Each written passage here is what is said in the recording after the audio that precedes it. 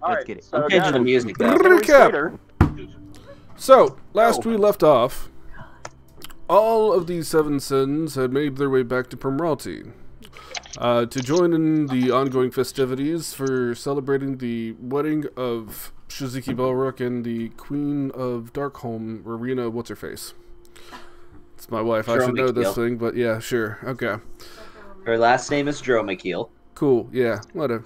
She's not important. It's alright. She served her purpose. Afterward, we attended the summit, in which through some poisoning, some magic, some voting, and manipulation, everyone in the summit decided to come together to make a unified force against the oncoming threat of Xeos and his impending army. And under that unification, they decided to nominate a new position of High King, which went to Shiziki. Yeah. You know, they can't hear you unless you're over at this microphone now. I'm you have the microphone in front of your mouth over there for no reason. It's all Anyway, my wife's pretty. Anyway, verb is for me, not for you or the game. Those are the main highlights. We had some other conversations, mostly between Aaron and Vivi, to establish things going forward of who would be doing what after everything's said and done, but that's a lot of finer details, not to skip anything important here, but I'm just trying to get us to the nitty-gritty here. But we now know we have about 10 days left until Xeos and his armies are going to be touching down in the city of Riverrun. And so we have been making whatever final preparations that we need to be ready to go into the final battle that we've been training and preparing for however long it's been in game, but about 3 years in the real time. So that's where we're at. All right. So my question for everybody else, before we get to the 10 days, anything that you want done as quickly and as nitty-gritty as possible for the sake of brevity. Knock out anything you guys want to get done. So I wanted to buy 2 potions of heroism, if I could. A potion of giant strength, if I could, and I want to see if I can buy another potion of possibility.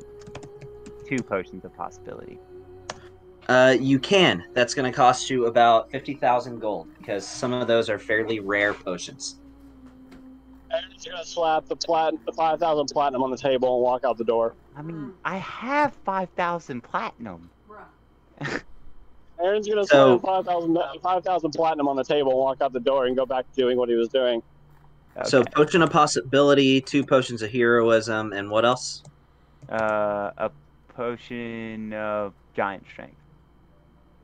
Alright. I will say, for this purpose, the type that you can get will be... Let's see, what does this one do? Hey, you can get a potion of fire giant strength. how strong does a fire giant make you? 25. Literally, it puts yours to 25. Okay, never mind. Yeah. I've got one, but it's not as good as that. So there you go. The shopkeep tells you have a good day, and good luck in the oncoming battle. This was still in Primralty when you made this purchase. Gotcha. Hey. So, Gavin. Oh, sorry. Go ahead, Sean. No, you go ahead, man. If we're doing shopping, there was one thing I wanted to buy too, but that's fine. Go ahead. No, you're good. Shop with what you got. I just needed a price range. I wanted to see if I could pick up let's knock out shopping first. potion of Eagle Splendor. That's all I want. After a lot of searching, you are able to find a shop that has 1. All right. That'll cost you... Yeah. That particular potion will cost you 1,000 gold pieces. Sure. I'd pay 100 platinum. Cool. There you go. You pass by Phoenix on the way in. All right. So, Gavin. Any other shopping that anybody wanted to knock out? Gavin, can you hear me? Yes, I can. I need 10 potions of, or 10 vials of fire. I need 10 vials Fire? of coal. and I need Oh, Alchemist Fire, you said? Yeah, Alchemist Fire. Yeah, I need 20 vials of cold, and I need 10 vials of acid. What do you mean vials of cold? Anything that I can make things cold with. So, reminding you of something you In have the with you liquid already. form. You have that. You have Bagger that cola? powder. That is the. Oh. You have that powder. That's that cryo necrotic stuff. You imagine alchemically, you could probably do something with that.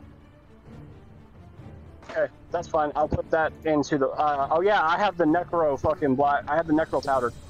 Yeah, that does necrotic and cold. Got it. So, how many vials okay, of Alchemist Fire did you need? Just give me 20 of Alchemist Fire and 20 of acid if I can get it. Yeah. So the Alchemist Fire, 20 vials of that is going to cost you 1,000 gold. A vial of just some run-of-the-mill acid is also going to cost you. You need 20 of that. Yep. 1,500 gold pieces total. Okay, cool. I don't care. By the way, this is all going into the king. Gotcha. That's what I'm naming it. It's going to be called the king. I wanted to see if I was able to find something in the shop that upped one of my skills, like that made it better, that I can attune to, because I have a tuning slot that I need to fill, and I don't feel like using the heart thing because I don't know exactly how to correctly use it. Considering So you it have won't an let me look attunement at the slot damn you thing. need to fill. So you're just Yeah. looking for something that'll be useful to you. Exactly. Okay. By the way, Brandon, for an extra 500, you're able to find another one of these. I can't see it. I'm driving. You're able to find another necro powder keg Okay, for an cool, extra that's going in there, 500. too. So that's 2,000. All right, I will do all the math and send you what it's going to be. Okay. Yeah, that's 200 platinum. Oh, did I get the 3,000 powder cakes? Oh, you said powder horns. How many of those Oh do you yeah, need? powder horns. 3,000? Well, I need 3,000. So, all right. And I was trying to get them from VV, so I didn't have to pay for them. Somebody roll a D100 for him. How do you? You right-click on the D10 and click the percentage thing. Okay. I'm right-clicking on it, and it's all. You right-click on the D10, click the percentage. I would do it, but Brandon doesn't like me rolling for him because I never roll well. I only have rolls. I don't have percentage. You sure you're clicking on the right one? Hey Sean, will you roll it for me? D10. Oh. You Oh got yeah. it, Nick? You got it? So I found it. Oh wait, no, that's not it. Oh, percentage. Yep. There you go. All right. So you aren't able to find 3,000. That's sort of a hefty order. What you are able to find is 2,130 of them. That'll work.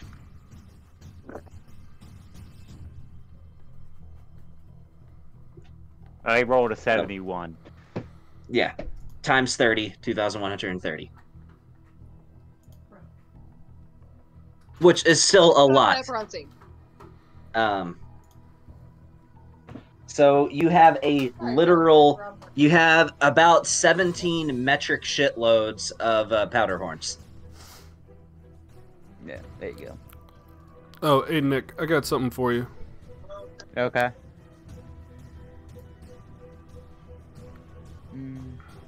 Max. Oh yeah. Of max power. Does me no good, but I know you cast 4th level spells. Okay. What is it? Hold on. Next time you cast a 4th level spell, you'll do the maximum amount of damage after you take that. It's not letting me even look at it, but alright. Just know, when you take that, the next 4th level spell or lower that you cast will do maximum damage. You can just make a custom note for potion of maximum power, and Yeah, I mean it's pretty straightforward what it does. Okay. All right. So, brevity next. Who's got something? Philia does. Okay. What So- you got, Kelly? I will use my teleport ability to take Philia and Vivi out to River Run right quick. Okay. And I'm going to have Vivi pick out a good location for a base, since he's my tactician for the main army troops. So this is going to take some RP. When you arrive, I guess the message hasn't quite reached River Run yet that there's a new High King. You see a human male with a big bald circle on the top of his head, with the rest of his hair being sort of shaggy, wearing very fine red robes, carrying a staff that does not have a diamond on the top, much to his dismay. Instead, it just has a little emerald on the top of it. And when you arrive, as you're picking out this base, you see this human noble walk up to you, and he begins to say, "Oh, I've heard that many troops are going to be occupying this city. By the gods! What is the meaning of this? I am Duke Martin. Do you know who I am?" Yeah, I think me and Vivi are just going to ignore this guy and go pick out a spot for a base. "The gall!" he says as you walk off. Yeah, we got business to do. So, if you remember the report that you got from Ao, it was that the army would basically appear about 2 miles south of River Run. So it's not directly at the city, but close enough that it definitely presents a danger to the city of River Run. As if you fall, River Run would be the first city to fall. But as you're searching, you do find just about 1 3/4 miles south, a nice ravine where there's a nice open battlefield in the middle, but a cliff face to each side. Each one is a couple 100 feet up from the ground. Vivi says to you, "We'll make our stand here."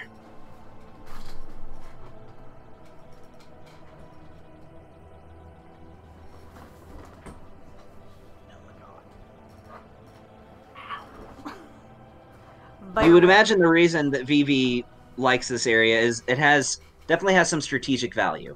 With a little bit of planning ahead of time, you could you could position your ranged troops up on the cliff face on both sides, sort of create a pincer maneuver on any enemy forces that might be passing through.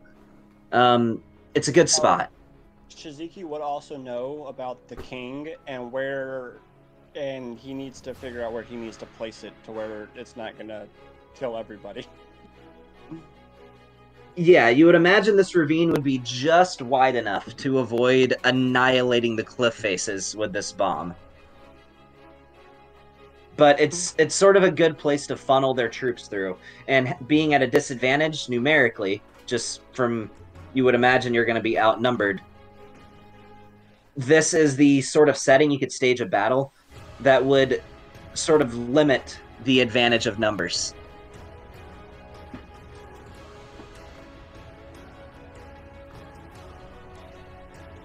Because all 400,000 of their troops aren't going to be able to create a line across this valley at the same time. So, you have found a spot that Vivi approves of. Fantastic.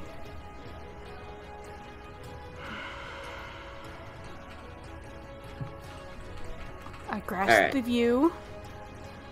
I look at it. And I cast Mighty Fortress. Mighty Fortress. It's a good one.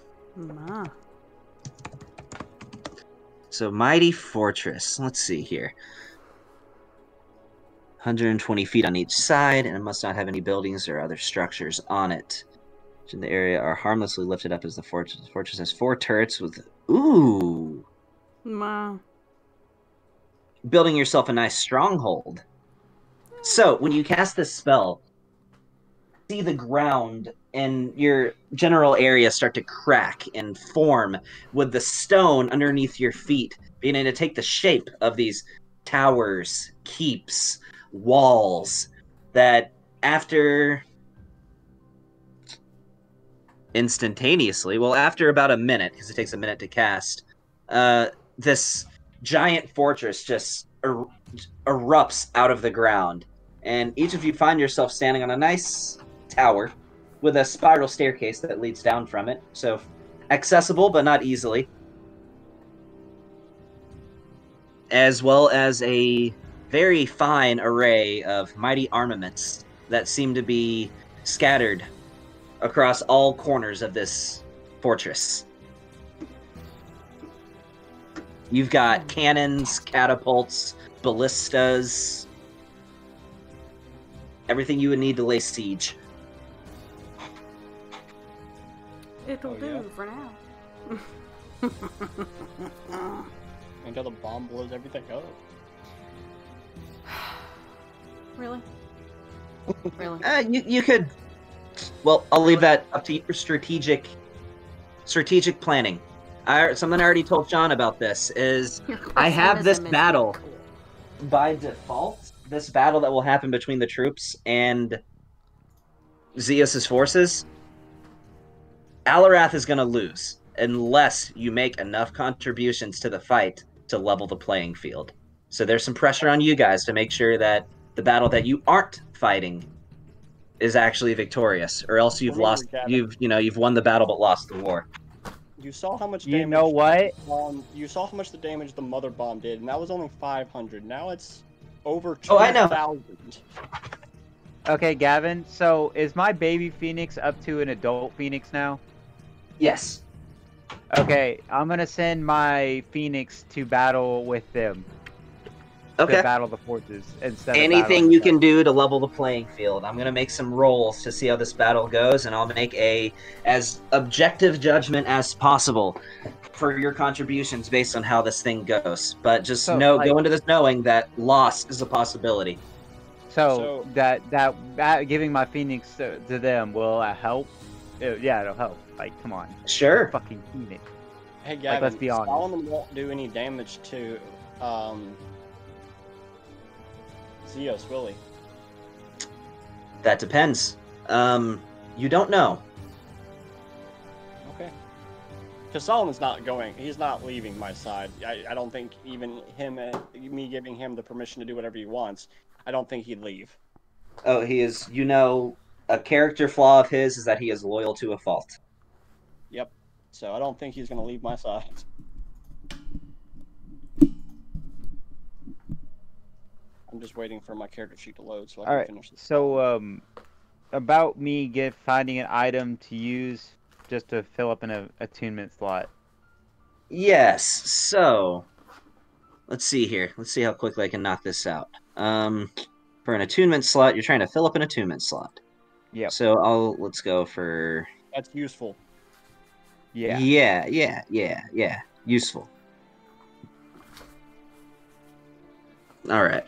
I'm looking for something as quick as I can that'll give me a spell that's under 4th level that I can actually use to deal some damage would be great, because a lot of my spells are not very heavy damage dealing. They're mostly like for utility.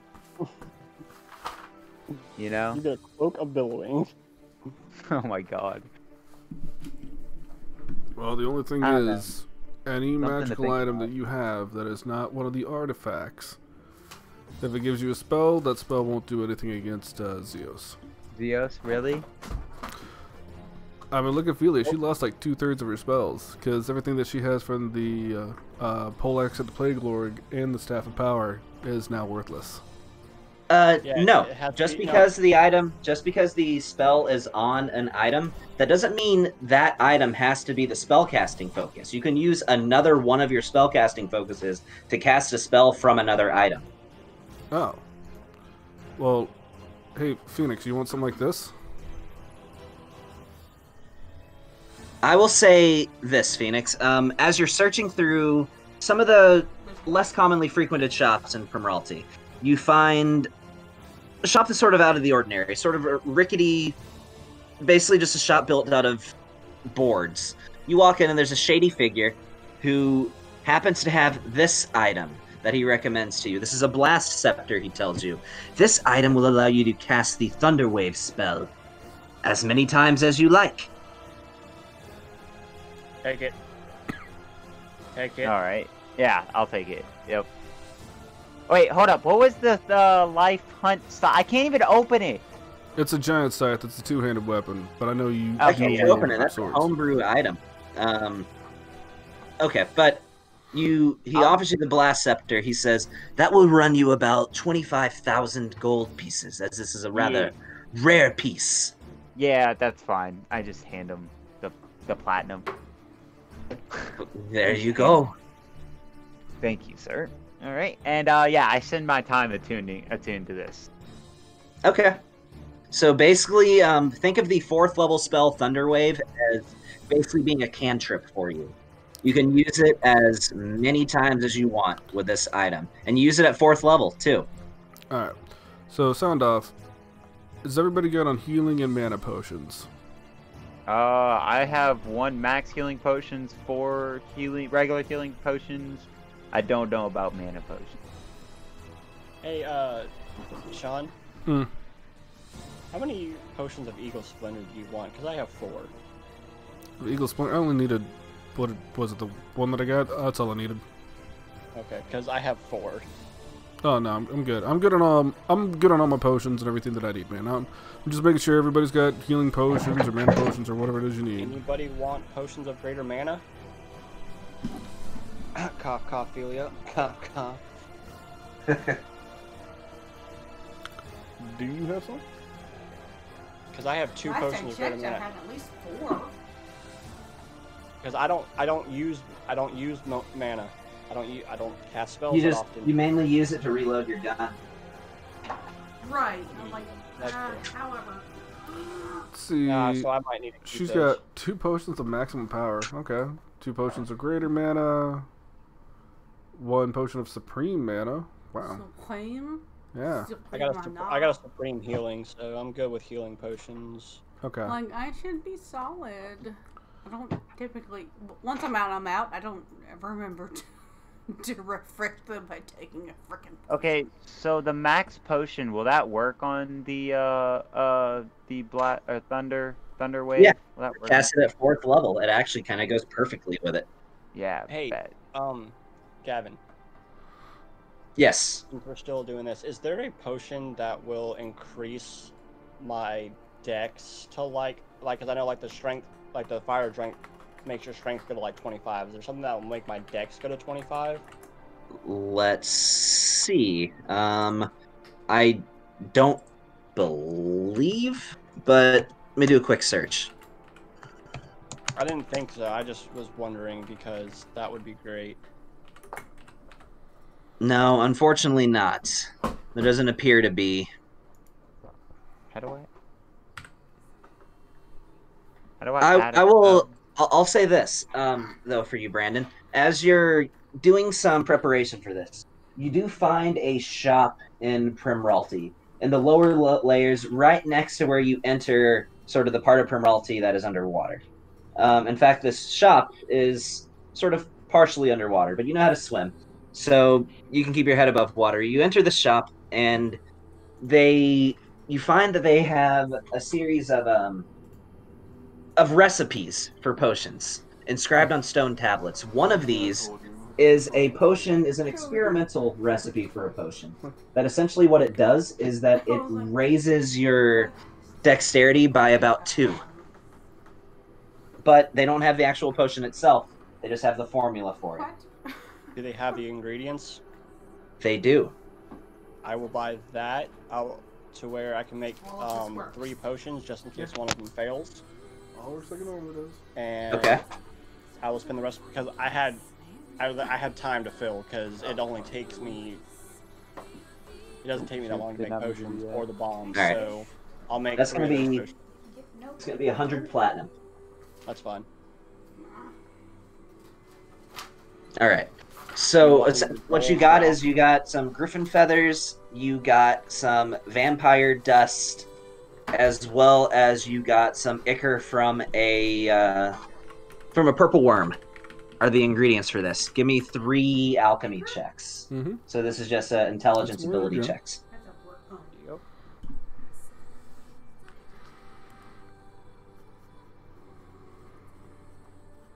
Oh. All right. Well, one of them's a bust. Oh, fuck. Give me one more. Oh, thank God. So one of them just turns into some sort of purple mush. You can't really do anything with it. The other one, you're not sure about. So add to your inventory potion of reflex, and then I also want you to add one that's called potion of reflex, and then put a question mark after it.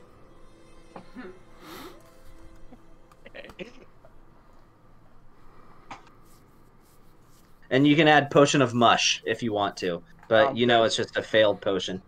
Does the potion of how long does the potion of reflex last? 1 hour. Awesome. That'd work.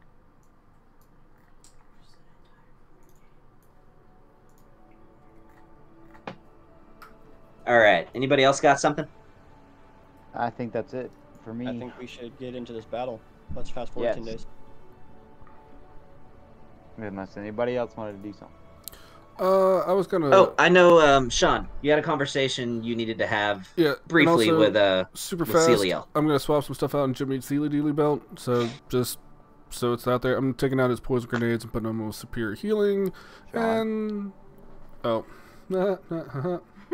Sean? yeah, There? I'm here. I forgot. I'm different microphone. Mute button's different. So two things. One, I just want to let you know I'm swapping some stuff out on Jimmy's Healy Dealy belt. So taking out some poison grenades out and putting in some superior healing potions that I already had on there. Wait. Okay. What'd you call it? The Jimmy's Healy Dealy belt. Okay. Yes, I named it myself. Healy Dealy belt. Just making sure I heard you Hey, right. hey, Yep, I it go is. talk to Shiziki. Hold on, I go talk to Shiziki, and I want to give him a potion. Are you still carrying potions on Jimmy's belt, or no? I mean, yeah. What you need? Okay. What you want? Because I have a potion of invulnerability. Does it rhyme with Jimmy? What does 1 that minute do? where it's like 1 minute where every single damage, no matter what it is half. Everything. Okay. Yeah, for 1 minute you get half damage. Like any damage dealt to you is half. Well, it's you have resistances, but Yeah. yes, for the most part, yes. Is that not what that means? In most circumstances, Is it to like magic too, or is it just to everything? It says all damage All types. damage. Hey, I have, Gavin, I have the necro powder, but I don't know the actual damage it does. You never told me what the damage it does. This is So- Shiziki. It's a whole different conversation, Brandon. Sorry.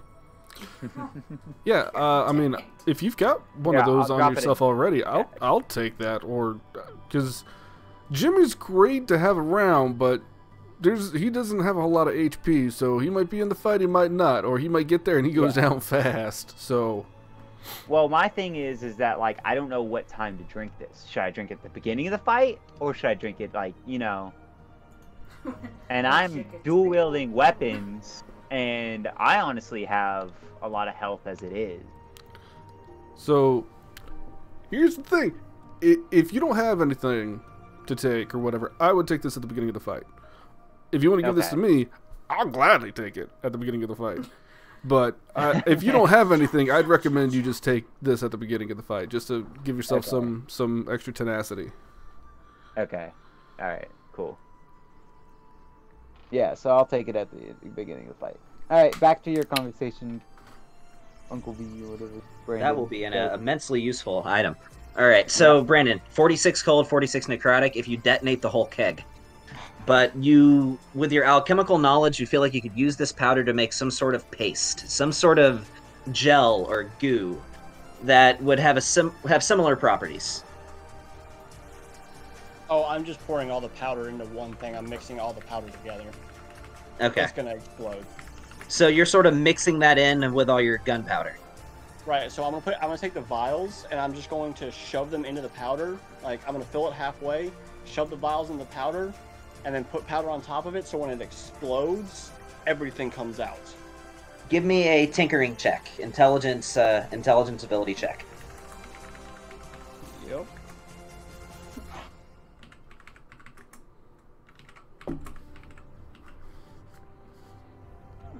So, luckily you have bonuses to this, because you at least rolled a 10. You're not sure the blast is going to completely evenly distribute. I'll give you, I would say you would waste the day, but you could salvage the materials and try again if you were willing to give up one of your days. I'll give up a day. I don't have anything else to do, so I literally have like 4 days of free time. Okay, so one of those 4 Gavin, days is a bust. In 10 days, how many scrolls can I make? Like spell scrolls? As Velasrios? Yeah. I'd say you could. Level and 8. I just want to do 2. Oh, for a 9th level?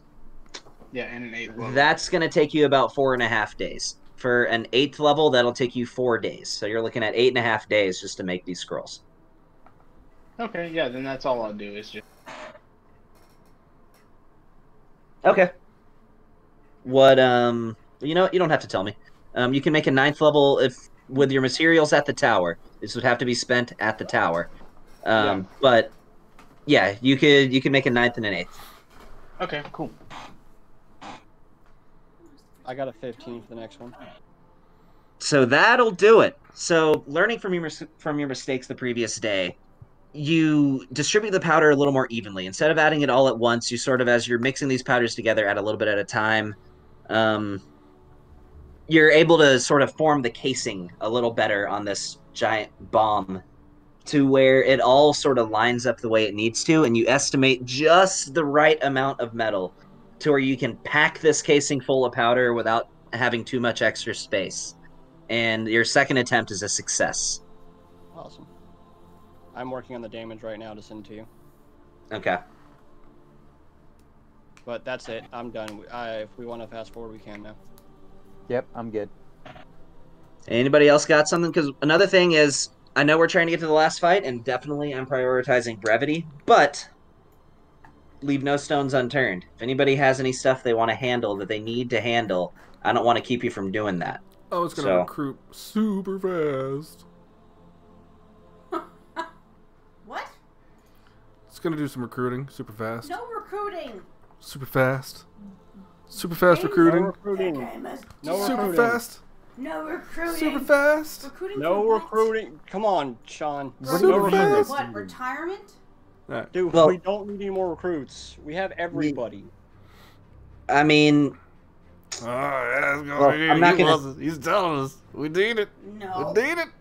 We need it. No. Gavin, please check your DMs.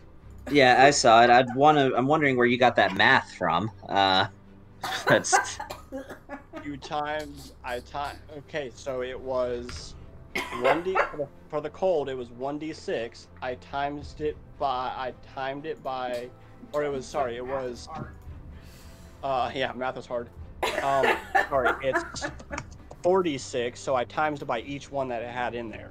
So 46 cold times freaking 40. It's hell. No recruits. No. if everybody could check the general chat, please. No. My math's not wrong. So much. Oh, nice. No, mm. My math is not wrong, and that is the problem. Hey, Gavin. Yeah. Super fast. I drank a potion of Fox's Cunning. Made my saving throw. Boom. Cast a spell. Contact other plane. Going out to Celio. Okay. Hello. What? Well, I ask questions. You answer yes or no.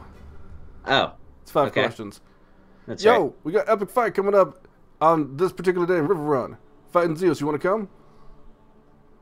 The message you get back is currently squeezing out a baby. You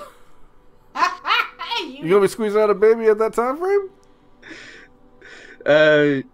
Was that your second question? Yeah. Well, yes or no? Literally, she's in labor as I'm asking this. She responds and says, "I have 100 days my time. I'll be there." Wow, that was a long one-worded answer. You can also give a short phrase by the spell of description. Hey, Gavin, I am gonna reach out.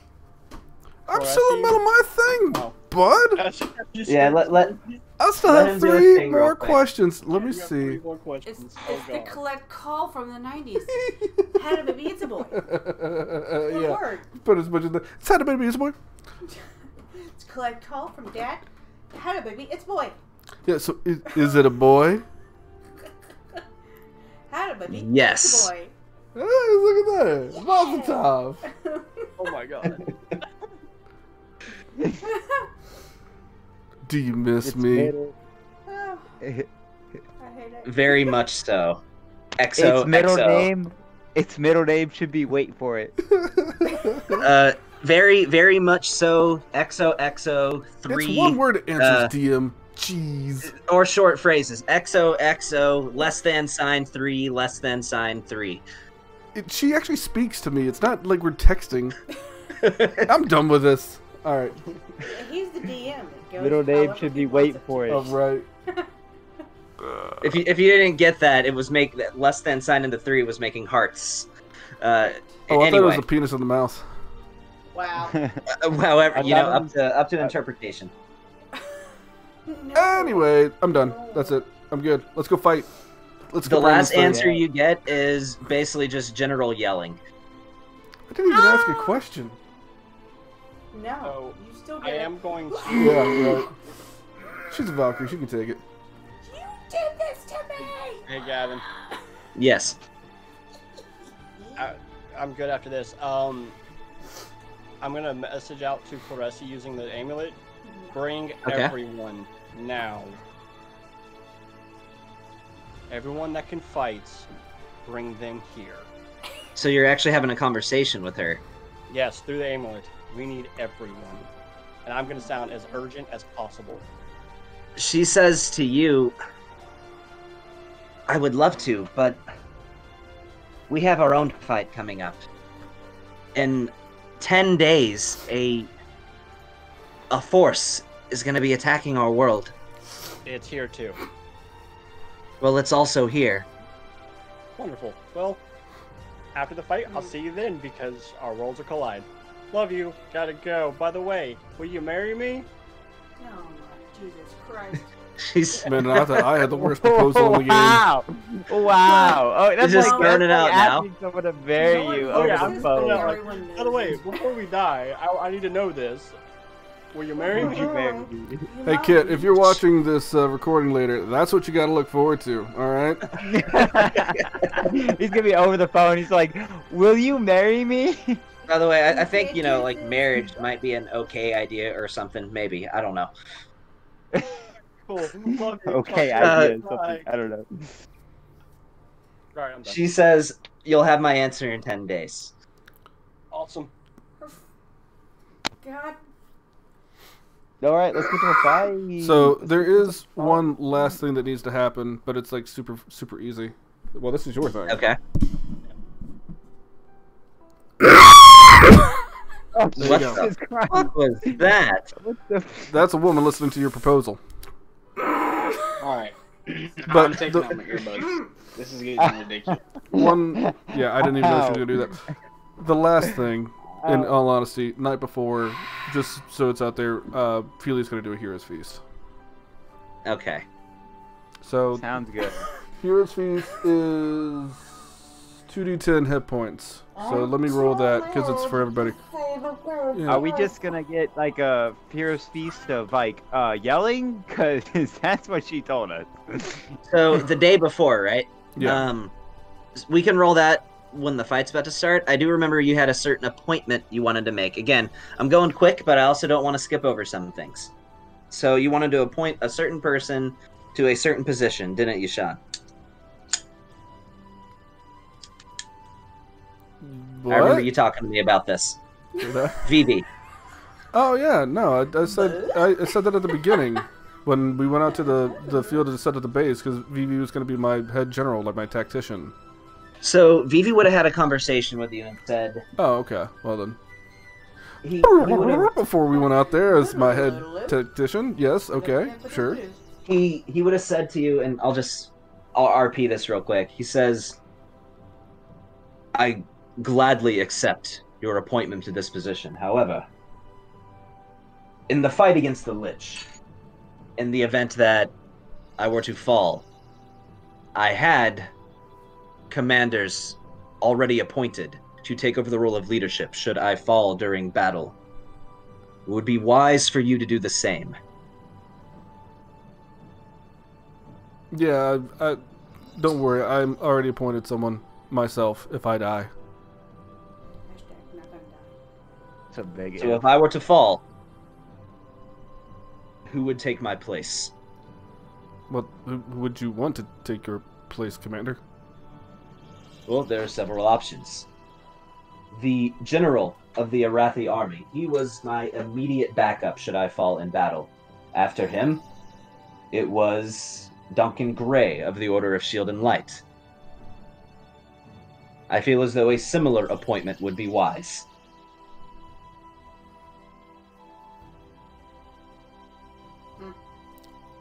I'm sorry. I'm to the DM. I'm misunderstanding. Is he wanting me to choose his heir? Is going to be?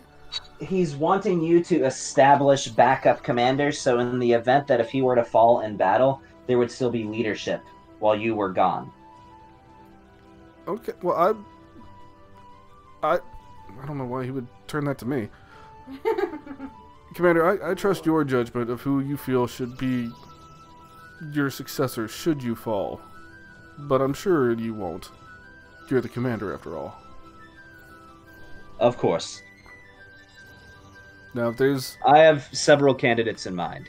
I don't plan on falling either, but even for myself, this will likely be the bloodiest battle that I have ever been involved in. Sure. I mean, if there's any following instructions that you want carried out, I mean, by all means, you can pass that along to me or whomever, but it's not for me You are to the High decide. King. Sure, So but... I'm simply following the order of appointment. If I have complete autonomy to decide my own successor, then I will gladly do so. The Dark Suns operate independently of the kingdom.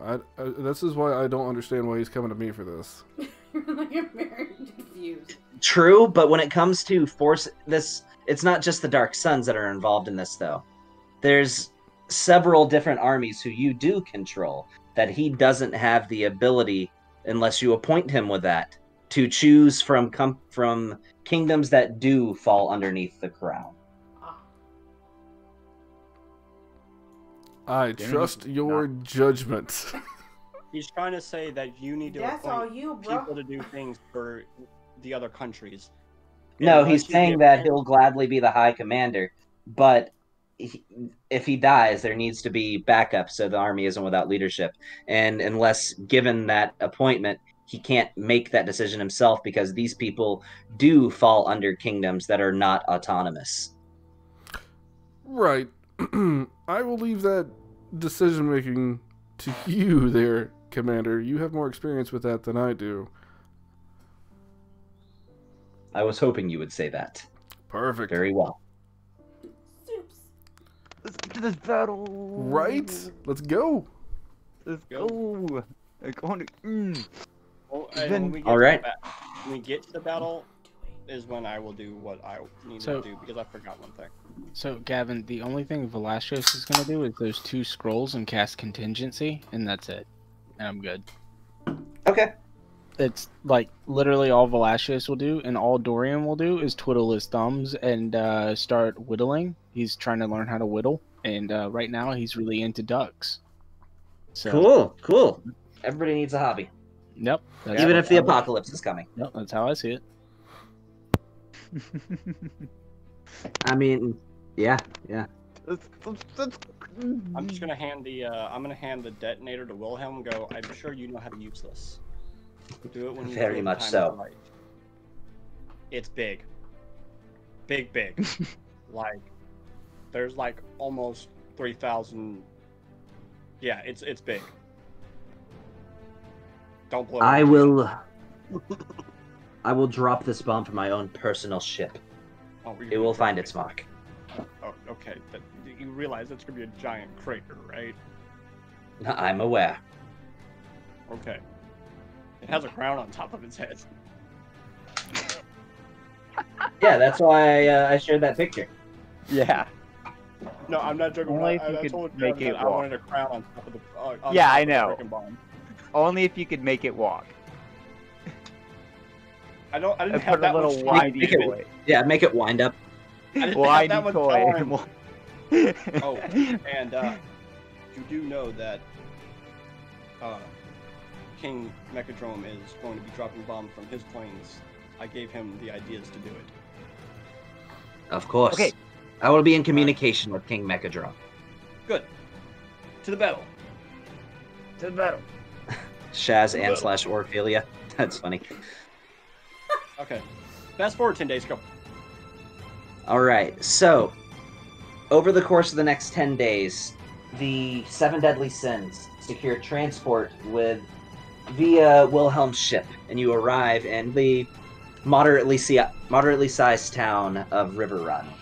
Throughout the course of those days, troops continue to arrive, set up camp south of the city, as they prepare for the battle on this large ravine. Until the eve of battle arrives. The sun is just beginning to crest underneath the mountaintops to the north. As On the day before, you sit in an ocean of tents and camps from all of the world's armies, as far as the eye can see, in every direction. There's a tense nature to the air, where So wait till we have 7. not a lot of people are saying much. talking over each other. There's a lot riding on this on the next day. so Gavin, we're in a ravine, right? Yes. Okay. The night before, Velasquez wants to go find Wilhelm. I want to talk to Vivi. Okay. Y'all had 10 days So- to do this shit. Just because Tony said it first, it's not hard to find Wilhelm. You see the Gambit sort of parked over by one of the cliff faces, and you find Wilhelm on the deck of the ship, staring over what will be a battlefield in the coming morning. Shush, Ophelia, gee. Well, I would say that this is the perfect time to test out a new experiment, shall we say? Archmage, what do I owe the pleasure?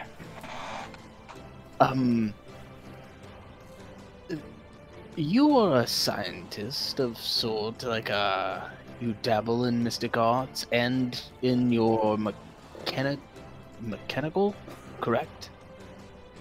You would be correct. I'm going to hand him the 9th level scroll. If you would not mind, this is a scroll that I've been working on for some time. This is a ravine. Use it to cast a spell. It'll create... I've been studying Aaron's singularity, and I think I've made it better. Just make sure you don't cast this within, let's say, 200 feet of a friendly target you don't want crushed by a gravitational pull. And with Of this being course. the ravine, it will do quite nice to bottleneck the enemies. What is the spell? It is called Ravenous Void. It is a 9th level. Oh, that is such a good spell. So, I don't know if it will work entirely, but it is quite powerful, and it did take a lot of resources, so if you would mind not fucking it up, it would be much appreciated. I am quite proficient in the art of the arcane as well. You can be absolutely certain I will not fuck it up. Of course I will cast this spell for you. This is a powerful spell. I've only heard rumored in legends. Don't do it for me. Do it for your own safety. I kind of figured since you will be in a skyship, it would be advantageous for you. Oh, by all means. So Thank you, Archmage. I've never used it, but I don't know exactly how long it'll last. This is just an experiment. I hope it goes well for you and for whoever you use it on. I hope it does not go well.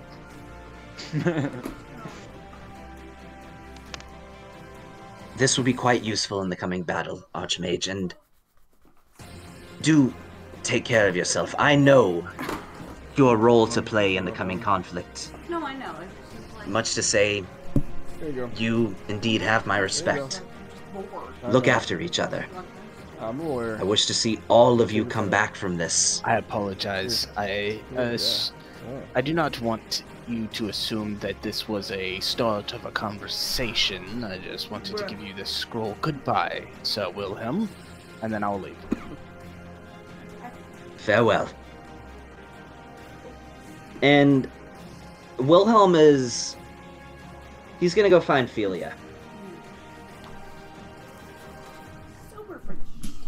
So as you're just sort of sitting around camp eating some mediocre stew, you feel a shoulder or hand on your shoulder as Wilhelm says, "I think I could have made it better," pointing to the stew.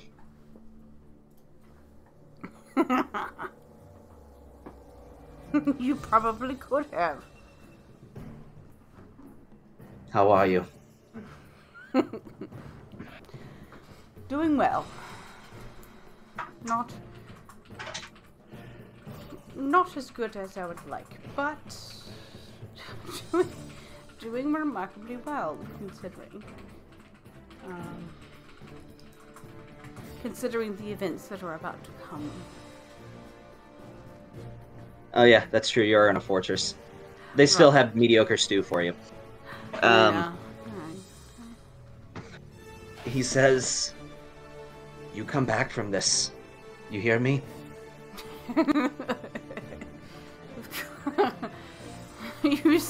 You say that as if I'm not going to.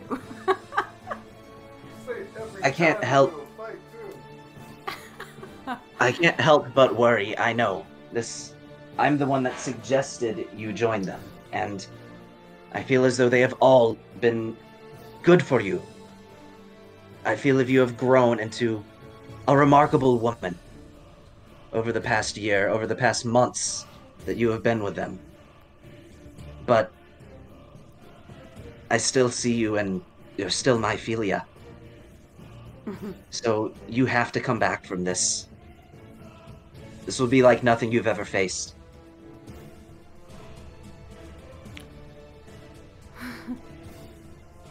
Well, my dearest. I'll come back. I always do. But, worst case scenario, I don't. Know that I have lived. Know that I've experienced life far beyond what was generally expected of me, I suppose. I know. You have lived a remarkable life. You have come so far since I found you in that swamp. I was lonely, and you made me feel accepted. And then I found friendship. And then I found friendship and family with you and these idiots.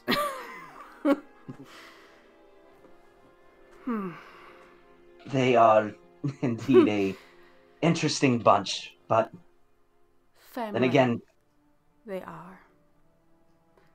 they are. And even if I don't make it, which I will, keep in mind, I will, but like I said, worst case scenario, I don't, whatever, know that I was happy. In love. As was. And loved. I loved all of them. And all of them. And all of their stupidity. I loved them. They're family to me, too. And for once, because I have absolute faith in you in the coming battle, I'm going to ask you to watch out for them.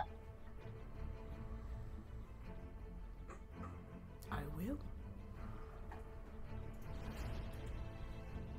I have some preparations I must make, but if I do not see you before the upcoming battle, just know, every day instructing you, every day traveling with you, all of it, all of our adventures, it was all a pleasure. And I have no regrets. I would do it all over again. Every day. And he leans in and gives you a hug.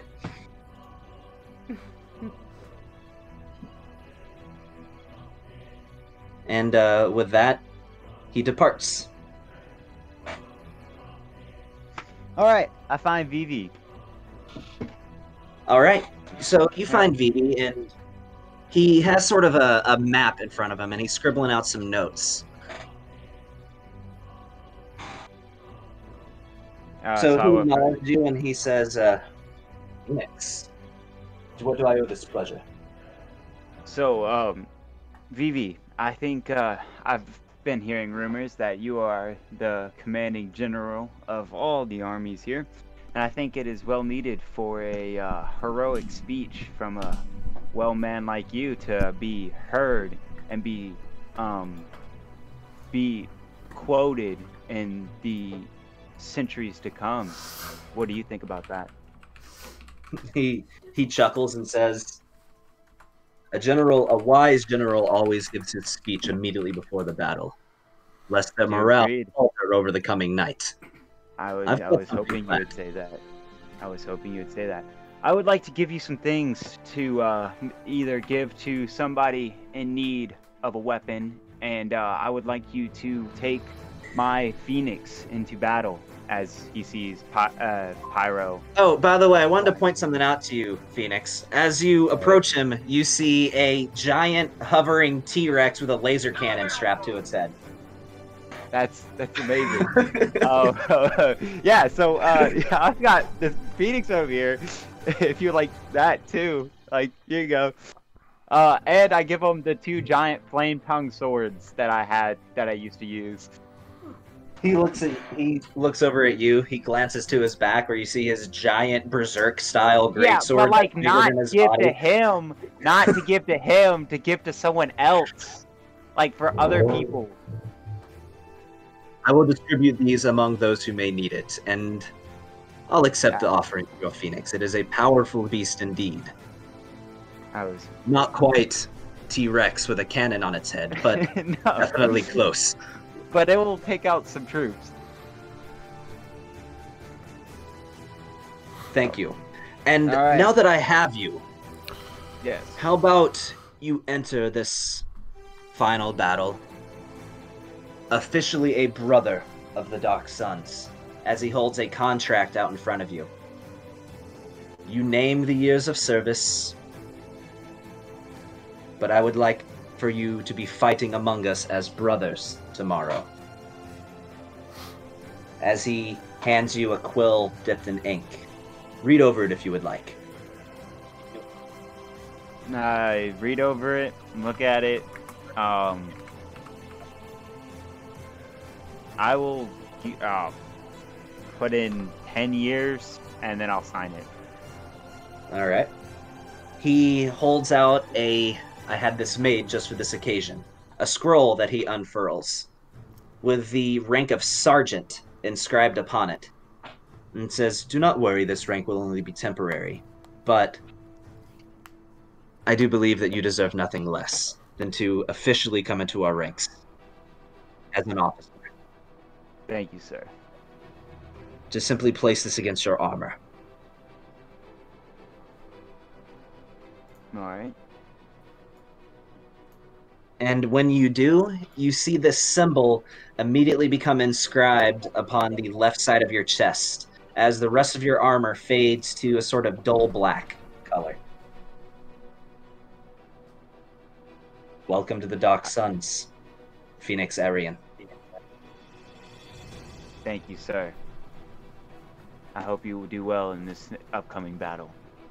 And may we make it out alive. Same goes to you.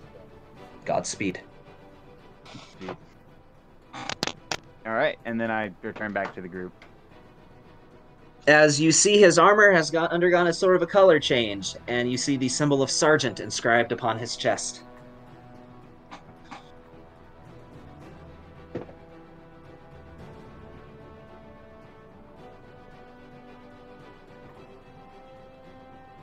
So, does anybody else have anything else they wanted to knock out? I think Paragon wanted to do something, maybe? Oh yeah, Paragon, he wanted to talk. Yeah, that's right, I saw him say that. So, I imagine the Sins all at this time are sort of gathered around the same place, I would think. Pretty much, yeah. Anybody Am I else wrong? there? Or... Hello? Yeah, we're all here. Okay. So, Paragon, you find the other remaining 6 Sins gathered around a bonfire. It was actually Aaron that wanted. Oh, it was Aaron. Okay, you said it as Paragon. That's why I thought. Okay, Yeah, so I know, yeah, Aaron, you find all the other Sins gathered around a bonfire, So, and I would imagine enjoying a nice heroes feast. I thought we did that. No, I said we're gonna hold off on that till the night before Oh, the that's fight. right. Because it only lasts for 24 hours. That's right. Every day. Heroes feast. Oh, every day. Okay. Yeah. Yeah. Well, it doesn't stack, but It's just still a nice meal to have. oh, it is. It is. And what you all have come to expect with Heroes Feast now is that everything that it makes is the absolute top quality food. It's all scrumptious. Best thing you've ever tasted. You're welcome. So, in fact, Ophelia, what kind of meal are they enjoying dining on the night before battle? She cheated and just went to I'm Cracker dying. Barrel. It could be a pizza party for all I care. Just a bunch of hot pockets. Bunch of hot pockets. I dropped my hot pocket. Pockets. I got scared. I dropped my hot pocket. Little pizza rolls. Are you really going for pizza roll? Microwave me. Totino's? Totitos, hot pizza. Totino. Yes, Totitos. It's Totitos Day. I mean, I do love me some Totino's. Well, now, what you making? What you cook up? Okay. All right. We were having something I wish I had right now. I don't know why, considering I've had it like twice in my life. A crawfish boil from Louisiana. A good old-fashioned Cajun boil. All right. There we go. So, Like hella spicy. Like you're gonna want some Pepto to chase with this. okay. It's the cornbread. Aaron's gonna walk up. Here you go. Barely hear you, man. I've made one for each of you. We And I also will have distribute- sweet cornbread and spicy cornbread. They're like variations of cornbread. And Nice, nice. I will Regular- distribute Grainy shit. to The- everybody 1 potion of haste. So everybody gets a potion of speed. So I will go ahead and link that so you can add that to your inventory. Everybody gets 1. He has exactly enough for everybody to have 1. Nice. I figured these would come helpful, so I spent my other days besides working on the bomb making these for you. They may come in handy. So when you take that, you get an extra action every turn, get a +2 to your AC, your movement speed is doubled, and you get a +2 to your dexterity saving throws. Nice. So that will definitely come in handy, as it always does. And Aaron will then just sit down, and he will kind of eat in silence. Okay. All right. So, anything else before we get to the eve of battle? Or before we get to the battle, I mean? Let's just get to the battle. Okay. Yeah, it's pretty much just like a good solid meat, and then bread, and then battle. Sausage and crawfish. All right. So, the next morning, to a rather eerie tone, you rise to the sun beginning to crest and doing a barrel roll because my phone's going off. The sun is beginning to... Your phone is the worst right now. I was wondering who that was. That's great.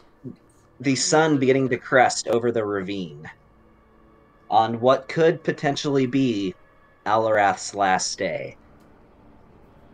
The troops have begun to mobilize as you see the various armies collecting their things, putting on their armor, getting their blades ready and prepared, as the troops begin to march a short distance towards the middle of the ravine.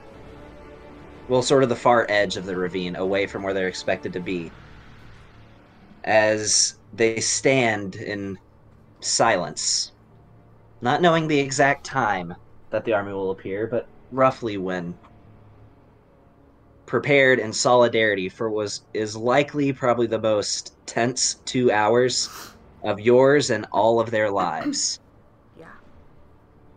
Before suddenly, you start feeling a rumbling as the earth begins to crack and split. Not enough to where it creates fissures, but the sky begins to darken and turn red as you see immediately these tentacles burst from the skyline before they start to crest the ground and just sort of waving gently back and forth.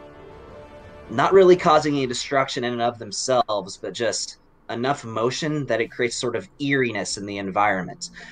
Then, shortly after, the smell of sulfur begins to fill all of your noses as you see this massive red portal open up in the distance with more of these tendrils and tentacles thrashing and flailing about.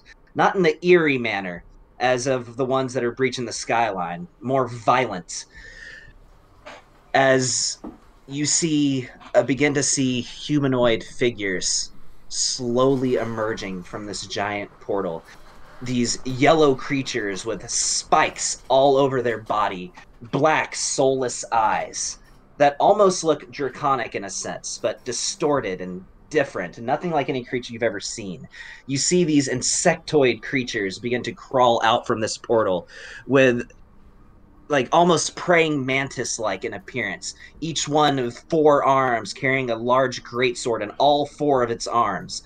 You see even more of these yellow spiked individuals begin to appear out, all of them holding well, not all of them, but many of them holding a large glowing chain attached to these ravenous ghoul-like creatures, no visible eyes, but drooling this black goop from their mouth as they, almost like a ravenous dog that has to be held back, they're pulling these individuals with them, clearly placing tension on the strain, clearly being some sort of monster or beast that has been brought into this battle, and there's a lot of them. And as they emerge from this portal, you begin to hear a voice this voice says to you, "Do you like fish sticks?" No, that's not what it says. Wow. Oh, how prey likes to squirm before it's devoured. Mortal worms, too afraid of the inevitability, you simply just accept it. I am sorry that your feeble mistake of an existence ever came to pass. It is a mistake I must snuff out. A fate shared by all mortals. The ones that you call gods, the false gods to which you owe your allegiance, are the true interlopers, and they shall receive their judgment. But first, I must start with you. Come, arrogant ones, who would stand fast in the face of a god, the true Almighty, the great destroyer, the divine judge. Entertain me, for I have been born for so long, fate touched. I long to fulfill my purpose, and it will start with your utter obliteration. and with that, you see this massive army sort of part, as if beckoning you to approach. Look, all I heard was I like fish. Yeah, could you say that again? I didn't. Sorry, I wasn't quite ready. I was actually in the John when he was talking, so I wasn't really. Okay. Aaron pulls both his guns. He's going to. I'm going point blank. Before he pulls both of his guns, he's going to take a potion of haste. And That only lasts for a minute. the potion of haste lasts for it only lasts for a minute. Yeah. Oh, then never mind. I'm not taking that one yet. I will take my potion to increase my dex. Okay. And So that's what I do for. I guess as you begin to approach and as you begin to walk down this path that was parted for you, something suddenly grabs your attention before you reach the portal. As you start to hear just screaming behind you, as you turn around and see sparsely throughout the crowd of your own troops, some of the troops have begun to turn into a red light, starting with their arms, their legs, fading towards their bodies as they're just... And it's gruesome, too, as when their limbs disappear, it leaves blood behind and a vicious display on the ground. And then, Aaron, Shiziki, and Paragon, you see something that makes your heart stop for a moment. As you see Vivi up on top of this T-Rex, and his body is starting to dissipate, too. Wait, he's on the T-Rex? As he was on the T-Rex. I thought Hazarel was supposed to be on the T-Rex. He decided to accept your offer. Okay, sure. So, at first, his legs start to disappear as you see him grunt against the pain, and when his legs are gone, he falls off of the T-Rex and hits the ground hard before he just starts screaming. Actually, this calls for a music change real quick.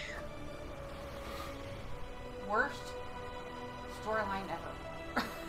I was really into that, and you're like, screaming at pain. Music change. Not even listening. Words. Side note to everybody, you get an extra 13 hit points. That's from the Hero's Feast. So, he starts to shout out, "Men and women of Alaran!" Oh, yeah, okay. As his body is starting to fade. "In any battle worth fighting, there are bound to be casualties. This is likely to be the most dangerous battle you have ever fought." As his arms are starting to fade, as well as the energy of his legs begins to pass up to his torso, as you see him cough up a pool of blood onto the ground. "You must stand firm! Should we fall here, countless others will follow. Everyone you know, everyone you will ever know. Your wives, husbands, sons, daughters, everyone you have ever loved. At this moment, you notice the members of the Dark Sons, for the first time you've ever seen them like this, appear flustered, disturbed. The usual joy of battle faded from their faces. This is why I must ask all of you to muster your courage on this day. Let me be one of the last to ever fall to this mad tyrant. You all have the strength. You all have the will. As he coughs up another mouthful of blood. Hey, Gavin. Can I cast a quick spell real quick? Yeah. You can.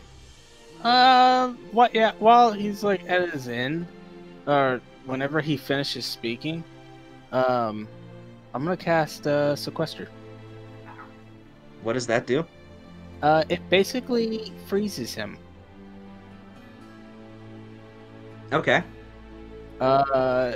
So by means of the spell, a willing creature and object can be hidden away, safe from detection for the duration when you cast the spell.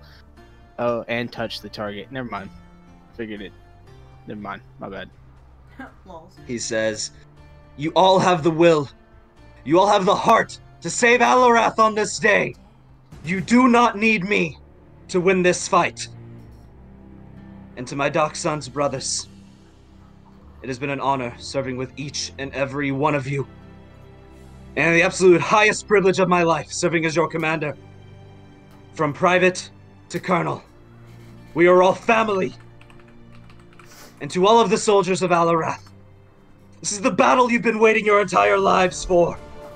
And you will not fail. And at that moment, his body fades.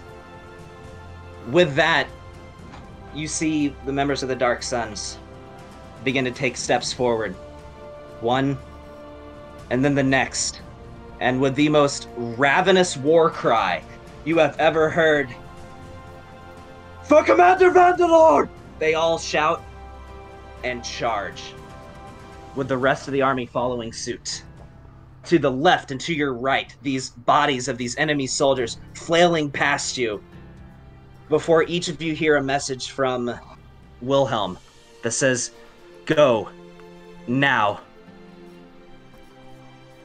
Right. And Aaron's just going to charge towards the portal.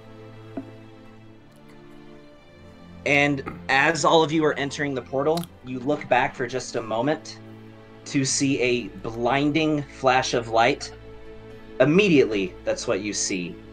Before, after just a moment, an enormous mushroom cloud with electricity and spiraling all across it, this white ice that takes the form of what looks like lightning, this dark energy spreading in every direction, as you see a extremely large portion of this force just get vaporized, leaving a several 100-foot deep crater in the ground where they once stood. It worked. If I could, DM, since they're going into battle and we're charging in, one, I'm going to run in on the flying carpet because it's badass, and two, if there's somebody that dies along the way, I'm going to grab their soul right quick and get a Jimmy. You have a flying carpet? I do now. It was a wedding gift. Yeah. That would be Vivi. Well, as you, I'll give you the benefit of the doubt on this. As you're passing through this portal, you see literally right in front of your face, because the blast stops at the edge of the portal, this spiked yellowy creature just turned to dust right in front of you. In perfect timing, don't mind me. I'm just gonna take your soul right there. Here's Jimmy, and I'll slap a So, Healy Dealy belt on Are we him. gonna get a time to drink potions, or is this just like it? Fuck. You have it. Right now. Okay. Oh, we're doing Alright, this? so Shot, we're shot, doing- shot, shot, shot, shot, shot, shot. shot. Literally right now or literally never? Yeah, like. Okay, well, you just let me know when you want me to list off the potions I'm taking. In fact, Me I will too. read a message in Discord because it's a lot. Yeah. Oh, Oh, by the way, I throw a potion. Well, I'd give a potion of giant strength to Paragon and heroism to Paragon. Okay. You catch them one in each hand, Paragon. What does heroism do? Heroism It's gives you 10 extra basically- hit points. Well, it's not just that. I think it does more than that. Yeah. I think it's like having the Bless spell cast on you, where you can add like a D4 to your rolls. But let me double check that. The strength is just 25 now. Yep, your strength becomes Your strength 25. becomes 25. Oh, I yeah. told you it was 25. I told you it pretty much adds. Well, it doesn't even add 5. You can have a strength of 8, and it becomes 25. Oh, never mind. I was wrong. The scroll of the potion of heroism. It just says you're imbued with bravery. Creatures are immune to being frightened and gains temporary hit points equal to your spellcasting ability modifier at the start of each of your. So you get that at the start of each of your turns. So equal to your Phoenix's spellcasting ability modifier. So at the start of each of your turns, you gain 5 temporary hit points, which doesn't sound like a lot, but it's a buffer you get back every time you start your turn. Cool, that works. All right. What is that? All you're gonna do, Phoenix? I'm also gonna take a bunch of damn potions. Okay. So as you should. So when you pass through this portal, you find yourself in like a red void. And as soon as you enter, who has the divine spark right now? That's been carried since the beginning of the campaign. Dorian. Dorian does? Yeah. So out of your pack, this spark begins to hover in front of all of you as you see these bolts of like white lightning spread out from it as it starts to rotate faster and faster before each of you find yourselves inadvertently. Your transformations have all been triggered, including Philia. You notice that Bigby is in the same form that you saw him in during the fight with the Illithid. Basically a enormous fiery werewolf. And let me see if I can figure out how to share a map on Unity. How do I share? Here, I'll just I'll link it. That's the map. Should we reallocate our stats now or wait? Click the link, you turd. You can do it now, as your transformation's all activated. Good deal. And on the other side, the northern edge of this map, you find yourself standing on what appears to be this, like, shimmering, paper-thin platform in a void of black and red.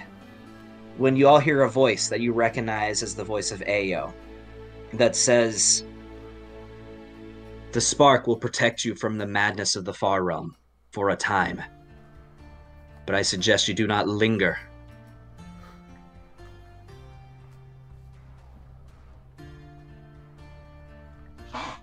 On the northern edge, you see a massive creature.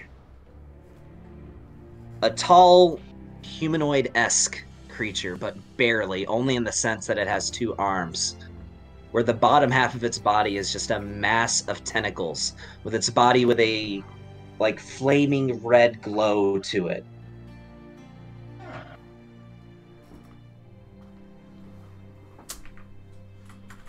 And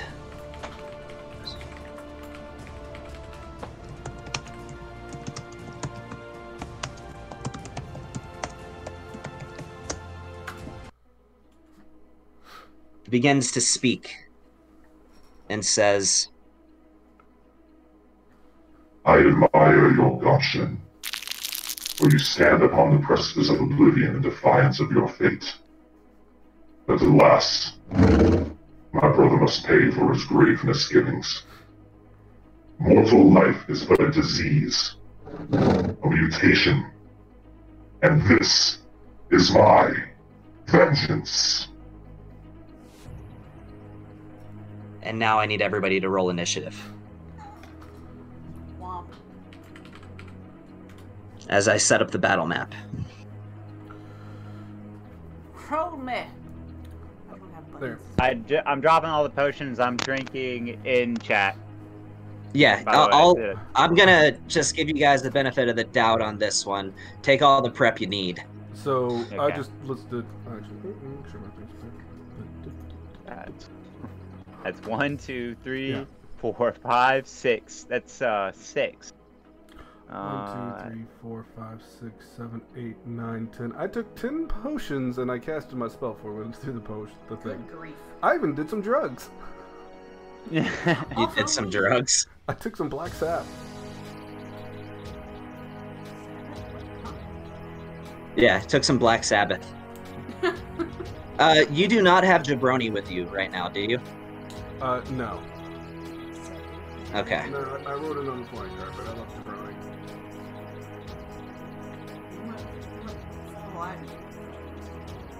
No, why not? Go around style. So is the magic carpet like a living thing? Like it No. is in freaking... It is if you believe it is. Because like in Aladdin, it almost seems like the magic carpet has like emotion to it, you know? It depends on your strength of your belief, as Sean said. Okay. Come on, Fantasy Ground. Stop lagging. All right. I need to roll for some temporary hit points. Initiative. Okay, yep. Because I only have a -1 to that. Hold up. Wait. We're automatically in our forms. Doesn't that raise my stat on that?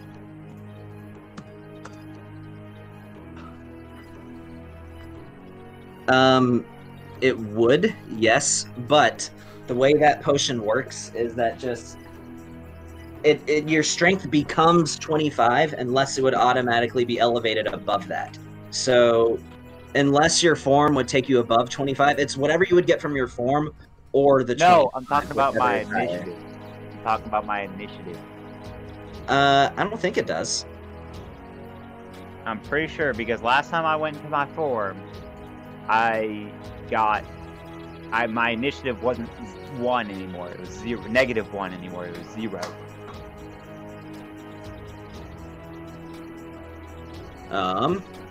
Well, I don't think it dex. I don't know. Something got...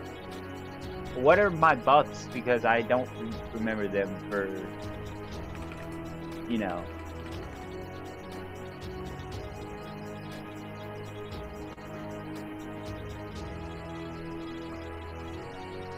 I don't know if it tells me in the description. I will also allow from any point of that little crest that I placed you guys in here, I will allow you to move yourself up to your movement speed from that in any direction you would like, keeping in mind that you are hasted, so that speed is doubled. If you took it. If you drank. You could have taken it if you wanted to. Right. So Is there really no minions here right now? it's still working on the map. Oh. I'm gonna wait until it's fully finished. I didn't even get the map. I the linked it chat. in the chat. You have to click it. Ah, The chat. Check your DMs. I got it. Not you, Gavin. Yeah, real quick. I'm gonna put that. Yeah, let me check it real quick. Okie dokie. 10-4.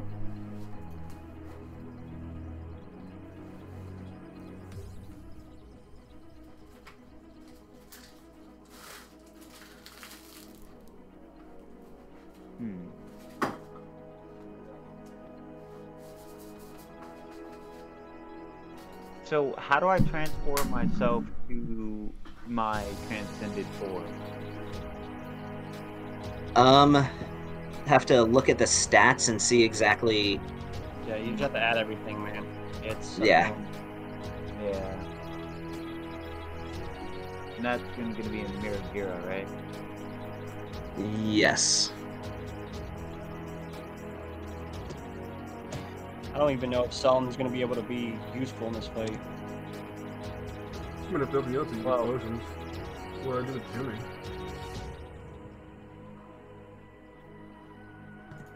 I'm actually having to make a list of all the buffs and everything that I just got. How do you move people? Just click yourself. All of your ability scores are increased by 2. You have a +1 to your AC. You have a flying speed of 60 feet. Which is now 120 because you're hasted.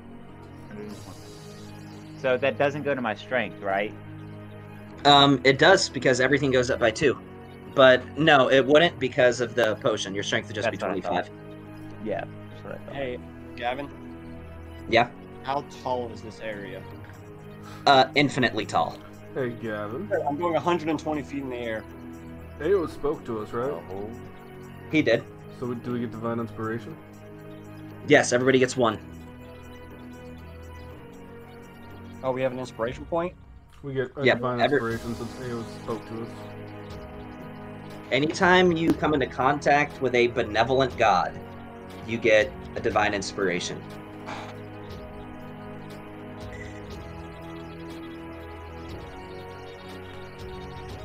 But yes, I need everybody to roll initiative whenever you can. Some of us already have. Yeah, that 23 was yours. Yeah, Brandon? it was.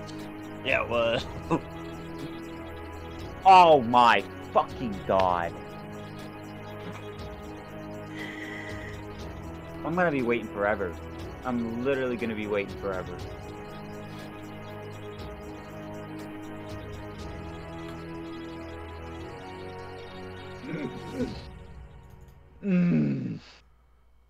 Not 20.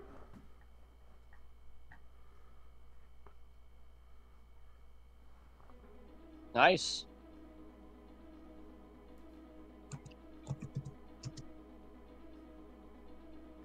Oh, I gotta figure out if I'm hot or cold. That is your choice to make. You haven't used your hot one yet.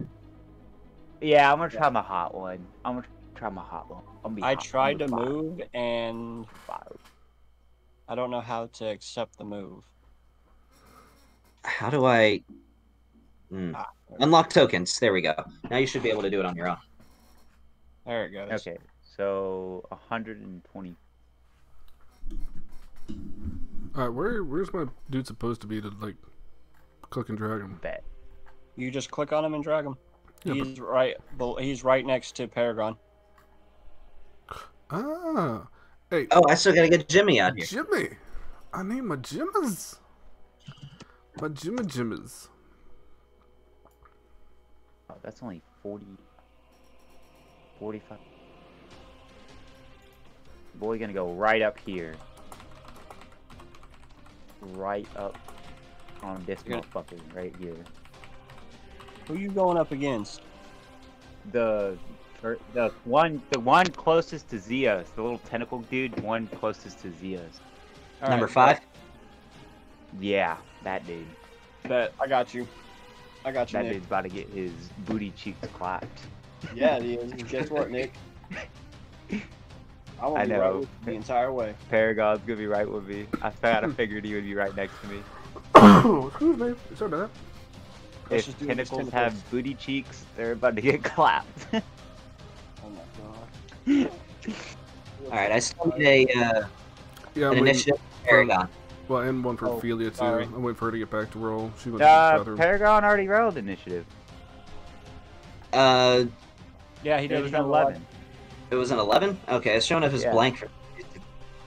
Yeah, it was 11. I don't get any bonuses to that. It's okay. Mine is a 3, so fuck off. Make sure you say that. Oh, it's And okay. then- I got it. Aaron was a 23. By the way, I will point out to you, Aaron, that whenever that divine light spread from the spark and enveloped all of you, that included Solomon as well. Solomon had a transformation? No, he's just He's surrounded by a light white glow, just like the rest of you, infused with the power of the gods. I can't move Solomon, but bad. You can't? You should be able to. Nope, I can't move Solomon. I tried. I've tried clicking on him. I've tried everything. All right, when well, I click on him, I pull up his character sheet. That's cool as hell. I don't want him next to me. I want him over by the pinnacle, by the lower right pinnacle. Do you know how many more So, you have? about there, does that work? Yeah, that's fine. Yeah, but you have Okay. more since this, because you're level 20 now. By the way, I'm not keeping up with all the potions and stuff and items you guys activated. Just keep note of that yourselves. Quick note. Consider it to your advantage, because I don't know everything that you have, because it's a lot. Because when we went to level 20, did Solomon level up? No. I don't care. He'd already... Yeah, not really. That's fine. I don't care. He's probably gonna die, but it's okay. It's D&D Beyond, but I got it. I got it. You guys just let me know when you're ready. Oh, and Kelly wanted me to tell you that she is going in umbral form. Yes, please. We already all. Yeah, no, she didn't announce it. So just so you know, she's in umbral form. Her umbral form is different, Nick. Yeah, that's like an actual Just like how I sorcerer had to thing. do. I was paying. Yeah. It's an actual transformation that the game gives you. So. Oh yeah, that's right, because she's Sorcerer. Yep, that's what I forgot about. Yeah, so she gets some nifty shit on top of everybody else's nifty shit. Yeah. That's what I was looking at when I was thinking about playing that kind of character, because it was pretty cool. And it gives you resistance to all damage except radiant and force, and she's already got radiant resistance from another means, so she's literally resistant to everything but force. Well, so am I right now, even force. Right. Yeah, everything. Sure. Yep. Where you want your character to be? All right. You gotta pick where you want to be. All right. I can't climb up. That's him. Here's you. Where do you want to be? You want to sit here? You want to go somewhere else? Tiniest of the squares. Oh, bigger square. I don't even see Paragon. So the actual places where you don't have to stay on the platform, but everywhere you see that little shimmer, that is solid ground, more or less. Ew, What do you mean, more or less? As in, it's a paper-thin sheet of spectral energy that creates enough of a foothold for you to walk on. It's not like it's rock, but... Okay, I was about to say, like, are we gonna step on a freaking thing and go flying through the world? You're in the far realm right now. Is that the shimmer, or is The edge of the universe that separates the different realities is where you are. Shimmeries. Ish. Okay. Put me... Where do you want to go? There. Really? You want to go that far up? If I can. How far out can we go anywhere on the shimmering board there, Gavin? Anywhere within your movement speed from any point that touches that crest in the middle. I might have to be put there or something. I know I can't be. Yeah, look, I know I can't move far. So, Oh, and you took. I'm assuming you took the potion of haze. Yes. Okay, let me do your thing. Of course. So increase your AC by 2. Okay, and we also need Big B on the board, Gavin. Biggins. That's right, and a different version of Bigby at that.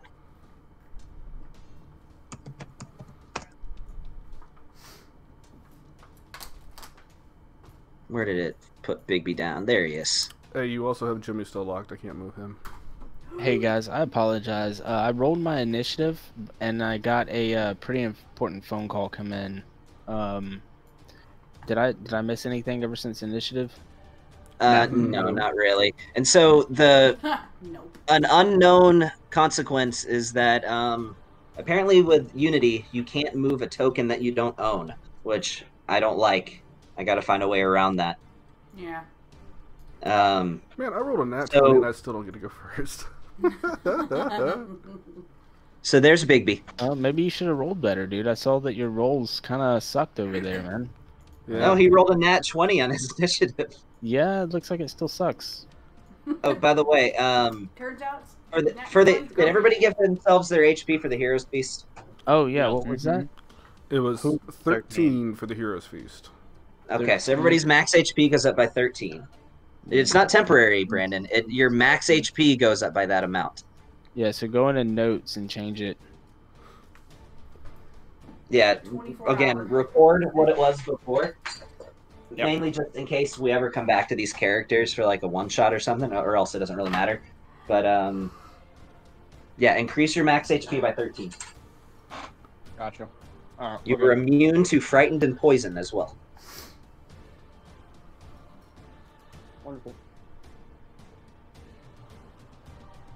Alright, has everybody done that? Yeah. Then, Aaron, you're first. Dun dun All dun. Who would have thought? By the way, if everybody could make sure they actually are listening to the music, I think this battle music is pretty epic. You know I what? don't even- On that note. It's not even playing right now. Yeah. Man, It should be. It's not playing. I think it was Yeah, I a second don't ago. I think it's just in between, like it's going through the cycle to the next Yeah. one. Alright. Alright. Oh, you have to turn it up to 200% to even hear So it. you know how many sorcery points you have? Not for me, dude. That's crazy. You have 20 to start off with. And then Alright, Gavin, you ready? I am ready. Let's go. Kind of handicapped with the whole computer thing. Hasted action. I'm casting Rope Trick. Oh, did everybody take their potions at speed? I think so. Oh, okay. So can I say that I did those too for both of my guys? Yeah. Okay, dope. Thanks. Hasted action is going to be Rope Trick I tried to log in, with, and but it's all under you. then I am going to go for a full round of attacks towards the freaking. Wait, big you can't guy. cast a spell as your hasted action.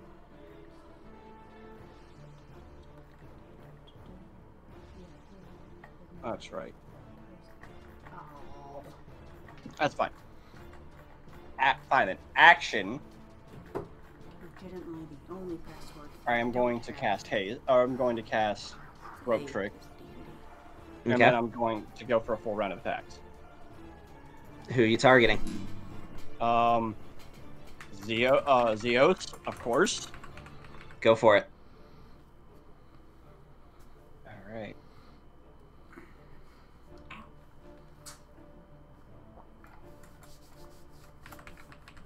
So here we go.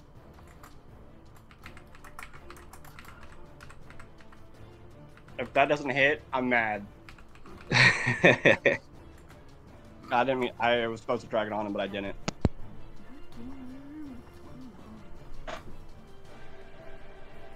So Wait, how do you have a plus 21? Right? because it's normally 18, and then when I transform, it gets +3, and plus I have. Are you the sure you're other- not getting that twisted where it was 18 with the plus 3? Nope, it was never. It was 18. Plus I have the 22. I have a +6 in Dex too. Now. I mean, it's a solid flex, that's for sure. So, like, Because it was normally a +18 with the extra +1, because it was 17 18 +1, plus a 1. which 18, and then +3 when I transform. You just Okay, roll a so net because the 20. weapon gets a plus 3 on its own without the Right. transformation. Great. Alright, yeah, that's some crazy fucking math, but I get it. It's super Right. disgusting, but great. And Yes, that hits. A 41 hits. Solid, yeah. I think Dope. I would think it hits. so this is all doubled. There's going to be Uh, that. it'll double the first roll on its own. So, yeah, you don't have to double that. That 43 is a 43. And then now we're going to add a whole bunch of other shit. We're going to add this.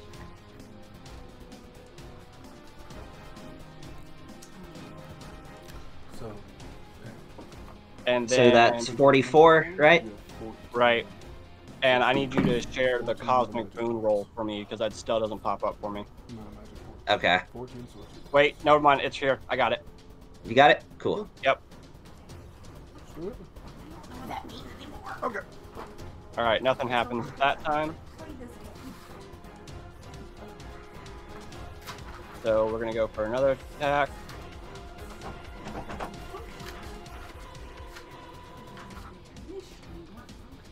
Does a 25 hit?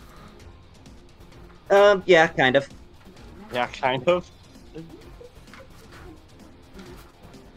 And then that.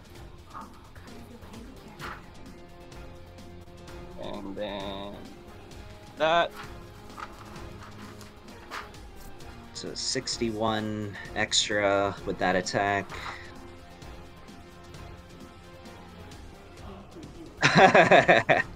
I'm gonna take fucking 2d10 force damage.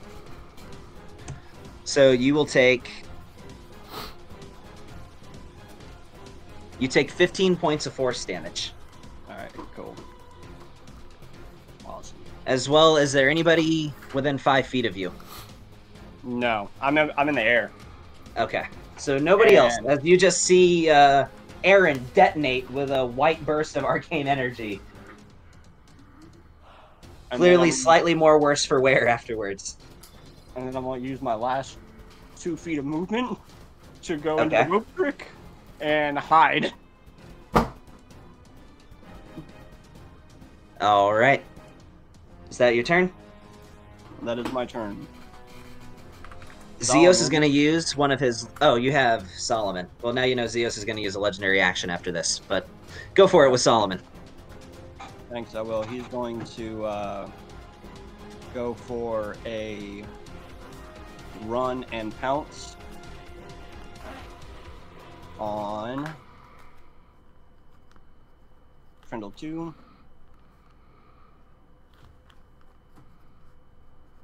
It doesn't tell me if it misses or hits. That's a miss. Alright. Second claw attack.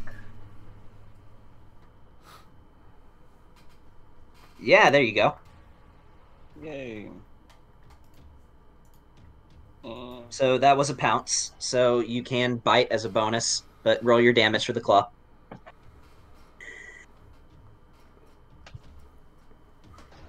And then...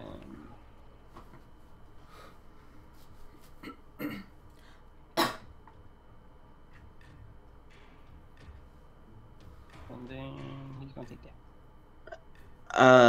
Hold on. It should be... He took 17 damage from it. If for some reason it rounded it down to 0, just remind me with his attacks to actually put the damage on him. Yeah, which one did you attack? Number 2, you said? Yep. Okay. That's 17 damage. And then that's an additional 21 damage. So for a total of 38. Not bad. Alright. Yeah, not too bad. That's me and Solomon. Alright. So Xeos is going to use one of his legendary actions. With this legendary action, he's going to go for a slam attack against Phoenix. Where Phoenix, as you see above you, this giant tendril as he lashes out and says, "Meet your doom." With this large tendril just comes propelling towards you from straight above.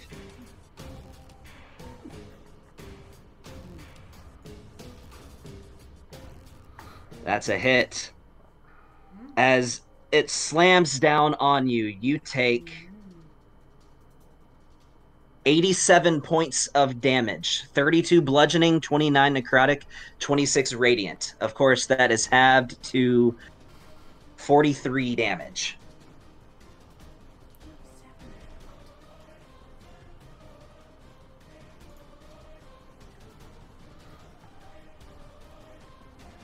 And Velastrios, it is your turn. Gavin, What's up? does he take damage that because my amulet? No, he rolled too high. Are you sure? Because I thought it was like at any point if they hit me, they still take damage. It has to be like you're blocking it with the amulet. It has to be within 2 of your AC. Okay. How did you have 10 temporary hit points again? Potion of heroism. It gives you 10. I thought it gave you 5. No, that If would you give look at it, 10. it says 10. 10. Okay, so that was good. With that potion or with the 2 potions that count for this instance, you turned 87 points of damage into 33. But that temporary hit points are now gone, so you've taken 33 wounds. Hey, Nope. Gavin, can you set the scene for me about these tentacle things again? So these tendrils, you see underneath Xeos, there seems to be a portal that several of these tendrils are going through, where another portal in the air they are descending from. All of these tendrils are part of Xeos himself. But at the same time, for the purposes of this battle, they're each counting as their own separate entity. Okay, so Xeos is a being at the top of the map. I can target him with an attack, right? You can. And what is with that 5 that's up there? I have no idea. I did it because I was drawing a line and I didn't know how to clear it because it's different from from Fantasy Grounds. How do you get rid of lines that you've drawn? Let me see if I can get rid of it. Pointers, remove this. I got it.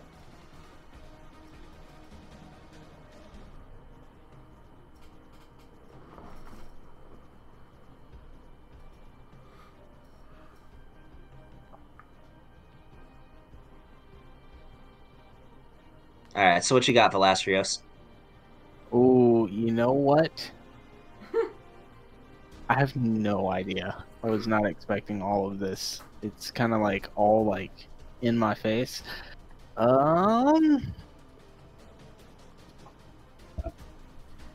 I throw a T? What's a T? A timeout?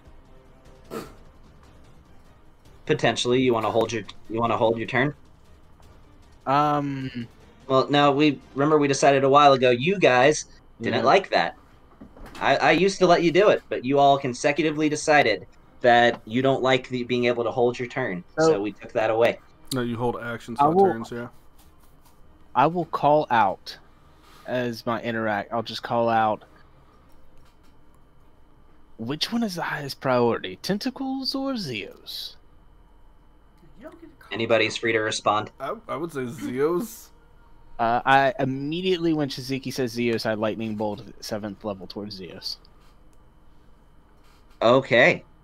So that's a dexterity saving throw, I believe? It is.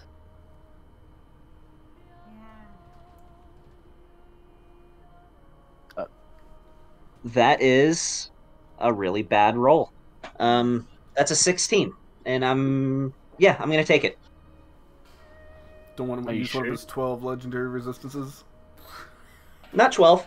Significantly less than that. So, Gavin, it is a 7. Thank you. I'm gonna test the waters here, and I'm gonna let lightning do its thing. Where is my spell? Keep in mind that you are in your enlightened form, by the way.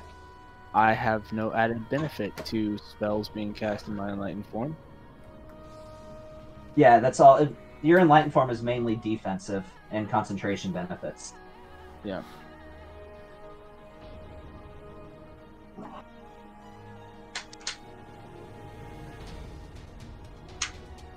Yeah. I know I have it in my spell list where I can just grab the dice straight from my spell list actions. Yeah, here we go. PM, 43 lightning damage. Okay, 43 points of lightning damage. Yeah, and I will. Let me see. What's my movement speed now? The potion of haste brings it to 60. So 5, 10, 15, 20, 25, 30, 35, 40. I think that's 40. I'm gonna go this way. I think I can get right there from wherever I was. Did you take a potion of haste? Yeah. So then that would be doubled. I think that's either 50 or 55. I already forgot where I was. So. Okay. Yeah. I don't know if that's 50 or 55, but it's whatever. That's what I'm doing. And with the potion of haste, I can't cast a No, you cannot cast the spell as your hasted action. it's weapon attack, right? Yep, as well as the dodge, disengage, or few other actions. Okay. Or hide, I think, is another one. So what if the spell comes And dash. from my staff?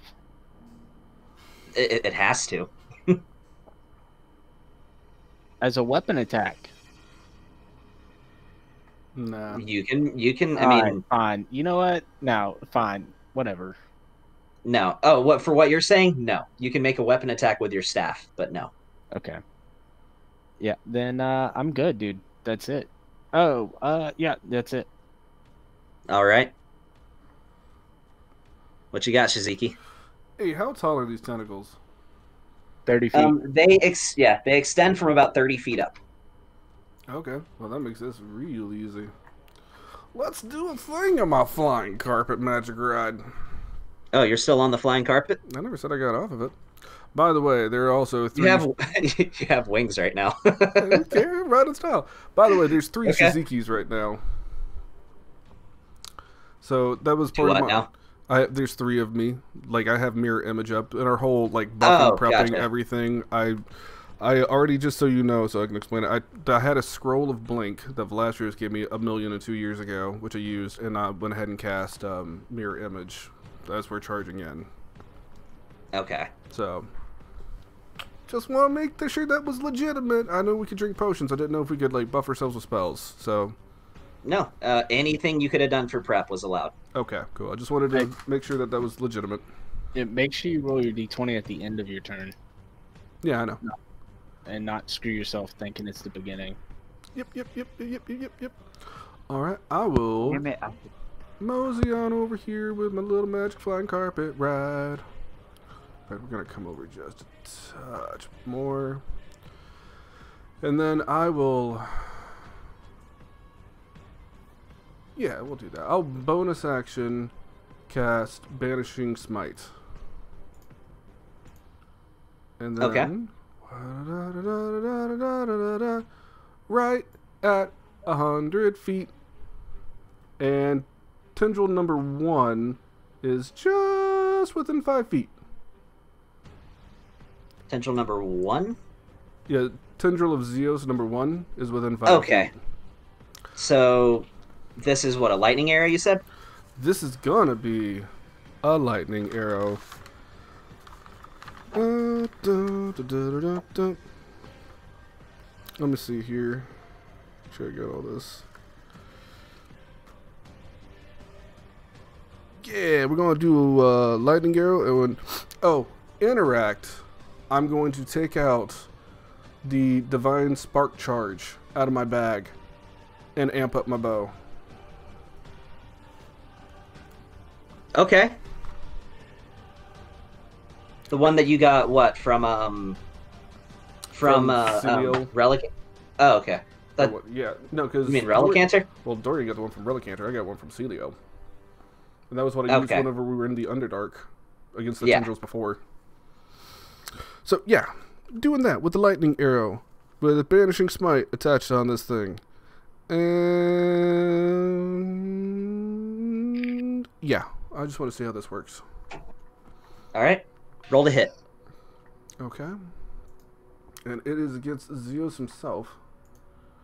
So let me make sure I've got my thing that I need for that. It's been so long since we've been in combat. I had to find my thing. Shit. That's how I feel. I'm like, I have a spell list? Oh, it's long. I know. You don't have 9th level spells and like 78 spells that you gotta cycle through. There it is.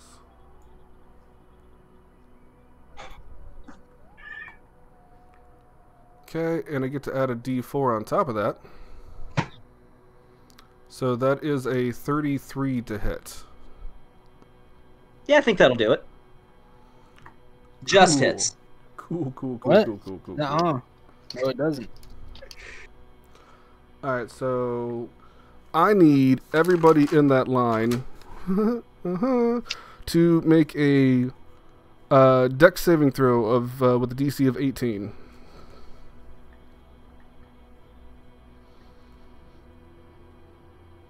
And I'll go ahead and roll the damage in chat, and you can just apply it to whoever it needs to be, because it's 8d6 lightning damage. So, tendril number 2 fails. Number 1 and number 5 succeed. So whoever succeeds takes half. Whoever failed takes that full damage, including Xeos himself. Actually, no, Xeos auto fails because it hits him. That's what we discussed. Yeah. It's just like, you know, like, yeah. It's like stuff. Things. Yeah, like stuff. And all that. Alright, well, I put a Banishing Smite on that, so he'll take that. And then I'm going to put an Eldritch Smite on there, so he'll take that. And then he'll also take the regular arrow damage, which will be that. And then he takes a 1d4 for my shadow damage. This is necrotic, if it matters. I will have you tally all that up for me. Well, I threw all that on. I threw the extra stuff on him. All you need to do is the lightning arrow and the d4. Everything else I put on him. Gotcha. Okay. Okay, and then that was the Banishing Smite, Eldritch Smite, regular arrow damage, the lightning damage. Okay, I have 2 more shots. Let me mark off one of my lightning arrows. And I'm going to assume the tendrils and everything are immune to poison, because if not, they all have to... Oh, actually, Xeos would have to... It's just Xeos would have to make a saving throw against poison. I'm going to assume he's immune to poison. Sure. Well, okay. Then he has to make a DC 15 con save. He passes. Okay, good. Let's do it again. A second shot. He critically passes. Second shot. In fact, that worked all around. Let's really amp it up. Second shot. By Quali Zamaz. What's the range on your By Quali Zamaz? It's 100 feet. Same as the lightning arrow. So it hits. Okay, yeah. So, again, dexterity saves from the 3 tendrils, right? Yeah. And I think this one's against my spell DC, which is 21 right now.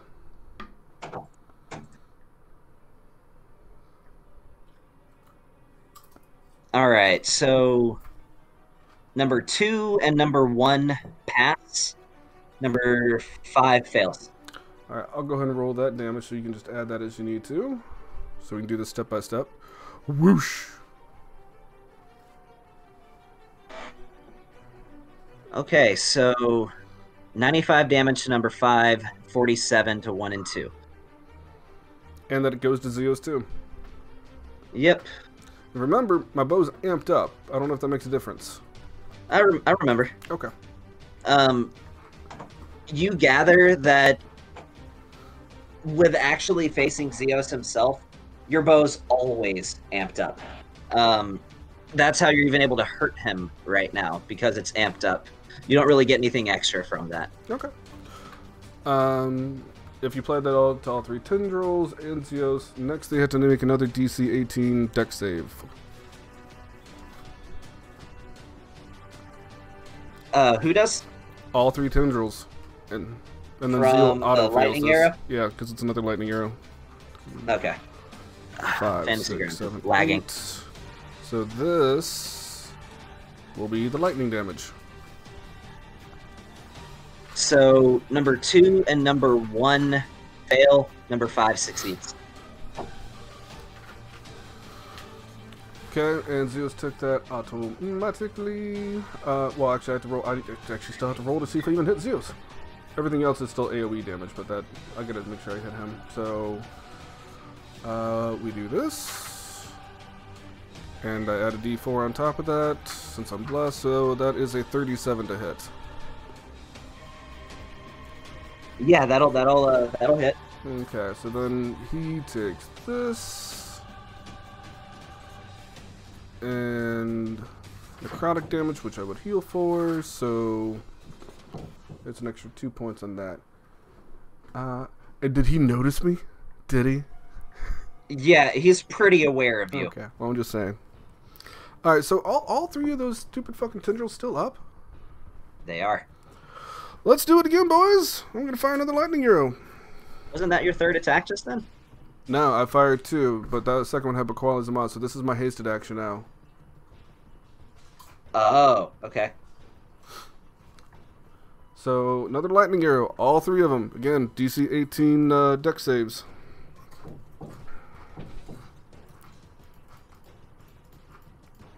I'm just rolling all my saves off the same one.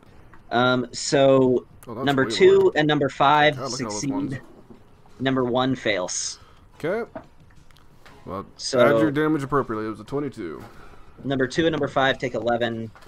Number 1 takes 22. Alright, and then let's roll the attack on Mr. Xeos Man. And then I'll add my D4. That is super low and stupid, so I'm going to go and use a luck point. So let's reroll all. Where is Paragon? Wait, luck point for what? For your attack roll. Yep. Gotcha. Paragon is right next to Tendril number 5. That's Crip. I don't see him. Yeah. I don't see his token. Well, I see his token and he's there. He just got missed by the freaking lightning arrow.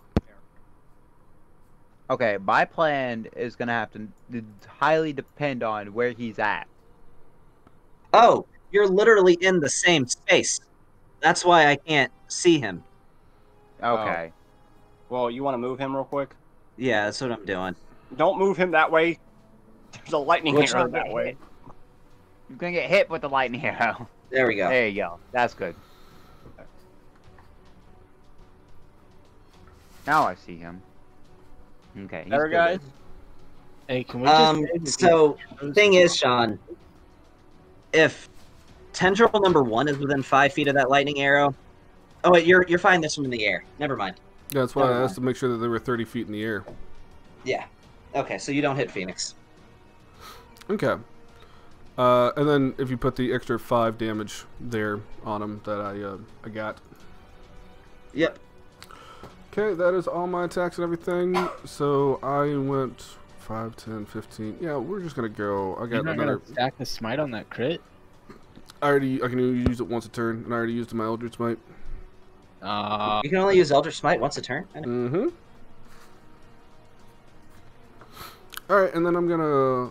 We'll say right now I'm like 30 feet in the air, because that's where I wanted to be. So if I went 5, 10, 15, then 30 feet up in the air, that puts me at 45. I have like 120 feet of movement. What am I talking about? So I'll say I'm still 30 feet in the air, and I'm just going to come back here right quick. And then I'll roll my d20 to see if I blink out. Alright. And he's gone. No, No, it's 11, right? It's 11 or higher. So So I'm still he here. thinks he's gone. Alright, is that the end of your turn? That is everything I got, my man. Xeos is going to use one of his legendary actions. So what you see is these tendrils that are thrashing about from his body. Suddenly, a little slit of his flesh opens up to the side, and you see an eye at the end of one of these tendrils. And I will now roll a d10. Once Fantasy Ground stops lagging.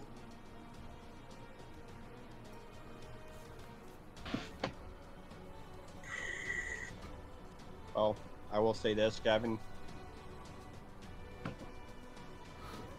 So that is...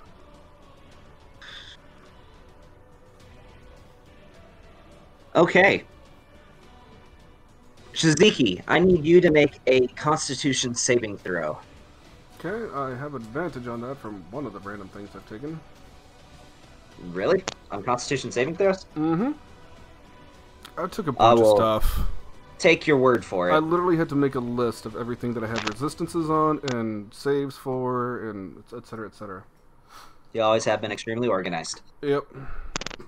Like, I can literally take the picture and I'll send it to you if you want, because I got a lot of shit. Alright, con save. It's 21. You just passed. So he shoots this ray at you, which strikes you head on, and you start to feel your body stiffening up before you sort of shake off the effects with a divine flash, brushing the rest of it off, and you are still completely normal. Nifty. All right. It is now... Clear those lines that I drew, or tell me how to get rid of them? You right-click on them, click pointers, and... yeah. Before you move them, that red one, right? That's 60 feet, right? I just want to be sure. Yeah. Yeah. It says 60 feet. You can zoom in. Oh, okay, yeah, that's right. Mouse wheel. Okay, that's good because I need that. So, all right. Tendril Xeos 1's turn. So it is going to. Yeah, it's gonna make. It's gonna come this way. It is making a slam attack against. That's right. Aaron said he went back into his thing. So he's making a slam attack against Paragon. Probably gonna end up hitting me.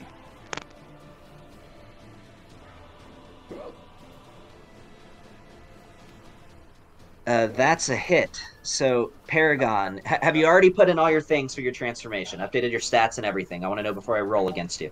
I don't know if the shield, if the blood shield adds to my AC or not. It does by 2. Okay, then that'll be a 26, not a 24. Yeah. Okay. Well, it still hits. Yeah. So you take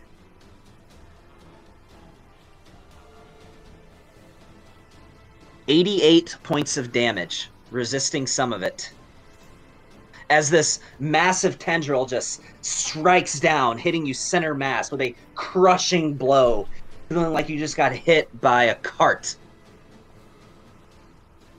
As it takes everything for you to not be knocked off your feet, and you're gasping with the wind having just been knocked out of you. Ouch. He's going to make another attack. This one is going to be at Phoenix. Mm-hmm. I thought. Can I block with my shield? Like, can I use a reaction to block somebody else's attack? No, just because there's a specific fighting style that would let you do that, okay, and you don't have it. I was just asking to make sure. Clarification. Yeah, if it wasn't for that, then I would allow it, but no, like, that's a fighter thing. What? That is a hit. So I'm going to roll this in the chat because you have all damage. Phoenix, you take... Because you have that potion of invulnerability. Okay, yeah.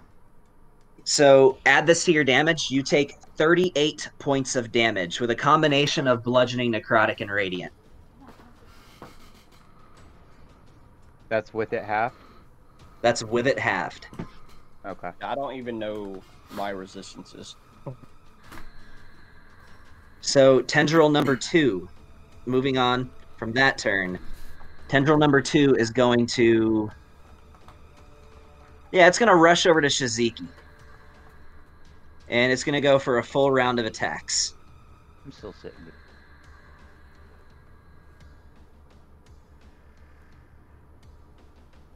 That hits. Well, do whatever roll you got to do, because I know you got your mirror image. What does it hit with? Like, what's the number? That invulnerability potion's actually doing some work. Saving your ass. It is. Bro, I've been hit twice already, and I'm still in the green. I'm still in the green on wounds. Yeah, I'm saving your ass. Gavin, what did he What's hit up? with? Like, what was the number? Because I don't see it. The total was a 29. 29 we're not total? We're not seeing the it just says like attack Shiziki Belrook, and then that's it. I can always... That was the number. Ah, there you go. Yeah, we're not seeing any of those things. Yeah, because D&D Beyond the Unity does more for the Black Shadow of Darkness. For the purposes now, I'm just going to tell you if it hits or not, and if you want to check the number, I can always middle click to show you. Okay, well, I mean, you just roll damage like it's a regular attack, man. You have your mirror image. Yep. Oh, that's right. I forgot. There's actually you have to roll to see if that hits or not. Yeah. To see if I strike one of your mirror images or not. I had to roll a d20, and then if I get at least a 6, it hits one of them.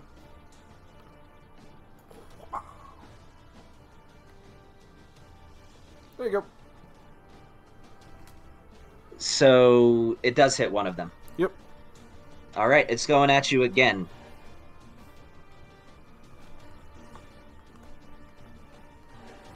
What's the That number? is the same number all over again. Okay. So this time I had to get at least an 8. I don't see this dude missing. What? Oh, that's above an 8. Not 20. Roll your damage and do whatever it is you do. That misses. What? Right? Oh, I thought I hit one of your... Oh, you have to roll below an 8. Is that what it is, or above an 8? No. But they still have... Oh, no, it just hits it. Never mind. I thought they had health. No, they just have an AC. Yeah. Yeah. Alright, there you go. So, okay. You used it? 2 of your images are gone. You only have 1 left. Yeah, that's fine. Alright. So, Ophelia, where are you? I don't see you on the board. You could be hidden by. She's like above I was. Tentacle 3. She's above Tentacle 3. Or 4. Yeah. Tentacle 4? She's over here. She's over Oh, here. I see. She's in the Okay. Left corner. Left top corner. This is Bigby. Did you want Bigby to be with you? Or did you left him here?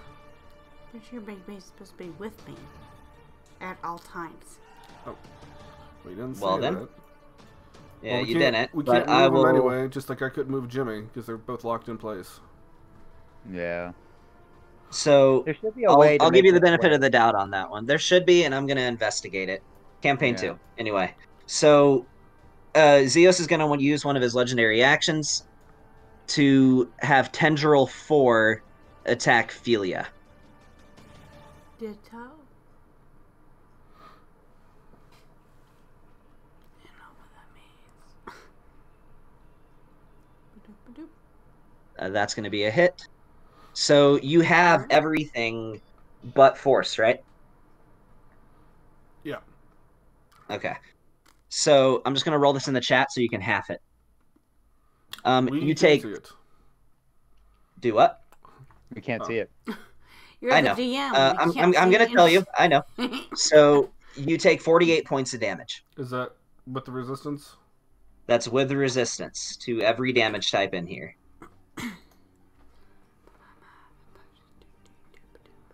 As this massive tendril slams down on you and just sort of eerily hovers above you after making the strike. And now it is your turn. Here you go. Your go. Yeah. Yeah. Keeping in mind, your crown is your spellcasting focus. It's the only way you can hurt him.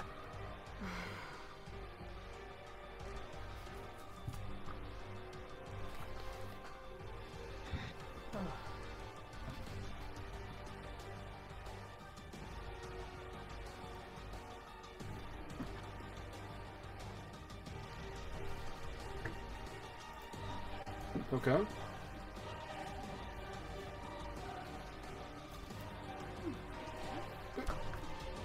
You've had 30 minutes to figure out your turn. Hey, Gavin. What's up?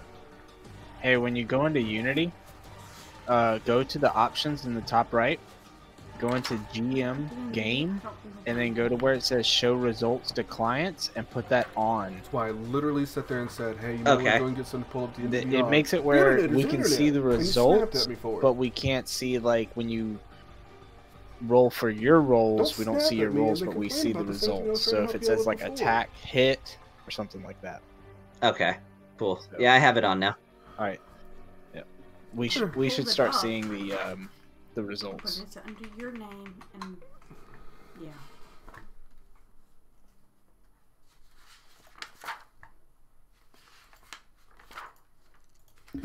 What you doing, hon? Don't know.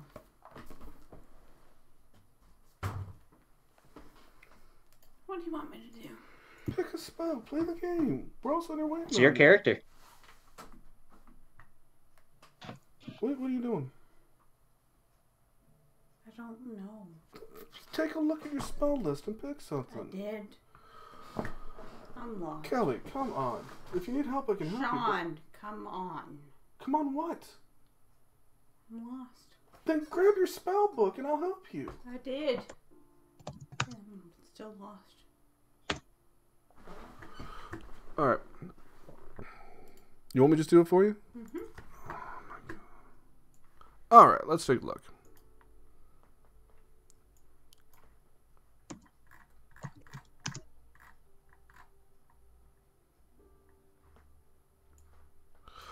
So, I tell you what, let's go ahead and get, we're just going to have Bigby get right next to,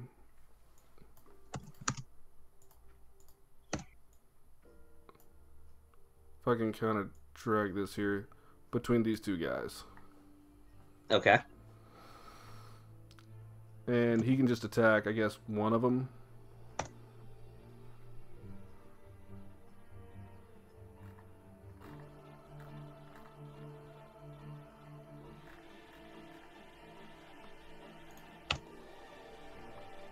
Yeah, give me just one. Oh, dang it.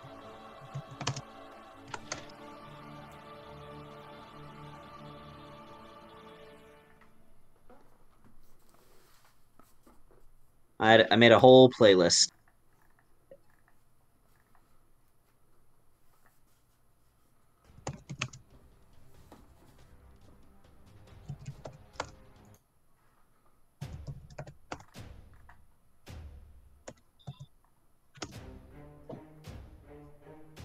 All right. So he's going to attack which one? He's going to move over here? Yeah, and he'll attack, let's say tendril number 4. Number 4? Sure. All right. He's coming at him with a... he makes 2 attacks, one with his bite and one with his claws. I don't see where the rolls are for that. If you can... Any chance you can do that? Yeah, I can do that. He's attacking with both. Number 4? Yeah, that works. All right. Well, that's a miss. Now for the claws. That's a natural 20. I rolled poorly for you and then made up for it.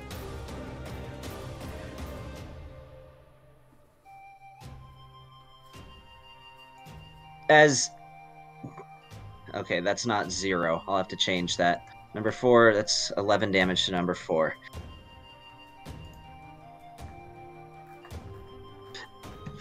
As you see Bigby just take this massive swipe across number 4, sending this black ichor just scattering across this shimmering field.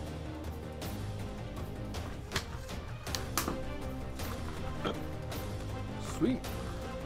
Okay. And then, so if she uses the staff though, as long as it's like channeling through her crown, it still works?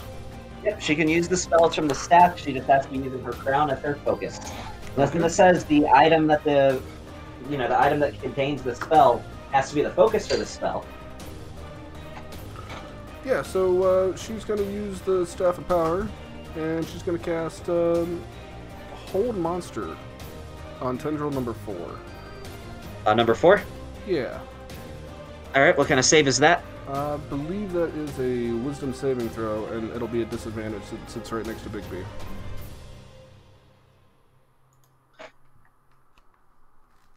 So the lowest is a 21. Yeah, that super fails. Wait, does that actually fail? No.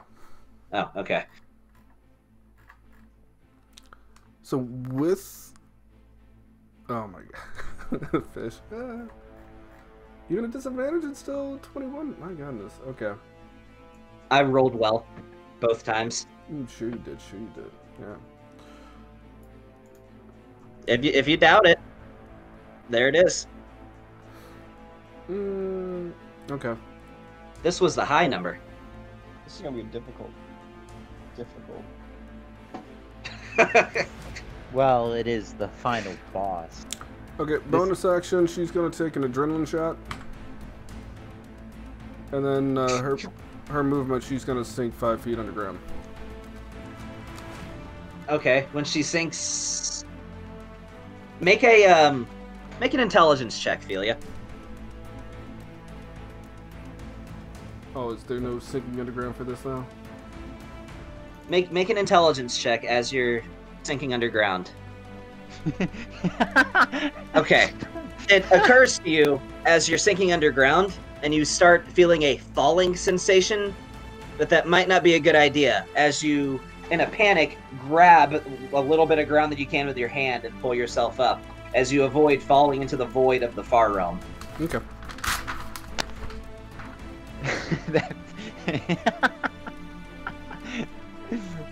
Oh, I get with that. Alright, that's your turn. I said from the very beginning, it is a paper-thin field. That's it. That's your turn. Wait. So what are these rock formations that are like here? It's just floating debris. I mean, as with the go into one of those. You could. That is true. What about the sword thing? Yeah, this is a giant sword that's floating in this void. Okay. You have no idea what or who it belongs to. Okay, so this pillar here, what, like, the mid-center, very center, where we... That is just a little portal that you arrived on. Okay, so there's no physical... No. Tribute to it. Alright, Xeos, Potential of Xeos number 3. Where did Felia go? She's still over there, over there on the left. I don't see her either. Oh, I see her. It's just a big map. Sorry, guys. I'm done. Yeah, So, number 3 is gonna make an attack against Bigby.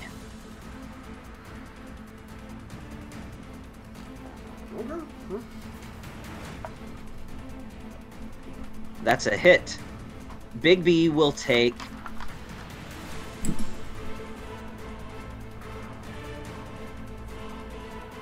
And it resists a good chunk of that. It would have been 56. Bigby takes 35 points of damage because of some of the resistances that he has. As this tendril slams into Bigby, you just hear like a welt as it hits. But he rights himself and gets back up. He still sounds like a puppy, even in this giant monstrous form. That's kind of weird. It's going to move over here. And it's going to make one attack against Felia with its second attack.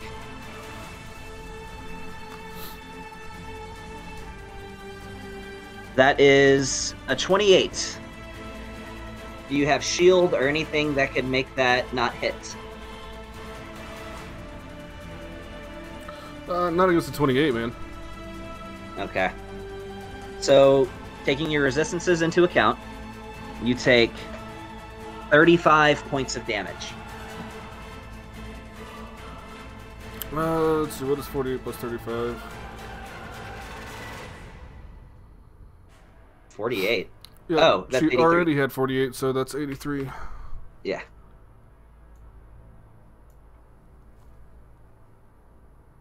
So, Paragon, it is your turn, but as his last legendary action, you see another one of these eyes open up on one of Xeos' tendrils.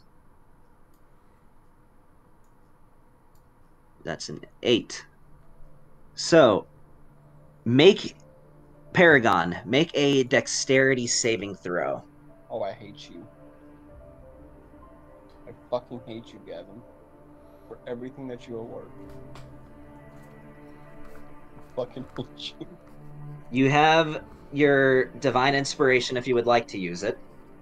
Sure, Divine Inspiration! No, I'm kidding. No, fuck that. Just hit me.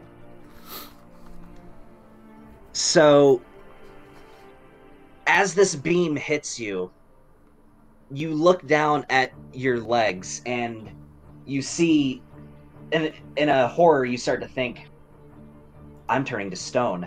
As this rock is starting to spread up, it's to your calves before it gets to your knees. But you may still make an attack.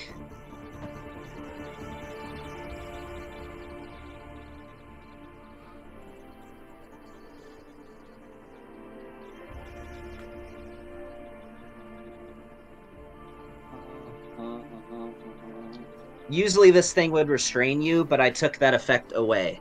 You're welcome.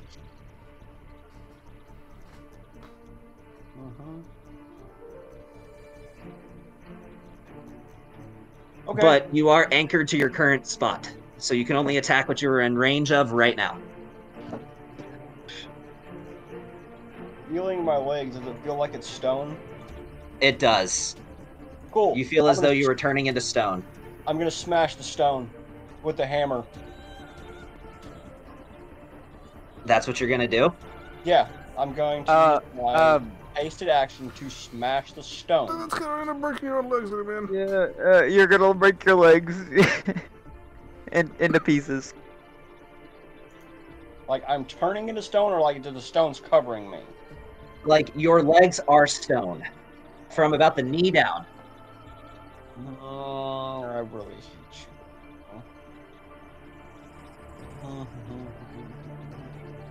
Hey, just be glad I didn't roll a 9 or a 10 for that D10. Because I was gonna freaking move, too.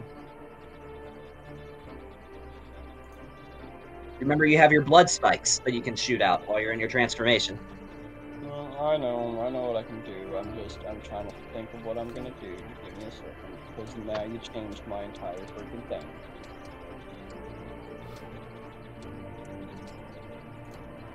When this fight's over, you guys are gonna know I didn't take it easy on you. That is the goal that I'm for this fight.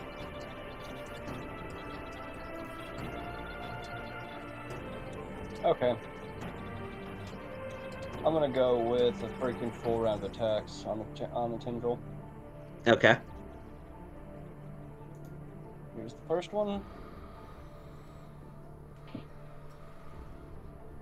Yeah, that's gonna hit. I know. He's gonna take that. I need to roll it on the tendril. That's 25 against number 5. Yep. Here comes attack number 2.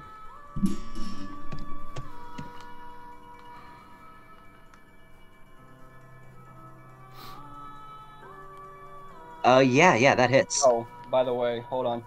It's actually another 1 point of damage added to the 25, so it's 26. Okay. And it's lightning damage. Lightning. Okay.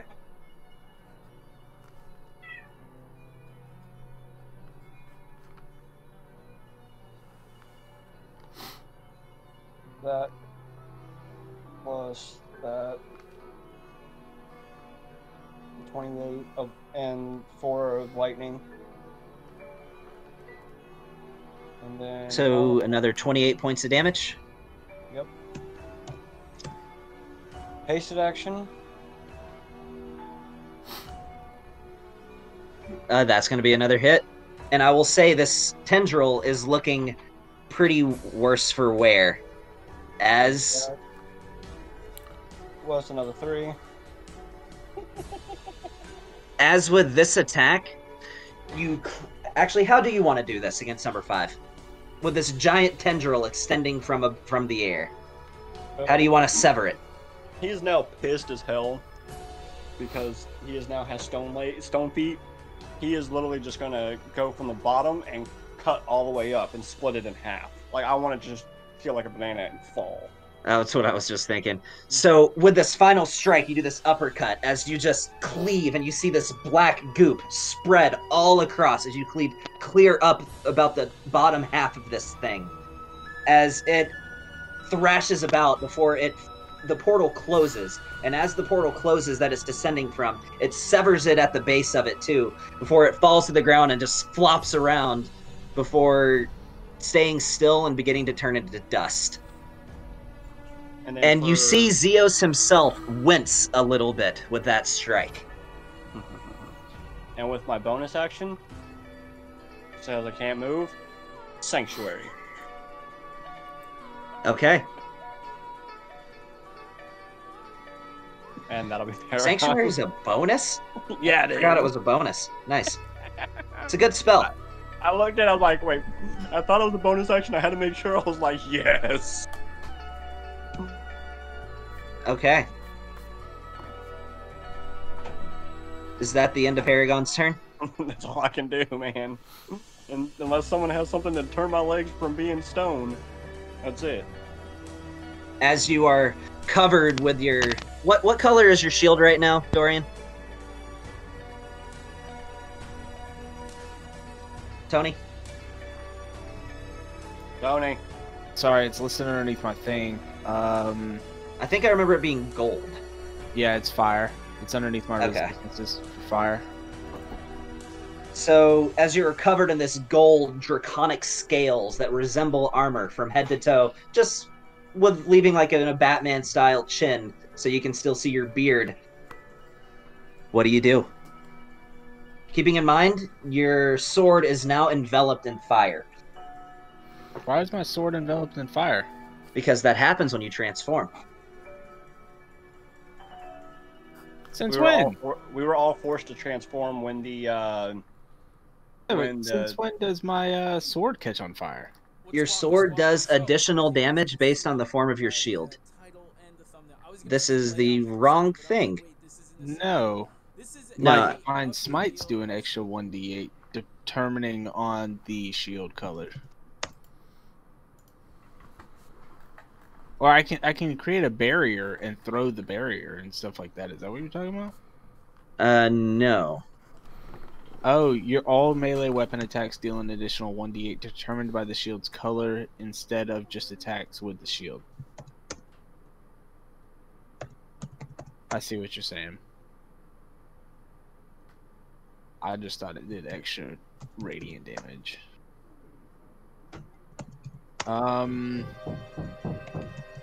Okay. Let's see. Who is around me? No one. No one wants to be my friend. So that's cool. There is still a Tendril 3 and 4, or which one's dead? Number 5? Yes. Well, 5, 10, 15, yeah, number 5 is down. 20, 25, 30, 35, 40. Tendril 3 looks the most damaged. Oh, no, never mind. Tendril 4 looks the most damaged. 60. I'm going to run over here. I'll take an opportunity attack from Tendril 4. Yep, you'll get it. Yeah, you can try.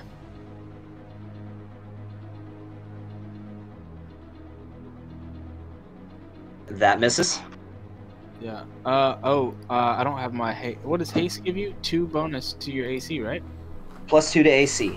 Okay. And +2 to dexterity saving throws. Okay. Oh shit. Hold up.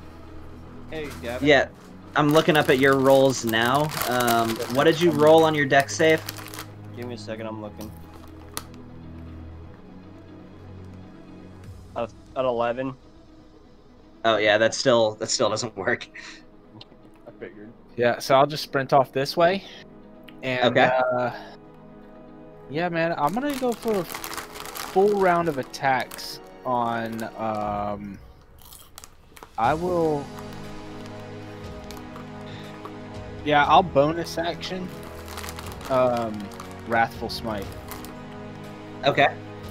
So that... Actually, no, that's a stupid one to use. You know what I'll do?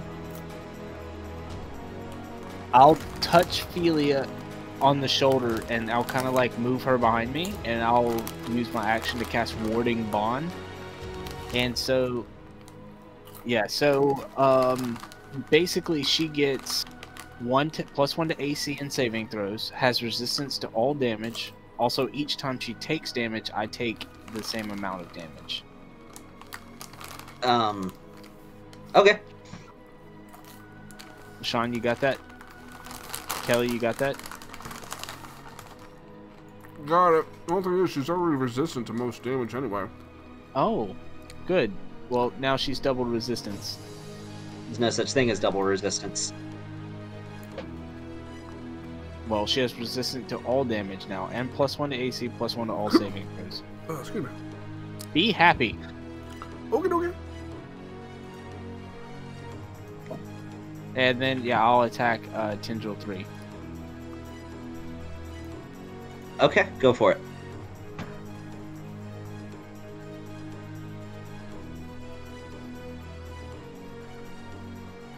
Yikes. And I'll end my turn. You get... Oh, that's your hasted action. Gotcha. Yeah. I can't bonus action Dragon's Breath, right? Or no, that takes a full action to do Dragon's Breath? No, you can do it as a bonus, but I thought you already used your bonus for Wrathful Smite. No, I'm not using that. Because it only induces fear, and I bet you he's immune, a god that's immune to fear. Okay, then yes, you can use a Dragon Breath as your bonus. Nah, I'm good. You sure? Actually, I will consume a potion of Storm Giant Strength. It takes my strength up to 29. Ooh. Okay. You can change that. Your strength becomes 29. Oh, nice. Is that the end of your turn? So, yeah. That, yeah, that'll be the end of my turn. All right. That would have only brought it up to a 20 for that attack if I would have taken it before the attack, but I didn't say that, so whatever. Tendril number 4. It's gonna come over right here. It's making an attack against you, Dorian. So it can try. AC 28.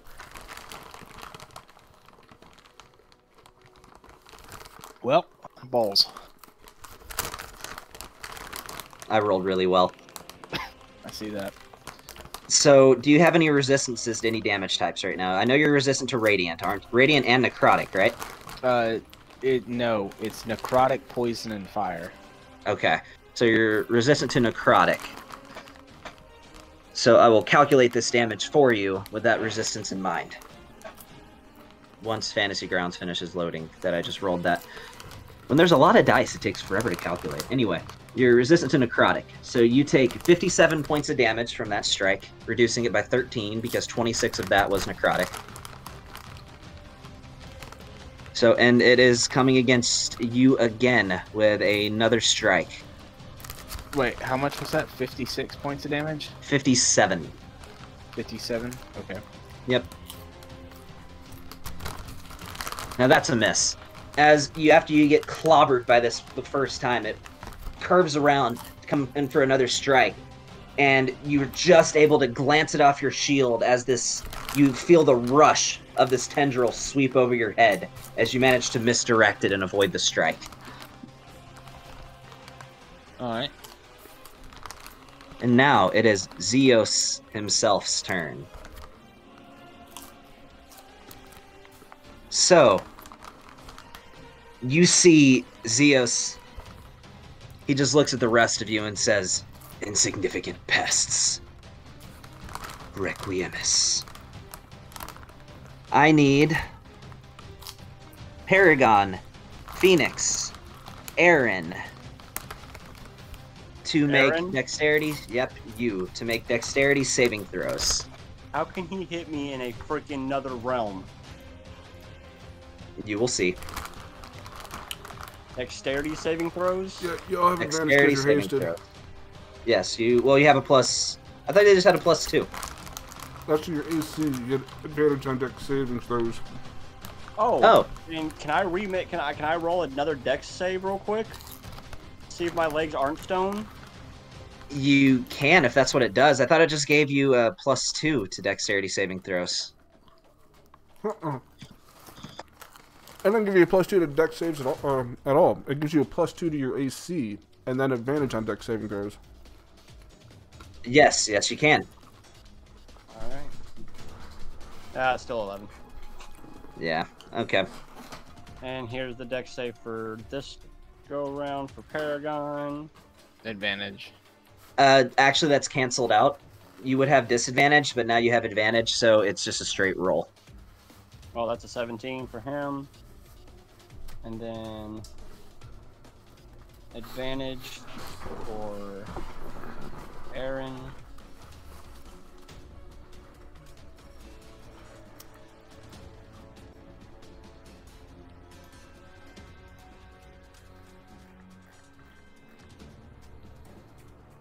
Okay.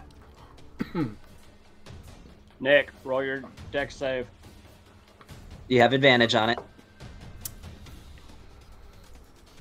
Nick. Hey, I did. I got a 1. I got an 11. Oh. Okay, yeah, I see it. Yeah, he got an 11. So,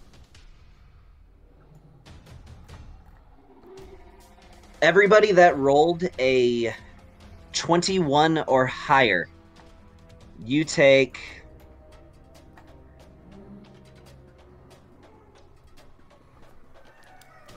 If you rolled a 21 or higher, you take 50 points of damage. 40. What type? 22 is necrotic and 28 is radiant. Well, that doesn't matter for me because it's already halved. I have both Yep, those? that's true. You have resistance to both? How? I have resistance to necrotic and radiant. I know you have the necrotic from your armor. How do you get the radiant? The radiant was in there before I added the fire and cold. I have resistance to radiant as well. I think you had resistance to radiant because you were attuned to some item that gave that resistance. Are you still have that item? Probably. I don't get rid of anything like some people, and I haven't changed my equipment out.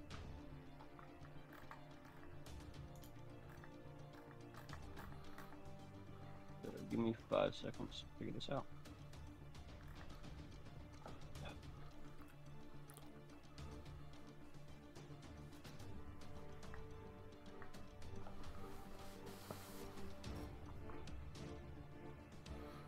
How much am I adding to this? You take 50 points of damage because you have resistance to everything. Alright. So you had that radiant resistance a while back because you had an item, Orb of Resistance, I think it's called, that gave you it. Right now you're attuned to the Cloak of Arcane Retribution, the Ghost Lantern, Blightheart Leathers, your Repeater, and a couple rings, which neither one of them does that. I know I never took off the attunement for the orb. I just don't see it on my character sheet, like it disappeared.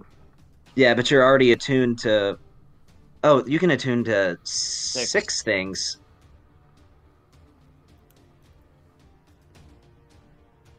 Yeah, the Orb of Shielding. You know what, I'll give it to you. You never said you took it off. So, you, luckily, only take 25 points of damage from this. As you're standing in this extra-dimensional space, initially thinking, I'm safe, before you see the walls around you start to crack, as if the fabric of the reality itself that you are in is getting destroyed. Before you think, oh shit, duck out of the way, and this thing glances you across your torso, leaving a scorch mark across your leathers, but ultimately only slightly hurt. Thing is, Gavin, you want to know something? What's that? I knew for a fact that this wasn't necessarily gonna work because I've used it before, so I figured you weren't gonna give it to us. But I do have a question. Okay. What is the range of this thing? It is a 60-foot cylinder. It doesn't affect me anyways. I'm 120 feet in the air. A cylinder goes, it goes from the ground all the way up. Okay. So it goes up infinitely. Alright. You're an asshole. Originally, he first thought you were going to get rid of our forms, and you weren't going to allow us to transform. No, I'm making it where you're in those forms for the entire fight. I figured you were going to do that because you were like, that's the only way you can hurt Xeos, basically. Yeah, you were transformed for the entire fight. So, now on to the rest of his turn. He's going to go for 3 slam attacks. 1 against Paragon. He does have advantage because you can't move.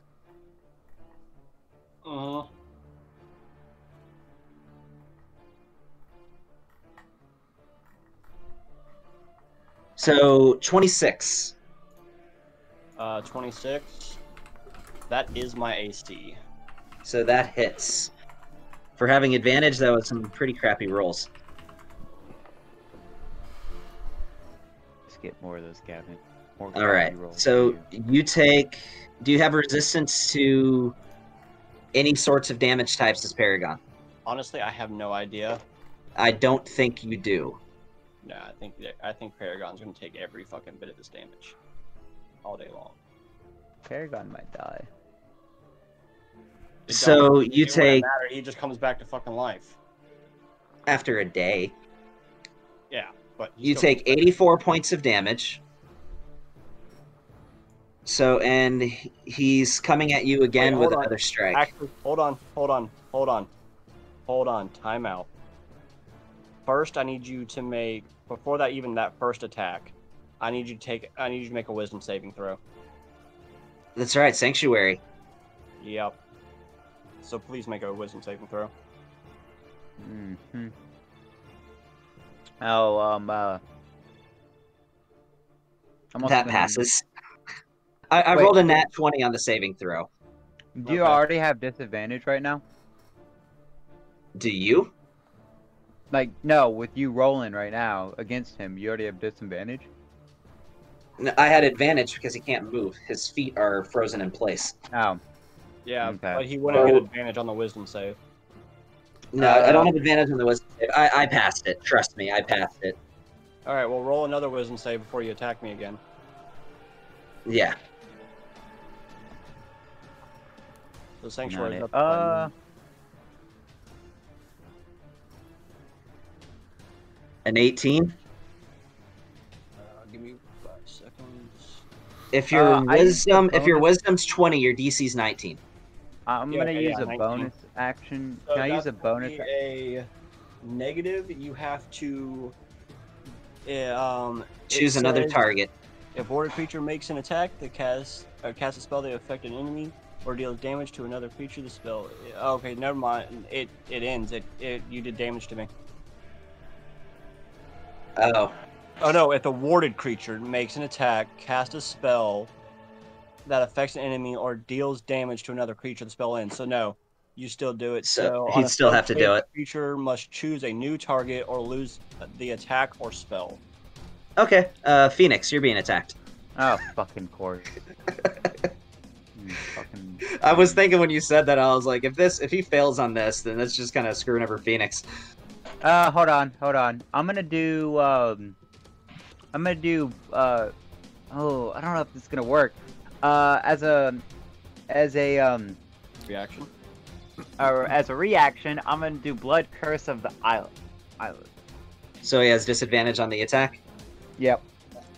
Let's roll it again. Fucking bitch. That still hits. God fucking damn it. Nick, we need How to much talk damage am I because taking? We both have freaking blood curses. We can't do the same one. Really? So, with all your resistances, you take 42 points of damage. 42. God fucking damn it. Oh, don't even. I'm already down 178 hit points. Go to hell. You said 42? 42. I'm not resistant to anything. I told you guys this is going to be the hardest fight of the game. Alright. Hey, Phoenix, it's your turn. Yeah, finally. Fucking finally. Alright, yeah. Alright, so, You've only lost over half your hit points, but yay, it's your turn. Yeah, pretty much, yeah. Oh, can we remove the tendril number 5 then? Since No, it's gone? it needs to stay there. It needs to stay there. Okay. It has to stay there. It's still debris for the time being. Okay. Well, no, there's a So, reason why yeah. it's there. Sure. That's right, that thing's taken out. I totally... Yep. Mm. Do you have Blood Maledict of the Fallen Puppet? No. Oh! Hold up! Wait! I do have something like that, though. Here we go. I'm gonna do this, then.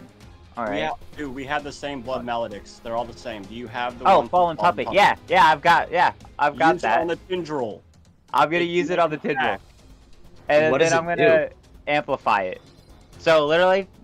The moment a creature falls unconscious or dies, within 30 feet of you, You can use the reaction to give that creature a final act of aggression. The creature immediately makes a single weapon attack against a target of your choice within its attack range after the You've attack. already used your reaction and it already died. That's true. Damn. All right, we'll have to wait for the next. Okay. Yep. Okay. All right. So. Ooh. Okay. Bet. All right. Give me 1 second. But keep that little hat trick up your sleeve the next time another one goes down.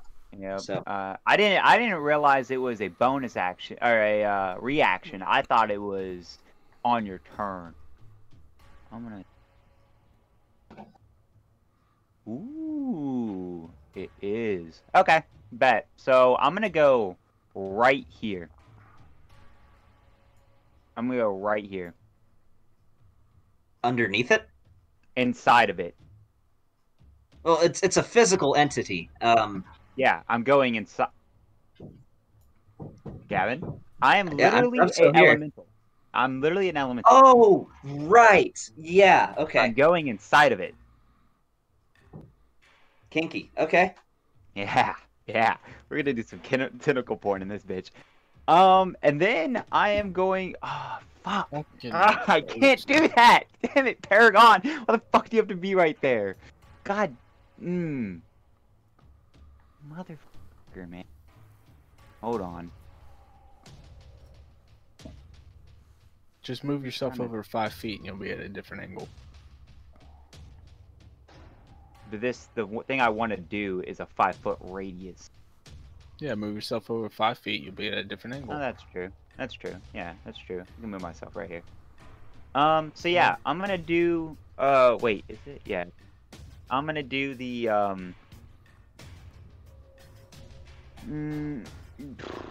Where is it? I'm gonna do an attack, and I'm gonna do the I'm gonna butcher this. Regenerative Blaze? Regenerative Blaze? Or... It's the stupid line attack. It's the stupid one that goes 60 feet and, like, it's the firewall. Ragirigen Blitz. Yeah, there you go. Ragirigen Blitz. I thought that was Blaze for some reason. God, I'm dyslexic. Yeah, so I'm gonna do that. So do I do a weapon attack roll, or with with swords? Let's look.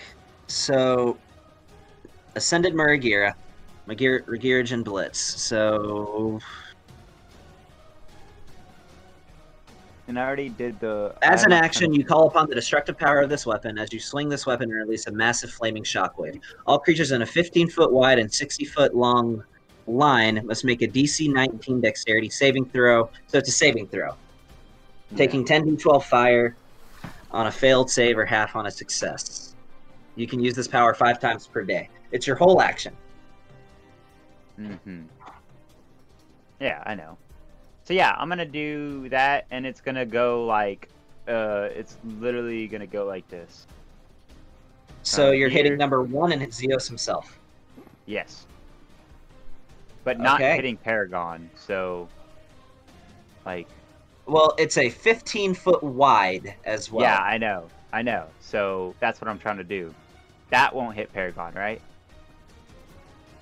You know what? You can fly in this form. So if you used your movement to fly up, you could arc it to where it would go over his head. Just tell me how many feet you're flying in the air. You need to go at least 15.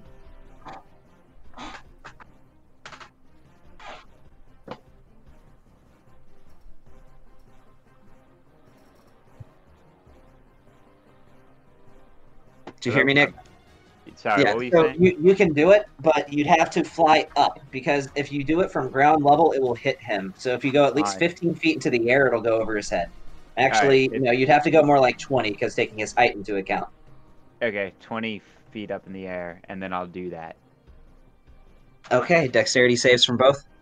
Yes. Does it automatically hit? They have to make dexterity saves to avoid it. Oh, that's right. So that's a 21 from the tendril. 19. Hey Gavin, remember, Paragon is now a large creature. Yeah, I know. You can go to up 25 feet. So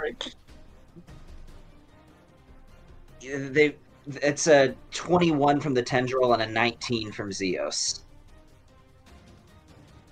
But it's half on a success, so give me 5d12. And he'll just take all of it. Yeah. And he'll just take all of it. Alright. Or you can do 10d12 and half it. Your choice. 10d12 and half it. 10d12 and half. Yeah, go that way. You have a better chance of getting a higher number.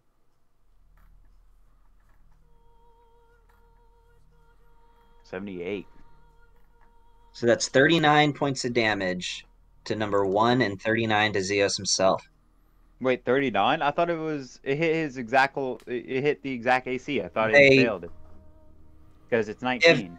If it's a DC 19, that means that's what you have to roll to pass. Okay. Alright. Alright, well, then as my bonus action... I will say, number 1 looks pretty beat up at this point. It's almost completely cut through. It's still on fire. As you see, it leaves these char marks. And plus, I'm inside of it, so it's also taking damage from me being inside Which of it. I think is a D10. D10, so let me just roll that. How'd you get inside the fucking tentacle? Dude, he has incorporeal movement. I am literally an elemental right now, okay? Hop off my dick. Oh, so yeah, you know what? Phoenix, that D10 was clutch. You literally met its exact number of hit points with that. Awesome. Do you have any descriptive way you'd like this thing to burn up, since that's what's killing it? I literally, just from me being inside of it, just like from the inside out, it just starts burning up. Like you literally see it from the inside and then going out, just immersing in flames as it crumbles around me. And for just a moment, as this flame travels up its body, you see just a little bit of it sort of lick Xeos himself near the lower half of his body. And I'm going to use my reaction. What's the range on that reaction? Like 30 feet. Okay. So, what are you doing? I am going to use Blood Maledicta to Fallen Puppet, and I'm going to intensify it. Okay. And what does intensifying it do? Or amplifying it? Does more damage. Yeah, it does more damage, pretty much. Let me see. Yeah, Amplify, you gain a bonus to the attack roll and damage roll of the cursed creature attack equal to your wisdom modifier. Which means you take an amount of damage, roll a d10, and you take that amount of damage since you're amplifying. Yep. I'll take you take 4? Yep. Okay, so I'm guessing you're using that on the tendril. Yep. And you're making him hit himself? Yep. Why are you hitting yourself? Why are you hitting yourself? Pretty much. Xeos, stop hitting yourself. It's going to move over here, and it's making an attack against Xeos? Yep, and it's you grant a bonus to the attack roll and the damage roll of the cursed attack equal to your wisdom modifier. So +5. So he gets a +5 to this attack roll.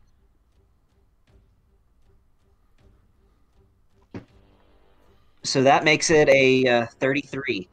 Yeah, that's going to hit, and then it does an additional 5 points of damage. Yeah. So it takes... Xeos hits himself for 94 points of damage. Holy shit. He hit himself in his confusion. Yes. This ashy freaking tentacle just beat the fuck out of itself. That is great. As it then disintegrates the rest of the way. Thank you, Nicholas. I needed You're that. welcome.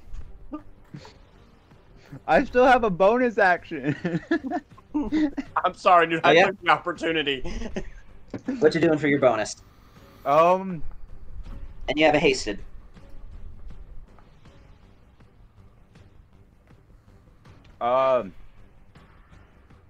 how many? 2, 3, 4, 5, 7. That's 100. It's 50 feet, right?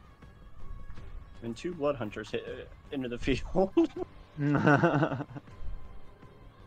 So yeah, I'm gonna attack this guy with my sword. I'm just gonna hit him with a good whack. You know. All right, it's got to be with your offhanded weapon. So make sure you're doing Murasir for this Well, attack. it really doesn't matter. Somewhat, kinda. No, it does, because it does different. Yeah, they do different damage. And remember, you have your hasted action too. Yep. Yeah, that's what I. Yep. Okay. So, Which your hasted can be with either of your weapons. Yeah. And Tendril of Xeos 1 I will remove from the field because it got turned to ash. Damn it, that missed. Alright, so Again, man. hasted action. You can attack with Muragira for your hasted if you would like. Yeah, that's wow, bro. Oh, Oh no. Oh. Fucking That was bad, shit. man. Fucking damn it. I might as well just stab myself in the toe already. And with this last strike, you thrown off by that miss. When you take the swing, you do sort of like a one-legged hop with it, thrown off balance as you just don't even go anywhere near it. You catch yourself from falling on your sword by like using your sword, holding the hilt downwards and catching yourself so you don't fall. And as you're thinking, I hope nobody saw that. God damn it. All right. So yeah, I think All that's you can gonna do. be the end of my turn. All right, top of the round. Yeah, I'll see y'all guys in like 30 minutes. All right, man. Have fun down there, dude. Yeah, just gonna sit here Shaziki, crying. how does it feel knowing that you're not at the bottom of the list? Gotta say, it feels pretty good, Dave. Yeah. It's actually pretty close to the top. I just love the fact that I rolled a nat 20 on initiative, and the wizard still goes before me. And don't take it personally, man. Don't take it personally. Because I have advantage on them, and I get a big bonus. Hey, Gavin, quick Yes? question for you. What size is my flying carpet? If you don't know, you can roll a d100 and just tell me real quick. Because it actually has a chart there. I'd already decided what size it was. Just can you link it real quick? Sure. Well, I can just tell you. 3x5, 4x6, 5x7, 6x9. 5x7. Pretty standard right there. 3x5, 4x6, or 5x7? 3x5, 4x6, 5x7, or 6x9. It's the 5x7. I'd already decided it wasn't going to be the biggest, but it was going to be close. Okay, cool. Got it. Thank you. That's all I need. Cool. So, before you take your turn, Aaron, Xeos is going to use one of his legendary actions. I'm going to roll a d10. Thought he already used his last legendary action? He had a turn again, which means he got them back. So, Dorian. he is... No, Aaron, I meant. So, he's targeting you with an attack. As you see for just a moment on this eye, on one of his tentacles, it's sort of, you see an image of a skull flash before you, and you see this big necrotic beam. It goes straight towards you. I need you to make a dexterity saving throw. Did Aaron fall out of the sky? No.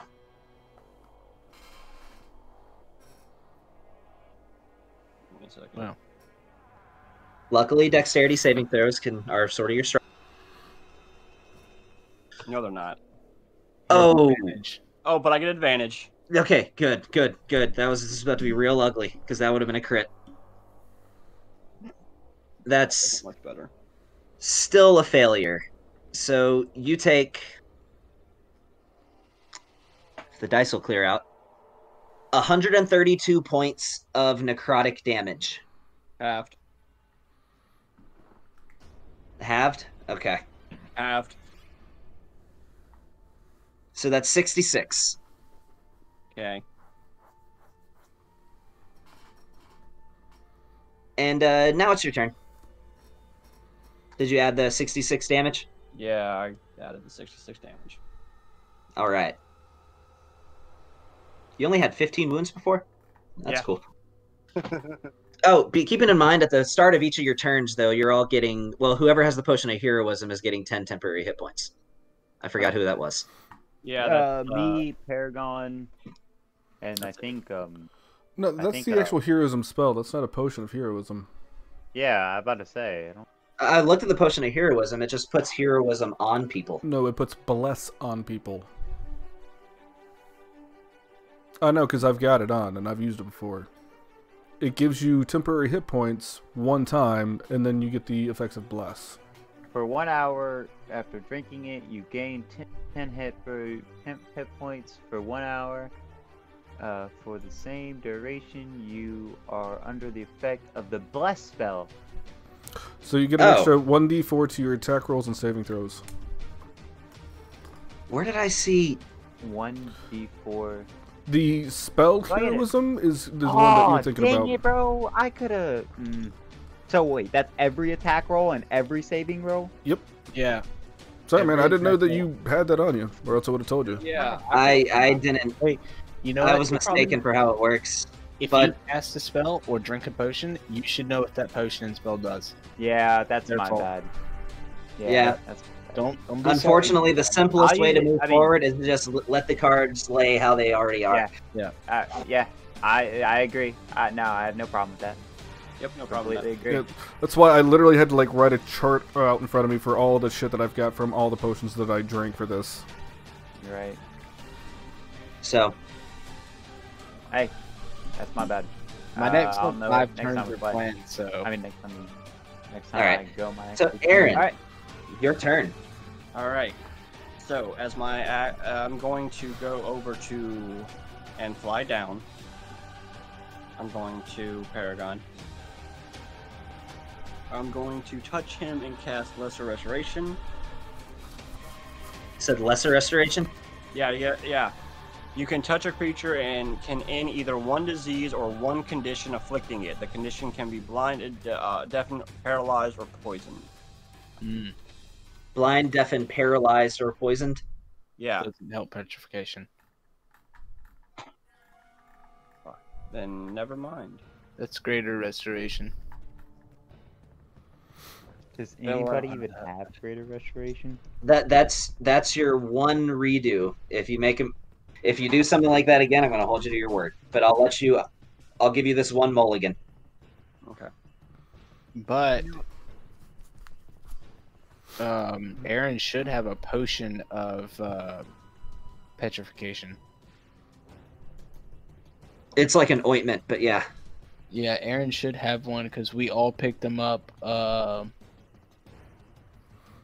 What?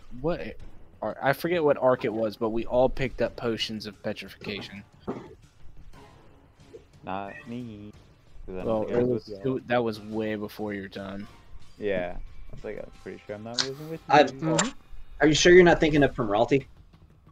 Because Aaron wasn't there for that either. We got it at 2 separate times, and I know Aaron bought some because I was like, he was buying them, and I was like, I don't need them because I already had the ones that we got from Primralty because I still have a Salve of Petrification that I used on Dorian in the Necropolis. Yeah, we got them before we went to the Necropolis. Okay. You do have that, Aaron. If you would like to use your action to apply this salve, then I will use my haste action to apply the salve. You can do a potion for that. That's fine. Oh yeah, rub them knots out of them calves, boy. Literally, yeah. You all see Aaron as he goes over and just starts rubbing his legs. Can I do that as my bonus? Can I give a potion to somebody as my bonus action? Or No, it has to. No, yeah. It has. It's either you can use it as your hasted, but otherwise it's got to be a full action. Yeah, because you're applying a salve, not administering a potion. Gotcha. Okay, yeah. So that's what I'm gonna do with my hasted. I love those luscious feet. as you start rubbing Paragon's legs. Cool, and now I'm done because now I'm mad. As I kind of wipe my hands. Brush them off on your leathers. Yep, and a full round of attacks because I am mad.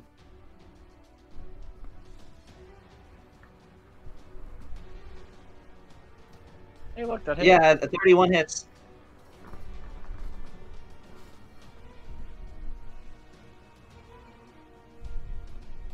And then he's going to take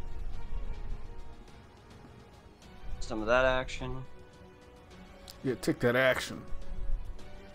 He's going to get hit again. Be keeping track of your charges, by the way. I am. I can do this 2 more times after this round of attacks. Okay. Yeah, I trust you to keep track of it. I just wanted to remind you. Yeah, you're good.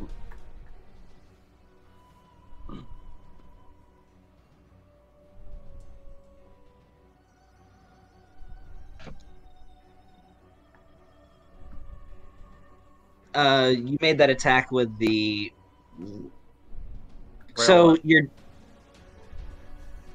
I assumed this whole time you're using your repeater. If you're using the rifle, you don't get a bonus action attack. I was using my repeater. I don't have the rifle. Okay. So the I damage used the that you rifle rolled, this time. re-roll that damage for that you did for. So you rolled it with the rail rifle, which does more damage. Gotcha. Sorry. You're good. Hold on. Let me do some quick math real quick. In the chat. Oh, you rolled it in the chat? You're not rolling it on him for this? No, I rolled it. I rolled the new damage in the chat. Right. Okay. And I have to do that 3 times, so I'll just roll it in the chat 3 times. No, because I think for the first 2, you were using the repeater. Nope, it says rail rifle, rail rifle, rail rifle. No, I'm seeing it right now. It says repeater. Okay. Other than the one attack, it says repeater. Okay, then just use the 32 then. Sorry. Yeah. No, you're good. Thing is I was using the attack for the freaking repeater. Yeah, yeah. And they both have the same attack modifiers anyway, so it doesn't really matter there. Yeah, but their damage is different. In my thing, they don't, because I didn't add it into the rail rifle. I just added the repeater because that's the one I was using. They should, but okay. I didn't add it personally because I had to fix it. Yeah, I'll be back, guys. Yeah. I got you. Oh, and all right. Hold on. Don't move yet. Hold on.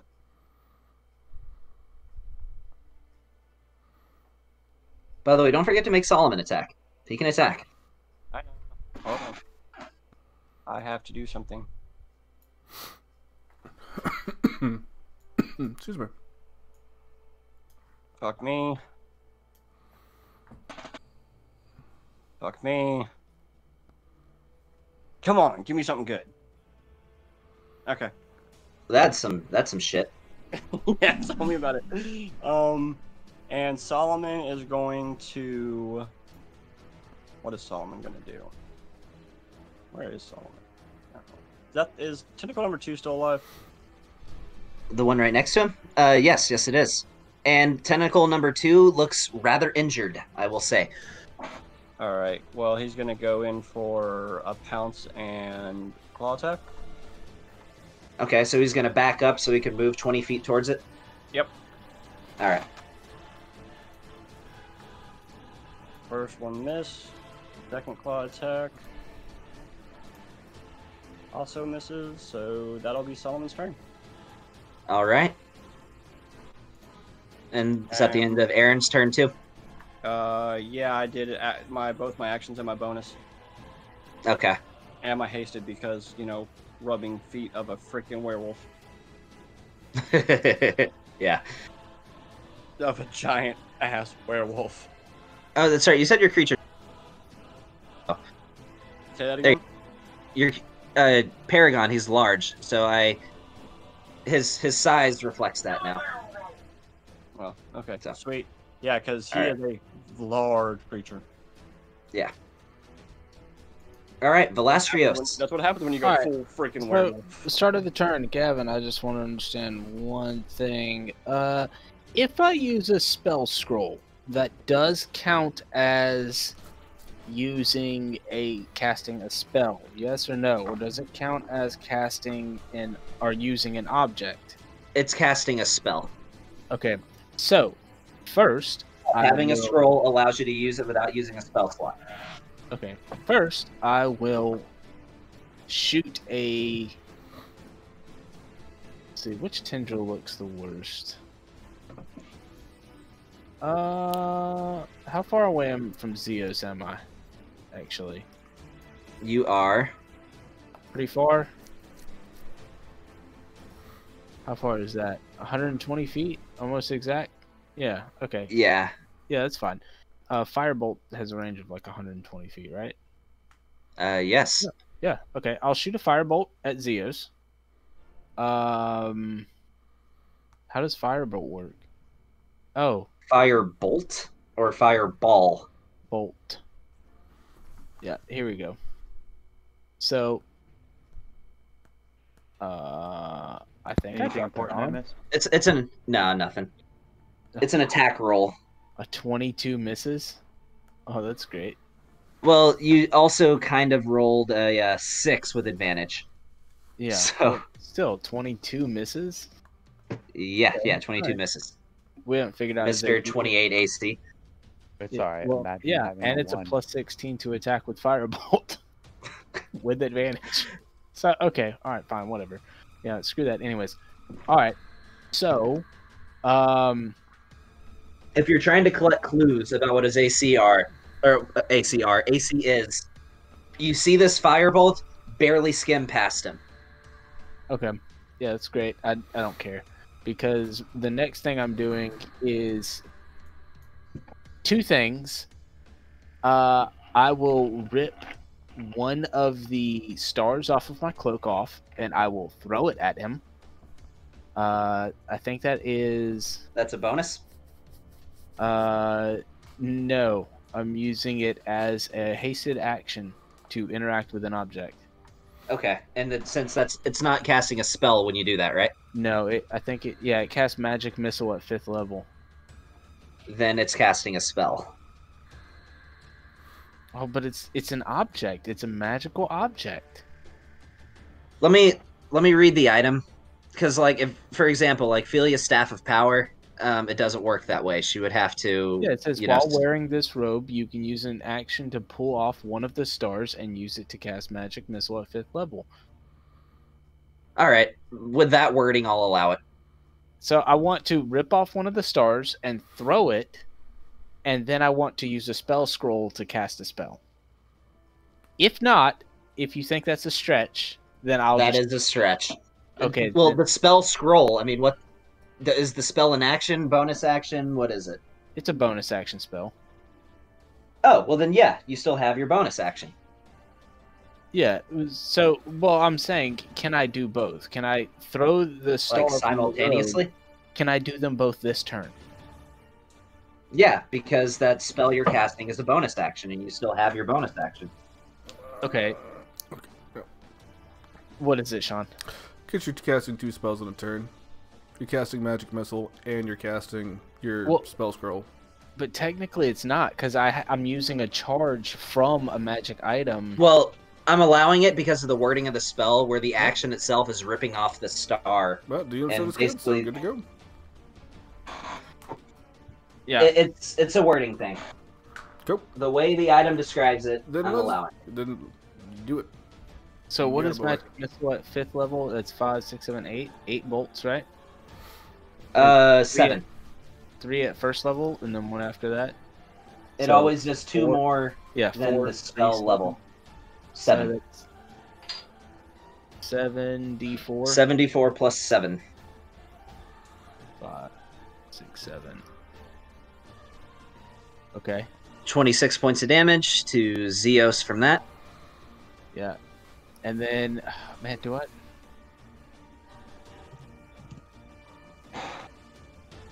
You know what, man? I don't want to cast a scroll. No, I'm not gonna do anything with my bonus action. I just don't feel like that might be fair. casting a. I mean, spell. So I think what I'm gonna do instead is just. Are you hasted? Yeah, I'm hasted. The hasted action was using the star robes or robe of stars. That's right.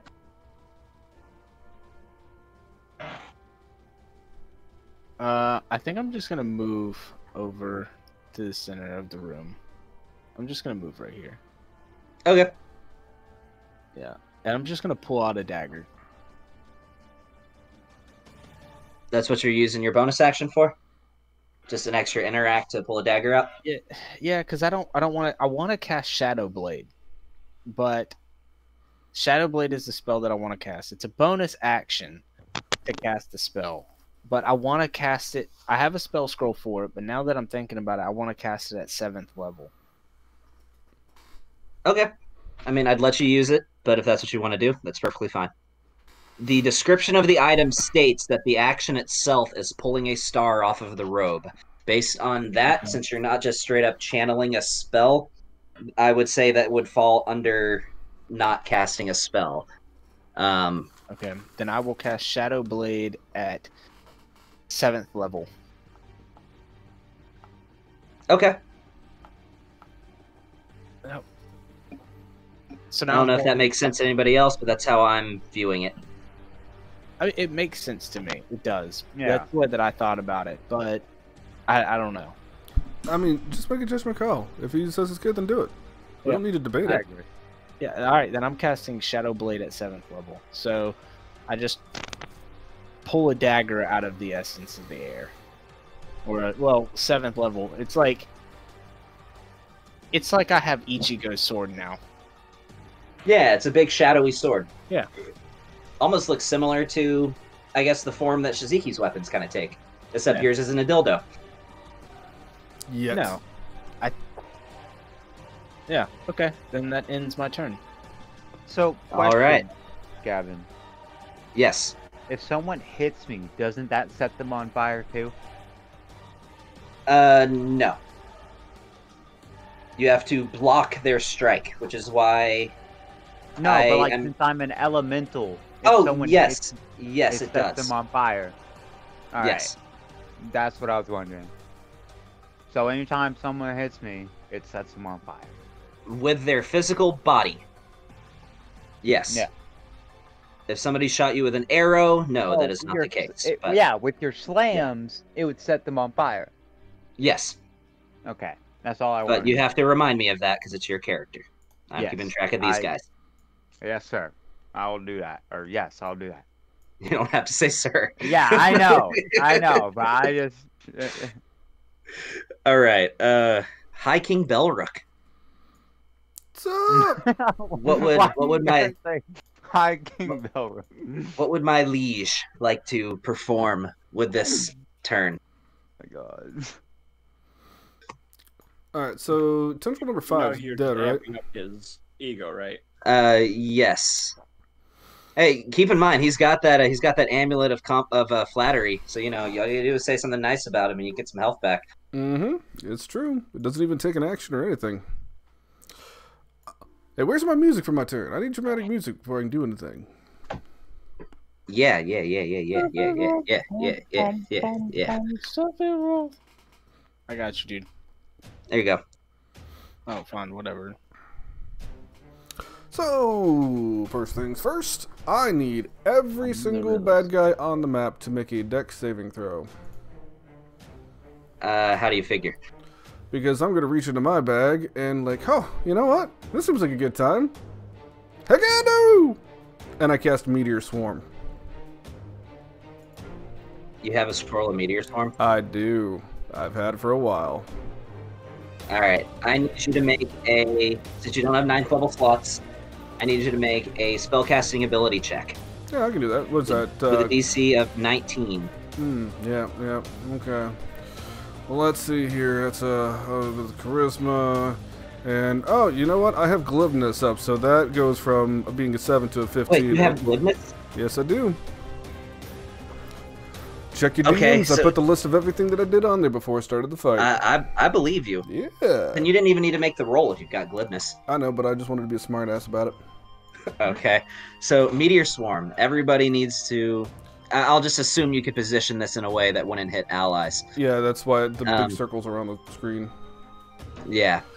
So everybody makes a dex saving throw with the DC... I don't even know what my DC is in Shadow Form and all this. I think it's 21, because I have a Charisma at 24. So, no, it'd be 22? 23? 28? 21, I do believe. 21, okay. 3, 4, and 2 dexterity saving throws.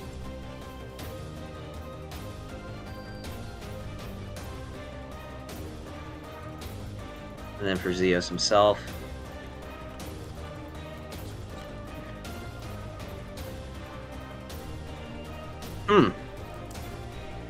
So, I wasn't going to do this, but now since Xeos rolled a natural 1, I'm going to use one of his legendary resistances. Okay. So, number 3 and number 2 pass. Number 4 fails. Number 4 is the only failure. Alright, so they will take this and fire.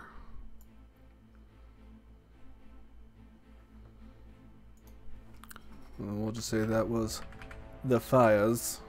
Well, will my dice pop up in there? Because it's lagging. There we go. Oh, sorry. That was 21d6. I thought it was 20. I must have miscounted whenever I put them on there. So subtract... We'll go with the last one. Subtract the 5, so it's a 78. Okay, it'll be the same thing with this one because I just saved the dice so I wouldn't have to do it all over again. So subtract the last one from this one too. So that's fire, and then this is force.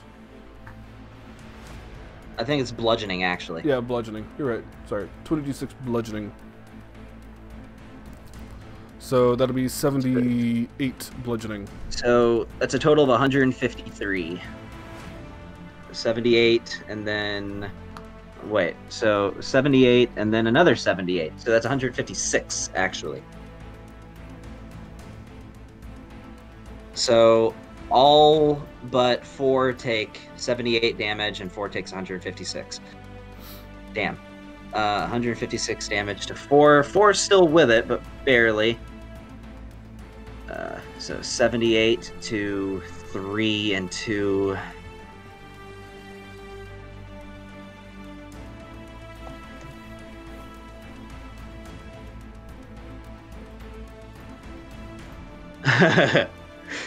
So in a massive overkill against number 2, how would you like the second tendril to die from this meteor swarm? Again, I will just do my best Haginu impression and just do like kame, whatever it is. Kamehameha. Yeah, there you go. Alright, as you see these other tendrils get glanced by these meteors, where against number 2, it tries to dodge out of the way, and if it had been in full health, it might have been able to, but it just gets slammed like a bug against the ground with the meteor pinned, or with the tendril pinned underneath this meteor, with this icky goop just spreading slowly out from underneath this crater, before the meteors eventually dissipate into magical nothingness, leaving only their destruction behind in its wake. Yeah, that sounds about right. So, I have a flying speed of 140 feet right now. Because I'm flying, I'm hasted, and I took the Archie shot, which gives me an extra 10. So that makes my flying speed 70. Hasted gets doubled to be 140. So I will, and I'm 30 feet in the air, I will fly right here. Is that the drug you took, the Archie shot? No, that's right, you took the Black Sap. I took Black Sap and Archie's. I took a lot of stuff. Everybody just keep in mind, he's high during this fight. Woo! I'm so amped! So amped! So now that I am within 30 feet of Mr. Xeos Man, let's go ahead and throw on that Hexblade's Curse on him. Okay.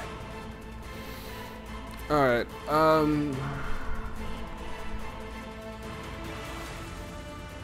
okay. How bad off does Tendril 4 look? Tendril 4 is heavy. Okay. He's looking pretty rough. Might still have a little bit of fight in him. It doesn't look like they're circling the drain, but it looks like they're pretty severely hurt. Okay. And then, also, I should say, since I flew off, I gave a command to my magic carpet, and it's going to fly 40 feet over here, and Jimmy's going to hop onto it, which I still can't move Jimmy. Okay, just draw where you want him to go. I mean, he's literally just going to hop on this carpet. It's going to be like one spot over from where he is. Okay, can I... There. There we go. Like, literally one spot to the right, or maybe two. Just so he can hop on the carpet. Okay. That's it. So, now, that is my main action and bonus action. I still have 50 feet of movement. So, what I will do is, I will...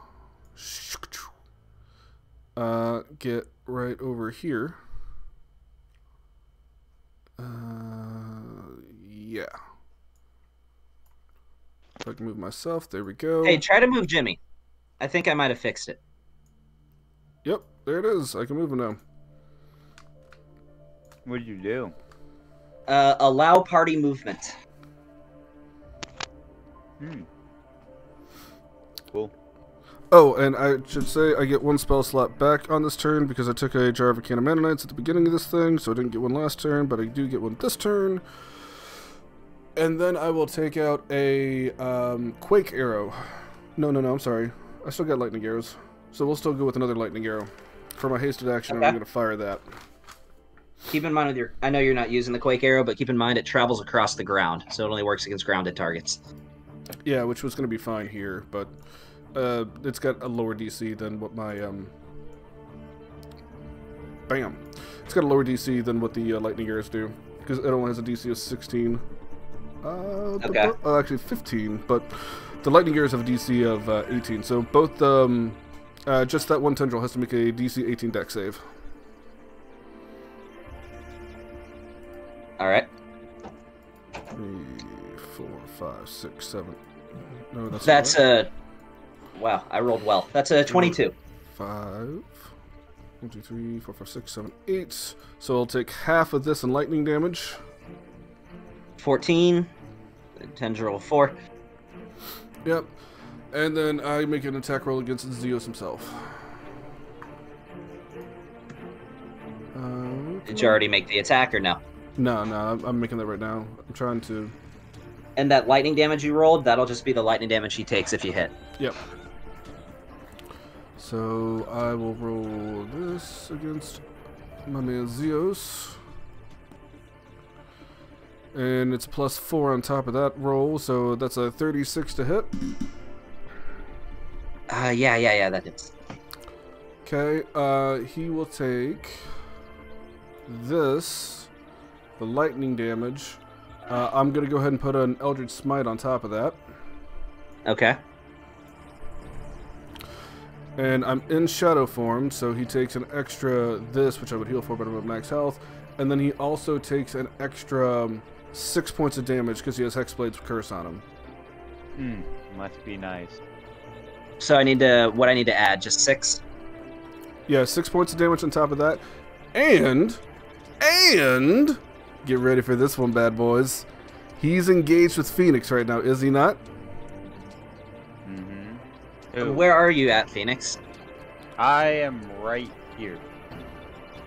I'm literally right here next to Tendril 4.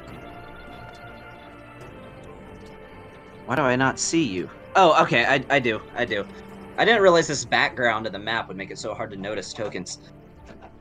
Oh, so wait. Okay. So is Phoenix with Xeos or is he next to Tendril 4? He's next to Tendril 4. Oh, I thought he was in there with Xeos. Never mind. I was like, oh man, it's gonna be awesome. I'm gonna use my first sneak attack ever. No, I can't because he's not engaged. Dang. Okay. But yeah, let me mark off another spell slot that I just got back for the Eldritch Smite, and then I put everything else on there. Did I already roll his regular attack damage? I did. Okay, and then that. Yep. Okay, I'm good. Okay, you're good. I'm good. I did my action cast, haste action. Yeah. Got to double check it in my own mind. And I am still 30 feet in the air. So, as you guys can see by the title and Yeah, that was. It didn't pull up the song that it was supposed to. Every tattoo tells a story. My name is Annie Flamstein, and I'm the founder and Every tattoo tells a story. There we go. I'm just gonna loop this, so I don't have to worry about this. Story Oh. of gay fish. Almost forgot. I blink out. You blink out. Man, that is clutch. That's it. All right, Oh, it is. great. Hey, for the rest of you, all that means that there's just one less target for me to attack, which means it's more likely that you'll get attacked. Sure, you can try. I mean, Velasquez never gets attacked, so... Ever. Yeah, I mean, my rope trick doesn't work anymore. Where is Velastrios even? He is literally dead center in the map. Oh, I see him. He's blending Okay. in with the portal. He's just standing there. So, Like- is that the end of your turn? Yeah, I'm done. All right. You know what? Let's change that, Velastrios. Potential of Xeos 2. You have successfully baited your DM. He's going to run over here, and he's going to go with a full round of attacks against Velastrios. Disadvantage. Yep, he does, because you have foresight. So I'm just going to roll the attack twice in the chat, because I can't reach my disadvantage button.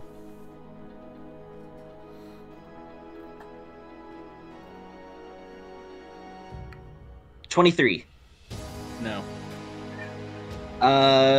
He's gonna say, screw that noise, and he's gonna come over here to, Aaron, and, he's gonna make an attack against Aaron. Yeah. The Velasquez, like, as the tentacle approaches, he just takes, like, half a step back. Tentacle just slams in front of him. I would think Velastrios would dodge with the absolute most minimal effort. Yeah. As long as the attack misses, that's all he cares about, even if it barely misses. How big are these tentacles? They're about 30 feet high. Okay. It would have to extend all the way out to hit me. Yeah, it's gonna do it. These things also have a decent attack range. Larger creatures have a pretty far range of attack. Just saying. So he's coming at you with an attack. Ooh, man, that AC. Yeah, I know that AC is great, ain't it? That would have hit All right. me. That's going to be the end of his turn. Xeos is going to use his second legendary action to... Attack Velasquez. Or Dorian.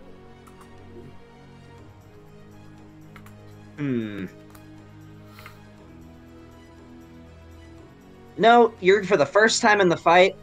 Xeos hasn't moved. He's been staying in the same spot. For the first time, he is going to go slightly onto the board. And he's going to make another attack against Aaron. It's just a slam attack.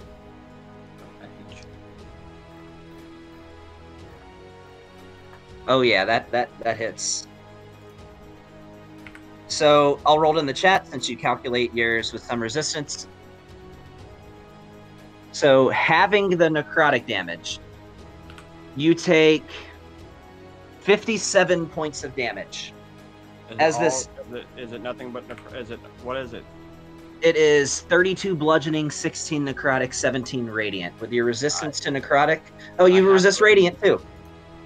So that reduces 9. So instead of 57, you take 48. 48. You take 48 points of damage. Okay, sweet. What's your health looking like? Go fuck yourself. 129 wounds. 120. Okay. 129 wounds. Now it is Phelia's turn. Okay. Man, that came up. By the way, as far as tonight goes, I'm good until the first person says they need to go. I'm okay to go after 11 if you guys want to, but I'm okay with calling it 11 if you want as well. So, yeah, just putting that out there. Feel ya. Yeah. Yeah, well, she turned in, but she was already done earlier, so I'm taking over. It'll be fine. All Okay. right. So the only tendril that's left is tendril 4. I'm just making sure that's right, right? Right? How many tendrils are left? Oh, all 3 of them. Tendril No. 2 is still left. 4 is still left. Is 3 still left? let's There see. should... How many tendrils were there originally, Gavin? There was like 5. 5. Tendril 2 Okay. says dying, so... Tendril 2. Okay. So it's there should 3 be and 5. 4 are still in the game.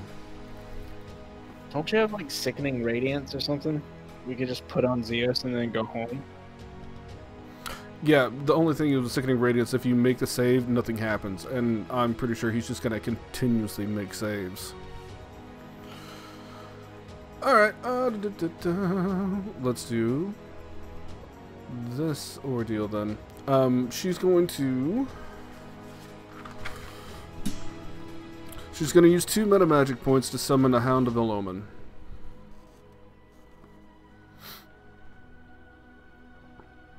Are you with me, Gavin?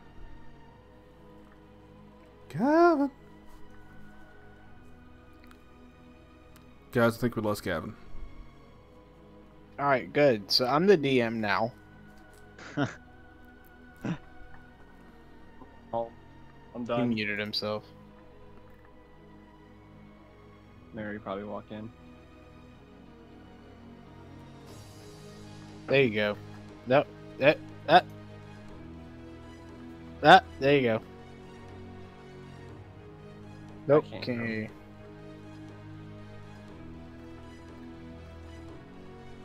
Apparently he's muted and he can't get rid of it. I try to leave and leave and come back. Maybe. Hey, try taking off all that voice mod stuff that you got, dude. Or that. I know you got like 1,000 things set up. I don't know. Big was so huge, you can get rid of that, so it doesn't need that. Maybe we should end it here then.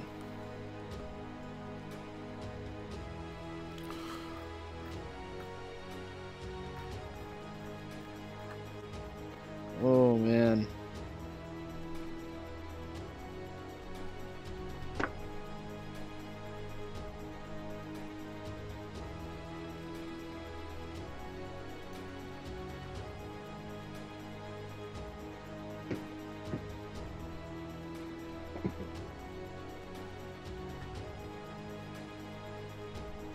Did you try to exit chat and then come back in? Close out his Discord and come back in? Gavin.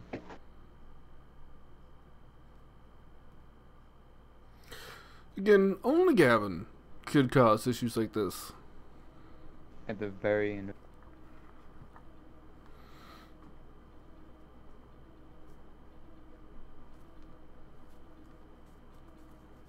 We're literally like almost.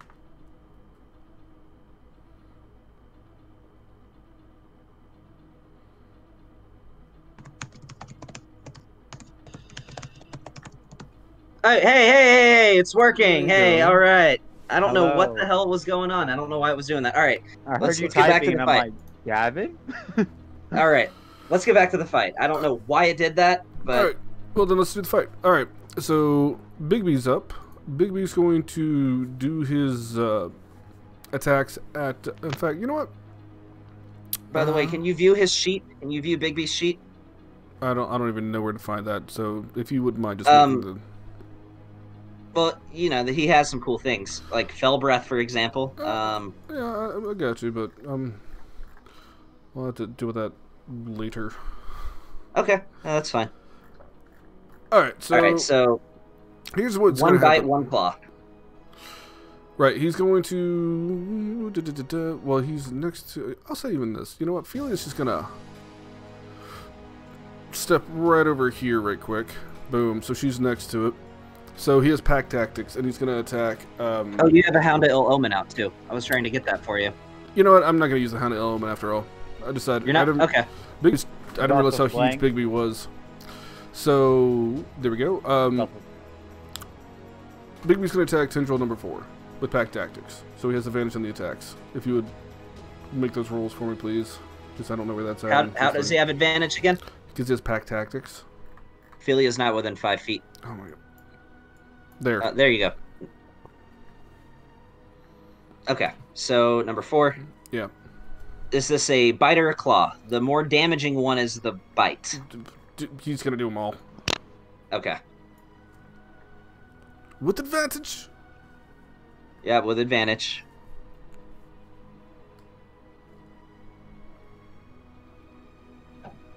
This is why you guys shouldn't have me roll for you, because with advantage, the best I got was a nat 7. Keep rolling. Alright.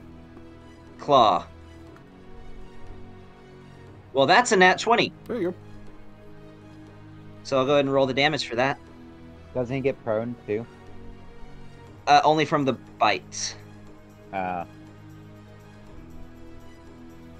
So that is...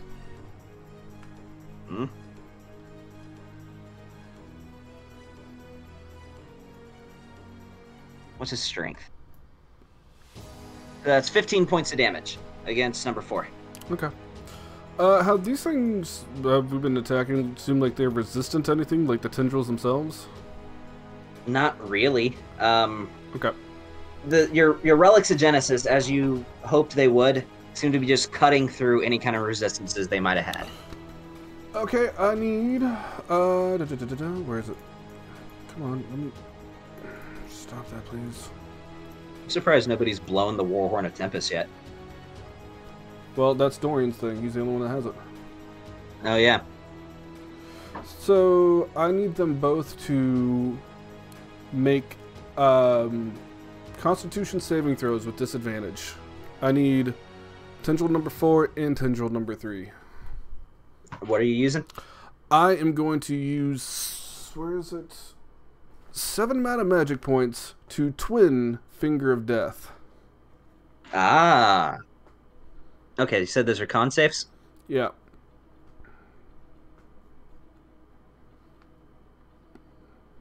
Well, number 4 saved, but for number 3, I rolled a nat 1 for number 3, so that's a crit.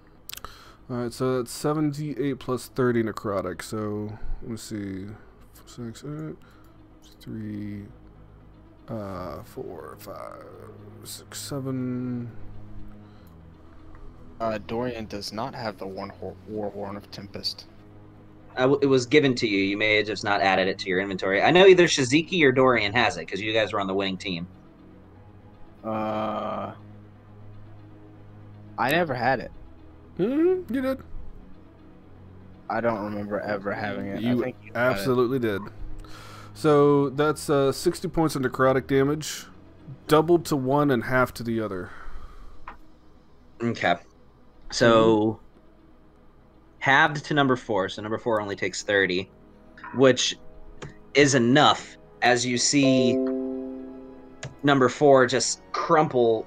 Is anything specific? Well, I think they come back as an undead, but that's not going to happen with these things. It's number a 3, humanoid killed by the spell rises as a zombie. So that's 120 damage to number 3. Yeah. So does it already come back as a zombie or like no? It's not a humanoid. It's only humanoids that do that, and that's not okay. humanoid. Well, that's fine. Then I'm just gonna use Well, hold on. Oh, y'all aren't done yet? It's also the next turn is yeah, but I'm gonna use a reaction. Oh, you're gonna use a reaction? What you gonna do? Yeah, Gavin, can you share the Warhorn? It's not a particular. I never made an item for it. You just have it. It takes a bonus action to blow it, and you summon an Avatar of Tempest. Oh, I didn't know that. Blood Maledict, Curse of the Blood, Curse of the Blood of the Fallen Puppet. Curse of the Fallen Puppet against number 4? Yep. Okay. And yeah, you know what? We're also going to amplify that because you know what? So I don't plus care, 5 but- to the attack and damage rolls. All right, Yep, roll a and I'll- d10. You take that damage.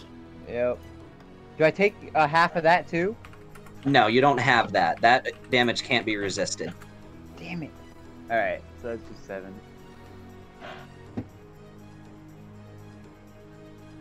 So it just turns him. And then yeah, he's just gonna slap himself again. While you're hitting yourself, that's what you're gonna do. All right. Yeah. It's gonna move over here, and it's gonna make an attack.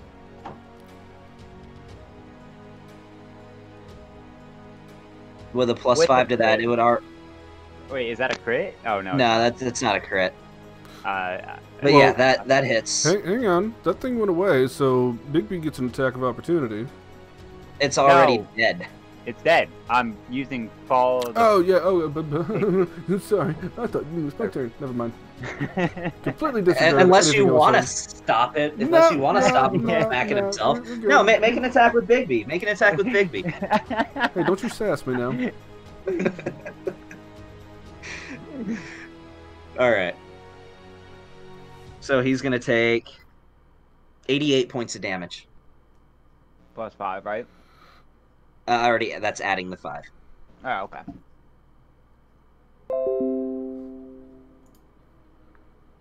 Well, he's done hit himself twice and already done. They can over- only attack once with that. No, he's already hit him he's hit himself. Oh, gotcha. Twice and already done more than 150 damage to him. And with that, the number 4 tendril drops out of the portal as the portal closes, which slices right through it as the portal's closing, and it thrashes around on the ground for a moment before it begins to dissolve into dust.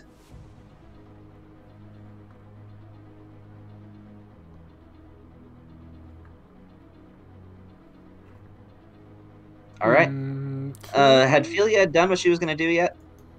That's what I'm looking. She still has a bonus action. I was just seeing what I might want to do with that.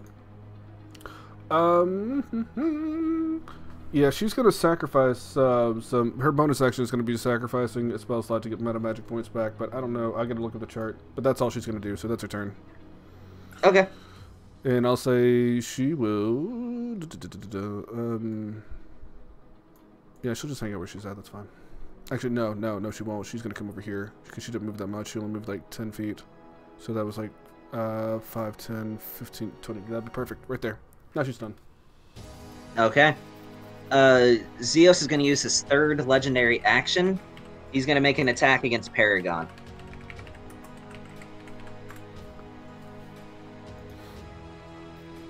Once Fantasy Ground stops lagging.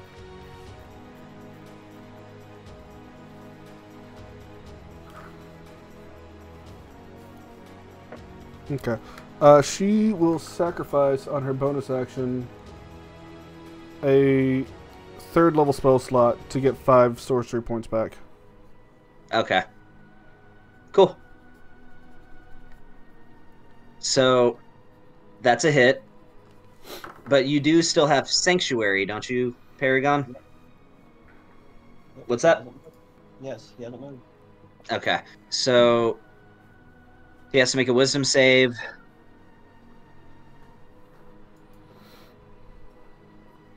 $24.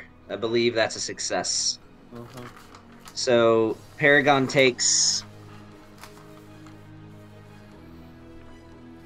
87 points of damage as you see Paragon just get slammed underneath this tendril and goes down.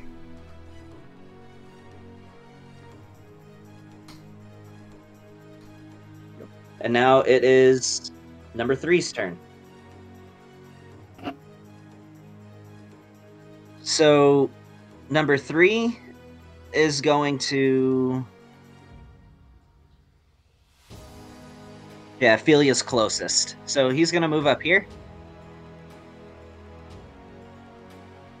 And he's going to go for a full round of attacks against Philia. How is... Yeah, like he had to go through Dorian to get there. Wait, Dorian was right there? Yeah. I'm right there. Yeah, you had to go Oh no, I went right here. Yeah, I put myself right there. Yeah, no, but I he's don't like like going through because Dorian. well, Philia's the closest. I'm like, no, he literally had he's like brushing past Dorian to get to Philia. I missed Dorian. This math makes it hard to notice people. So he's gonna do one of each at both. I'll go for Dorian first. Good. Miss. Get out of here. A 27 misses. Yeah. Oh my god. You keep missing by 1 point on both attacks, Dorian and Val. All right, the next attack is going against Philia. I stop it. Oh my god. Anyways. I rolled a nat 3. Wow, okay. I stopped it yeah. with my mind. I said no. That's gonna be the end of that turn. Good. Paragon, I need you to make a death saving throw. Why is Paragon so big? Because he's a large creature. What you do notice is when Paragon went down, his transformation didn't end.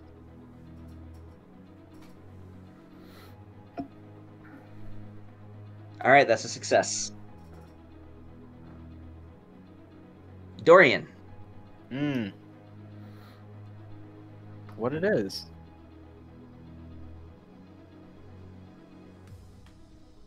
Oh man. Oh man. It's my action to blow the horn, right? Bonus. Oh. For Rizzles?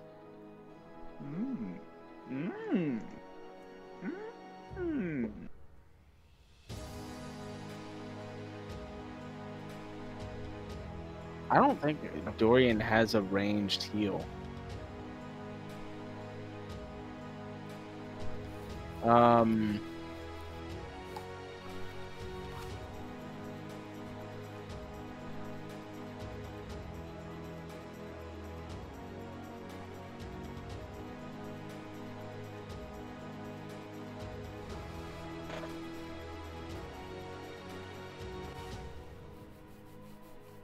Now, since it's an object, I can use my hasted action to interact with it, right? You can use using an item.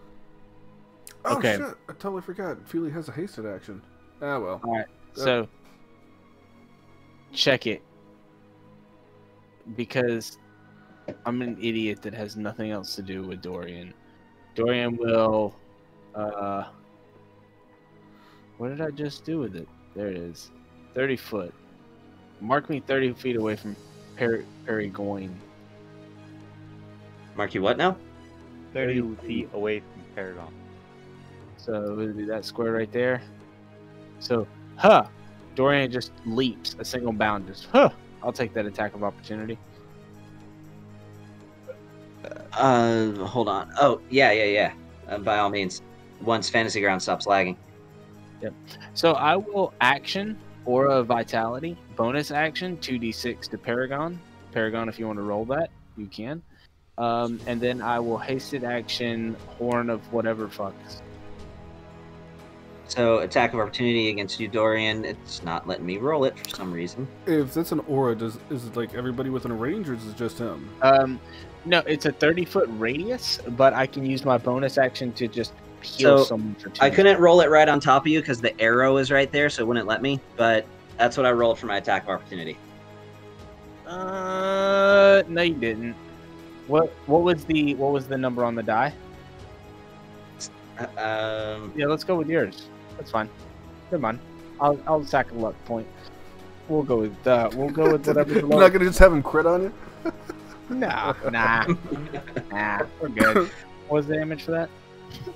So the damage for that is... Fuck. 77 points of damage. However, with you having your necrotic resistance, that reduces it by 8. So you take 69. 69. 126 number. Sure. It won't let me change my wounds. I think I can do it for you. Don't you worry. I got you. I got it. He can hit the Okay, 69. yeah. So Paragoin heals up 7 points. All right. And As Paragon, suddenly you awake, just 69. Yeah. 69. Just feeling like you got hit by a Mack truck. I just don't want Xeos to go next after me, and then he fucking just murder Paragoin. Paragoin. Yeah, and I blow the horn. No. Then you blow the horn. Yep. Blow my the whistle, horn by baby. doing the 69. So, when you blow this horn, God, I'm not gonna be able to say the word blow now and take it seriously. So when you blow this horn, it's just a brrrr, and it just echoes and reverberates throughout your entire surroundings. When with a lightning strike, just that reverberates with a thunder, you then see. Dang it! What happened to my NPC? You see, as the thunder clears, it leaves a bit of a smoke in its wake before a large armored creature with giant flaming wings appears before you. I look at it and I'm like, hey, I want those. And it appears at your location, Dorian. You now have the Avatar of Tempest, as it just says, "You summoned me."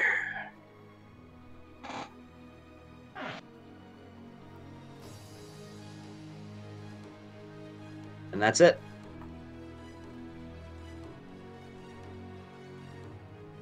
I need to roll initiative for it. That's right. Oh shit, I was muted. Hey, Avatar, you want to help kill your uncle? Dope. And he'll look past the Avatar and be like, Philia, you want a job after this? And then, yeah, that's it. And Sean, what does Philia say? Huh? That's what Philia says. Oh, okay. Yeah, because, you know, we're all about to be unemployed after we kill this guy.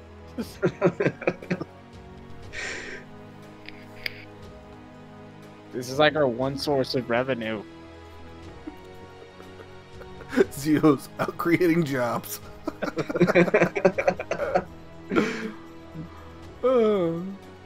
He's a means to an end. He said it. He's inevitable.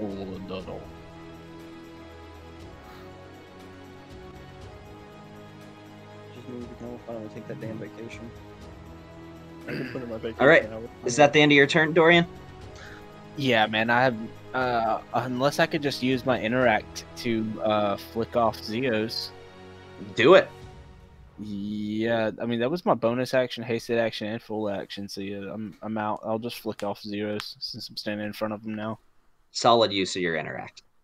I'll use my 200 feet or my rest of my 170. I'll run.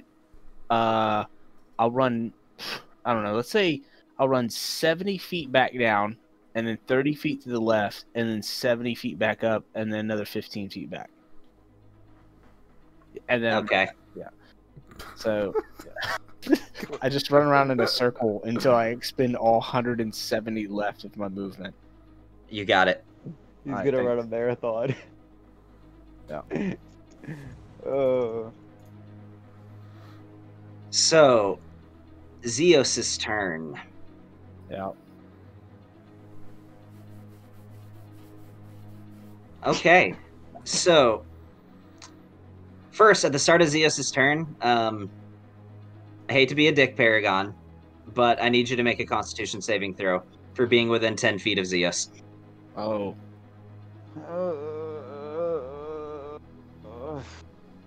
That's. Yeah. I hate you with everything in me. So, 17. That's a 17. Oh, yeah, your proficiency bonus. Is there anything because it's Plus near you get the Dorian? raise. Plus you get to roll Yeah. a. It's a Plus you get to roll a d4. Does he get to roll a d4? You get to roll a d4. Heroism. You get to roll a d4. 19. Oh, that was so close. No, sorry, man. You take He's down. 25 points of damage Yeah, he's down. as he goes down again. It's alright. Damn. Alright. Is that in the... So that is not the end of his turn. That was just what happens at the start of his turn if you're close to him. Do I need Okay. to take some, or is That's it fine. like 15 feet? You're not quite 10. So no, you're 5, 10. No, you're at 15. So he is going to. Here's what I need. I need. Well, let me draw this out. It is a 60-foot cylinder. Ouch.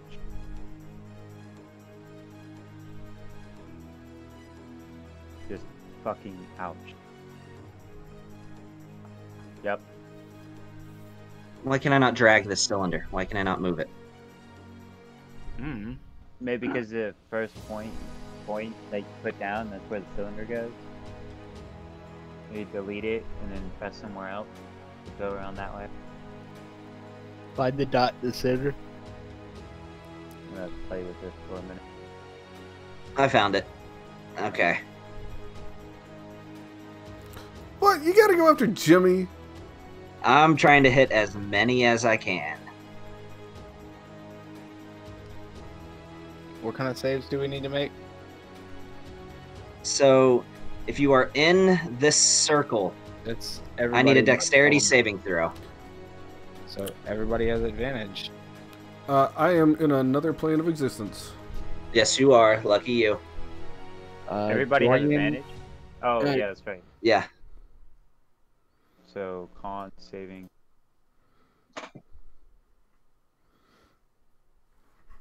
Wait, how do you get a +8 to dex saves with Dorian? Because I get the +2 bonuses, Oh, and then Uh, I get my shield bonuses, my armor bonuses. And That's you not- get your aura, right? Yeah. Yeah. Okay. So, do we just want to... I rolled a 7 and 18, thinking that would do... We'll go with the 18. 18, exactly. And then, we'll also... No, and that was a add- constitution. It needs to be a dexterity, though. actually- So you don't have to re-roll it. We'll just still use the 18. But 18 use your plus dexterity. 18. Yeah, Plus actually, 2? that should be a 9 Yeah, plus for dex, not 8. Because it's Well- 3 plus 6. Wait, why do you get your proficiency bonus to your... No, that's my Save. charisma bonus. Because my charisma went up to 6. So I had Oh, a bonus. okay. So All right. I shield and then yeah. I trust you guys. So if you rolled a 21 or higher, you take... What? I still get resistant to this. Never mind. When the dice finally clear and Fantasy Grounds stops lagging. I can't see the number because there's a big dice over them. Okay, so if you rolled a 21 or higher, you take 52 points of damage. What kind of damage? So the total is 104. The way the damage is, it's 57 points of necrotic, 47 points of radiant. So for that, this actually goes to 28 and 43. Wait, 28 and 23, 51 actually. So 28 of that 51 points of damage is necrotic. 23 of it is radiant. What's the total number half? Total number halved is 51. Okay. I can't believe this. All right, give me 1 sec here. I gotta roll this. This is for Jimmy, right? Okay. So his total was 17. So he takes how much radiant does he take? 23. Jimmy's still up. How? How much health does Jimmy have? He only has 29 hit points, but he's immune to necrotic damage because he's a specter. They're immune to necrotic damage? They are immune to necrotic and poison damage. Really? Yeah, poison. What kind of attack is this? Requiemus Destructin. It is his recharge ability. Okay. It's a horror charge. Okay, well, That's Dorian will use his Shield Master and take no damage, and Valastrios doesn't take any damage because he already foreseen this, and he will use Evasion. Yep. So this is 104 total. If you rolled below a 21 and you have no resistances, it's 104. Paragon, what did you roll for your dex save? What is it, a 20? Paragon's dead. You took what? Was it a 20? Paragon's Nick? dead. I meant Phoenix. Oh yeah, no, but I get resistance anyway. So you take 52 points of damage. I already calculated it. Alright, so Feely You're not down yet? No, dude. I literally only have 221 points of damage done to me. Oh wait, no, 222. Sorry, because dude, you would have been down a long time ago if not for that. Yeah, no. You almost gave it to me. I almost gave it to you, dude. I'm so glad I took that potion. Hey, Gavin. What's up? The 51, is that just the necrotic half, or is that necrotic and radiant half? That's necrotic and radiant together. Okay. So Feely rolled a 20, but because of Dorian's spell earlier, she gets a +1 to saving throws, so she made the 21, and she's also resistant to necrotic and radiant. Hey, I hate to So say if it, she- man. What's up? I hate to say it, dude. But when I cast Aura of Vitality, Warding Bond went off. Womp. Okay. So she failed, but she's resistant to both. Actually, no. It's an hour duration. It's not concentration. There you go. My bad. So how much damage does she take? It gets quartered. 26. 26 total. Okay. So she takes 26 damage? Yep. Dorian still takes that 26. So that brings me to 52. 152. Oh, yeah, what am I doing? Is that necrotic damage? It doesn't actually matter for you. You just take what she takes, but a portion of it is yes. So if I didn't have resistance to everything, I would have already taken 430 damage. 444, it looks like. 430 for me. Because I'm minus, no, because I remember I had to roll a d10 for modifying it, 7. So I minus the 7 out of the 22. Oh, right. Yeah. Yeah, and then I multiplied 215 by 2, and then it was 430. Okay. Jesus. Because Paragon is resistant to absolutely nothing. Wait, I have a question. What's up? Would Paragon actually take necrotic damage if he is a revenant?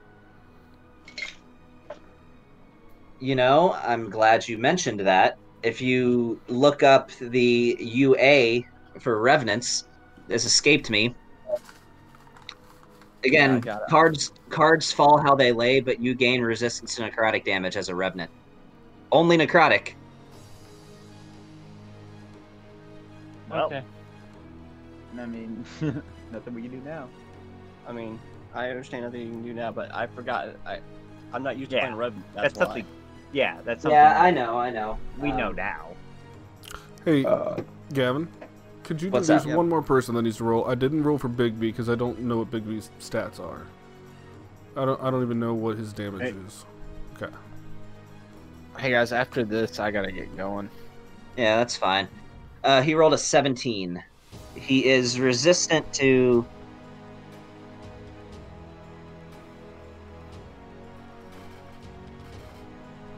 I mean, I'm assuming he's everything but radiant and force. He is resistant to necrotic. He's resistant to all the things that Ophelia is resistant to when she's in her umbral form. So he still gets damaged by the radiant normally, but he It does manage to reduce the damage by 28. Or 29. So he takes 75 points of damage. Good God, man. So he's at 110 wounds, but he's still up. If you could change that for me.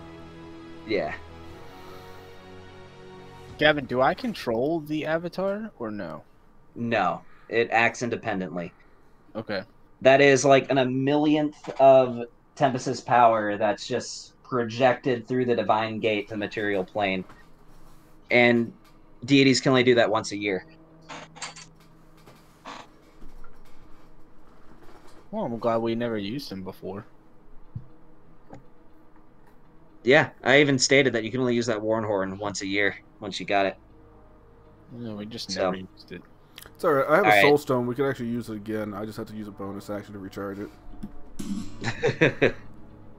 Oh. So, you cool with finishing off the round, Tony? We Just finish off letting Xeos Phoenix go. there. Oh yeah, Phoenix wants to go, yeah. Yeah. So we'll finish off the round and then we'll call it. We'll start at round 3 next session. Yeah. All right. Phoenix. So, I'm gonna move. I'm gonna go into Vorak. The fucking tentacle. Yeah, tentacle. Yep. I'm gonna go in him. You know, doing the 69. Then I'm gonna hit him, and I'm gonna channel. I'm gonna diabolic channel, and I'm gonna channel the. You gonna use that thunder wave? Is that what you're thinking? Nah, I'm thinking about doing mirror image. Let me look at your diabolic channel. I'm not entirely sure. You let me do it last time. Okay, then yeah, go ahead. Yeah. So, Yeah, I remember I looked at it last time because I was skeptical last time too, and there's Yep. technically nothing that says you can't. All right. So. So you get 1 weapon. No, you get 2 because of your artifact. What you do 2. You can only channel 1 spell that way in a turn, but it doesn't cost you one of your attacks. Yep. Why did it roll 2? I have no idea. Just roll it again. Well, I'm pretty sure a 27 would have hit, and that was the lower of the 2. Oh yeah. But I mean, he still rolled it with advantage, so. Yeah, we'll just go with the 27. I mean, well, I'm not. No, we'll just say it hits because if I make you go with the 27, that's like giving you disadvantage. But I don't know. Yeah. I just literally hit. It literally tapped my thing and drove it over there to him. Don't forget, if you have heroism, you get to add a D4 to your attack rolls too, man.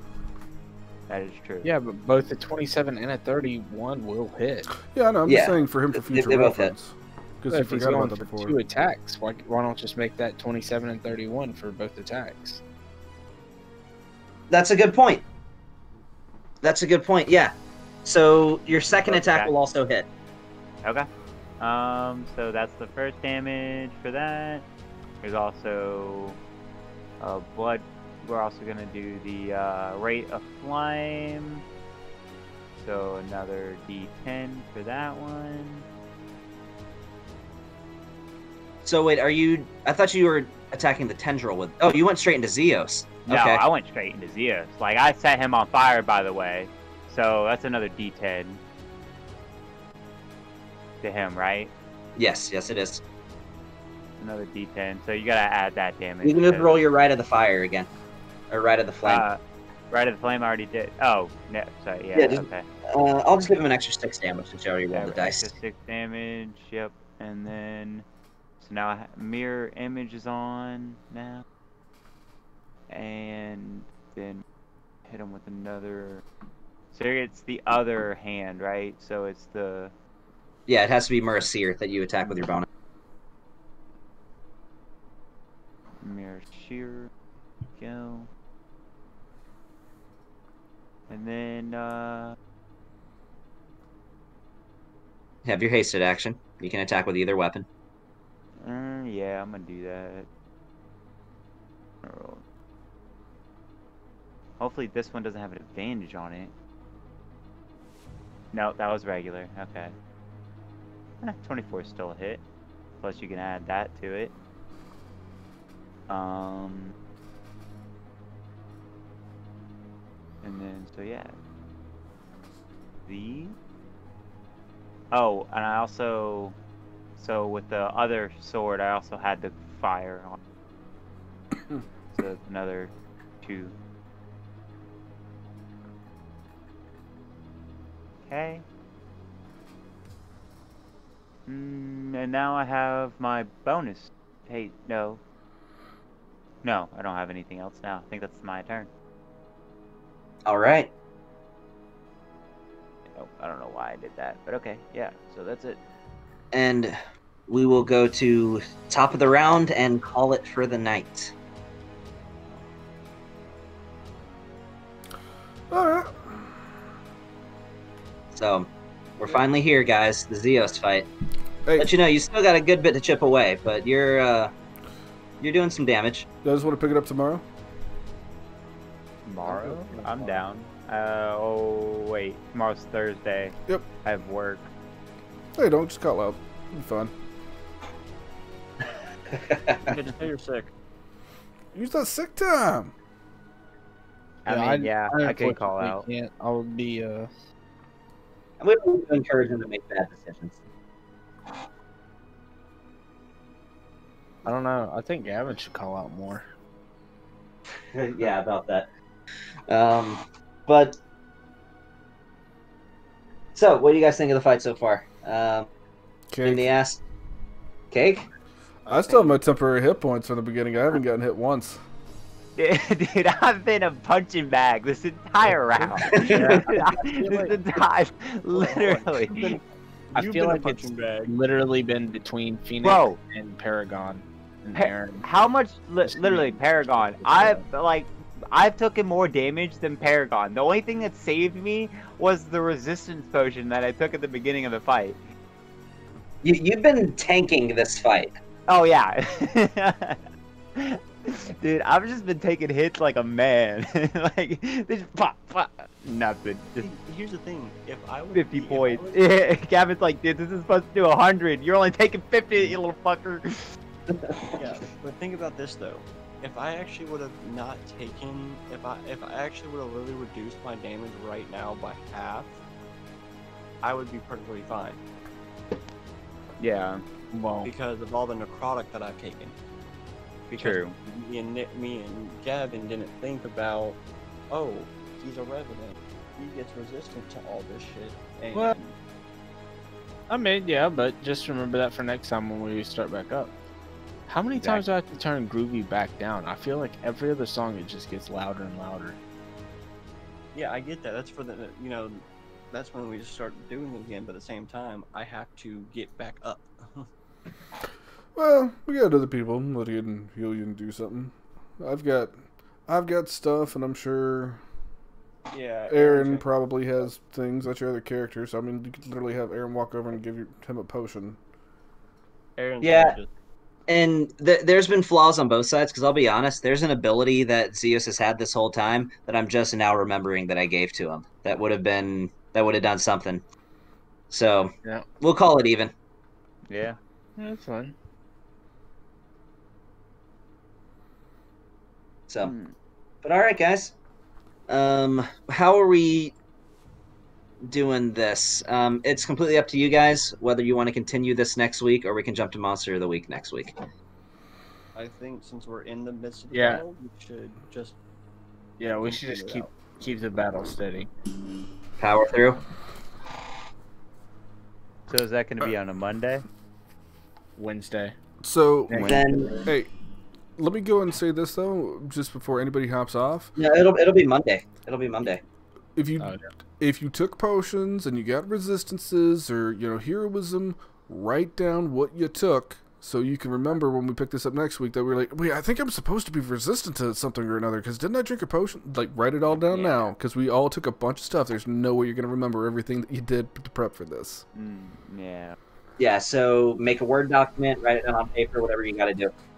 Type it in your character Type it in your note sheets on your character sheet for all I care, but put it somewhere. Yeah, I'm about to Yeah, do that. I didn't do any of that. Alright, well, I'm out, guys. Alright, All right, I'll man. go and kill that recording.